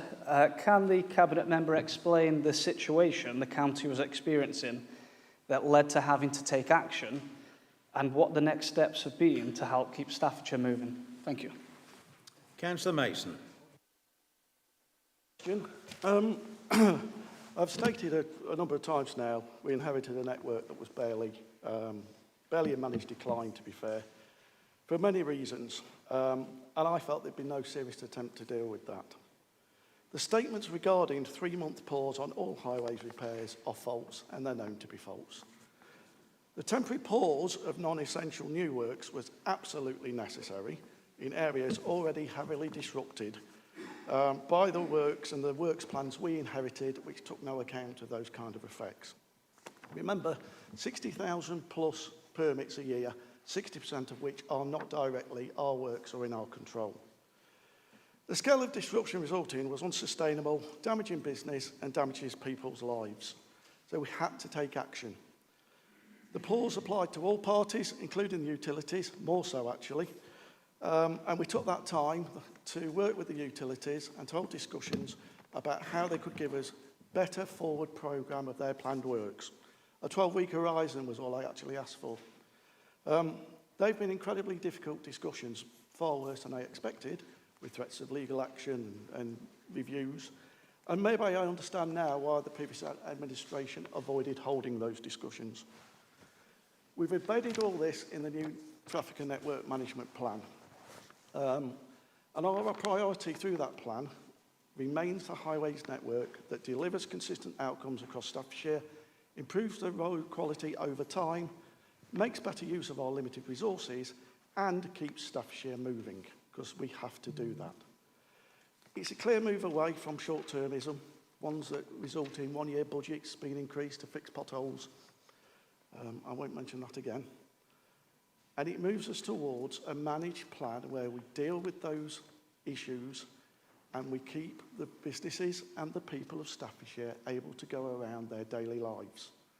It is a completely different focus. We will continue to focus on those long-term outcomes and we'll move away from those short-term outputs for political headlines. Thank you. And last but not least, Councillor Mandry, do you have a supplementary, please? I do, Chair, yeah. Thank you. My supplementary question is, with areas like Cannock experiencing challenges around antisocial behaviour and community safety, can the Cabinet member please outline the initiatives such as safer road partnerships, environmental crime work and community safety action plan? How would they be delivered locally? Councillor Screen. Thank you, Chair. Thank you, Rhys. Cannock, as you know, remains a relatively safe area. But the key change is how we are now tackling antisocial behaviour, town centre crime and dangerous driving by being more coordinated, more targeted and more visible. Where activity was once fragmented, it's now joined up. Yeah, we're bringing together the Borough Council, police and local councils to focus on known hotspots and repeat issues. And through the Community Safety Action Plan, we are strengthening joint enforcement on antisocial behaviour. The Safer Roads Partnership is stepping up both prevention and action on antisocial driving.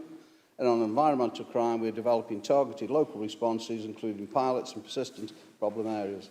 Overall, this means clearer focus, stronger partnership working, and action on the issues residents actually experience. Thank you. Item 16, petitions. Councillor Thisett.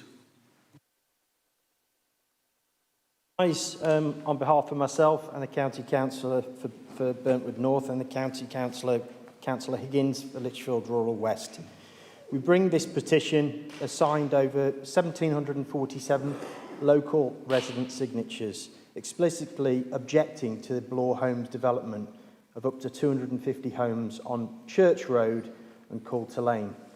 These residents are deeply concerned about the aggressive direction of the planning policy that is undertaken by this Labour government, where greenbelt land is increasingly treated as simply a spare land waiting to be built on.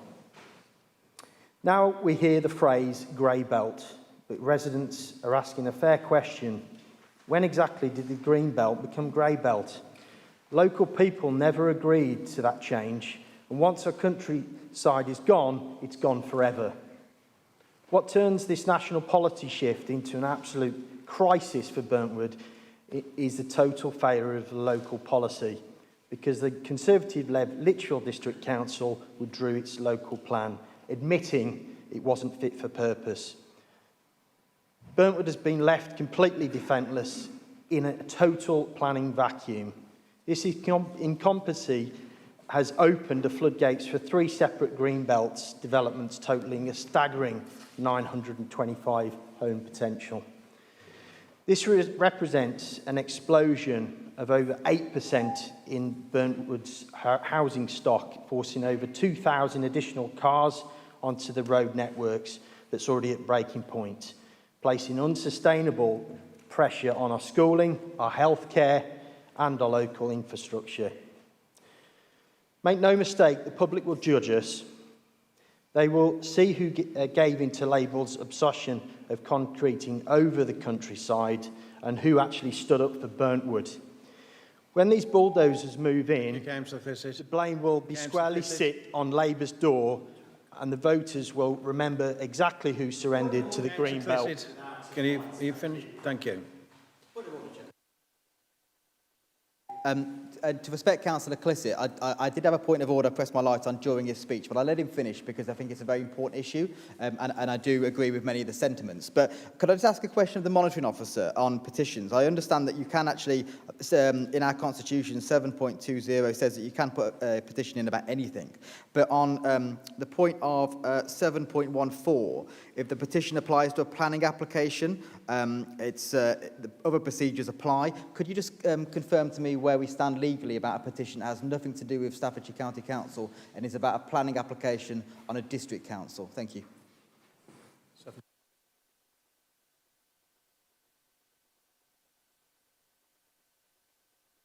Councillor Farrell, which clause of the standing orders is that?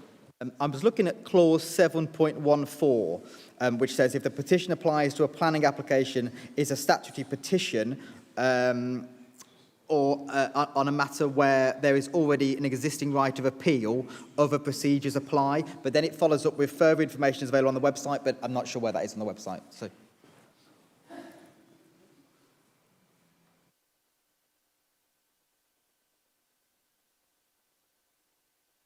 The monitoring officer, please.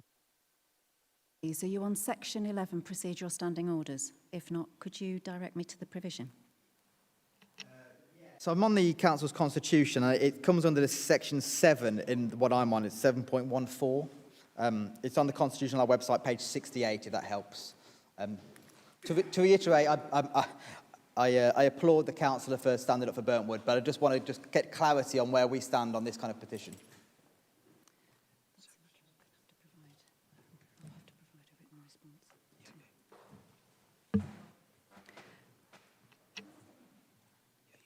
Thank you for the question. I'll have to provide a written response to that, but if I may speak to you afterwards, because on section 11, my section 7 doesn't go up to 7.14, so if I may speak to you afterwards and get the relevant provisions. Thank you.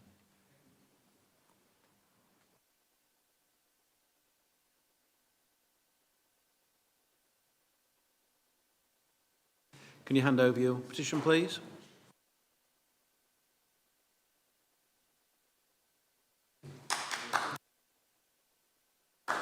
Are there any other petitions? Thank you. There are no exempt items of business on today's agenda, so I now declare the meeting closed. Thank you.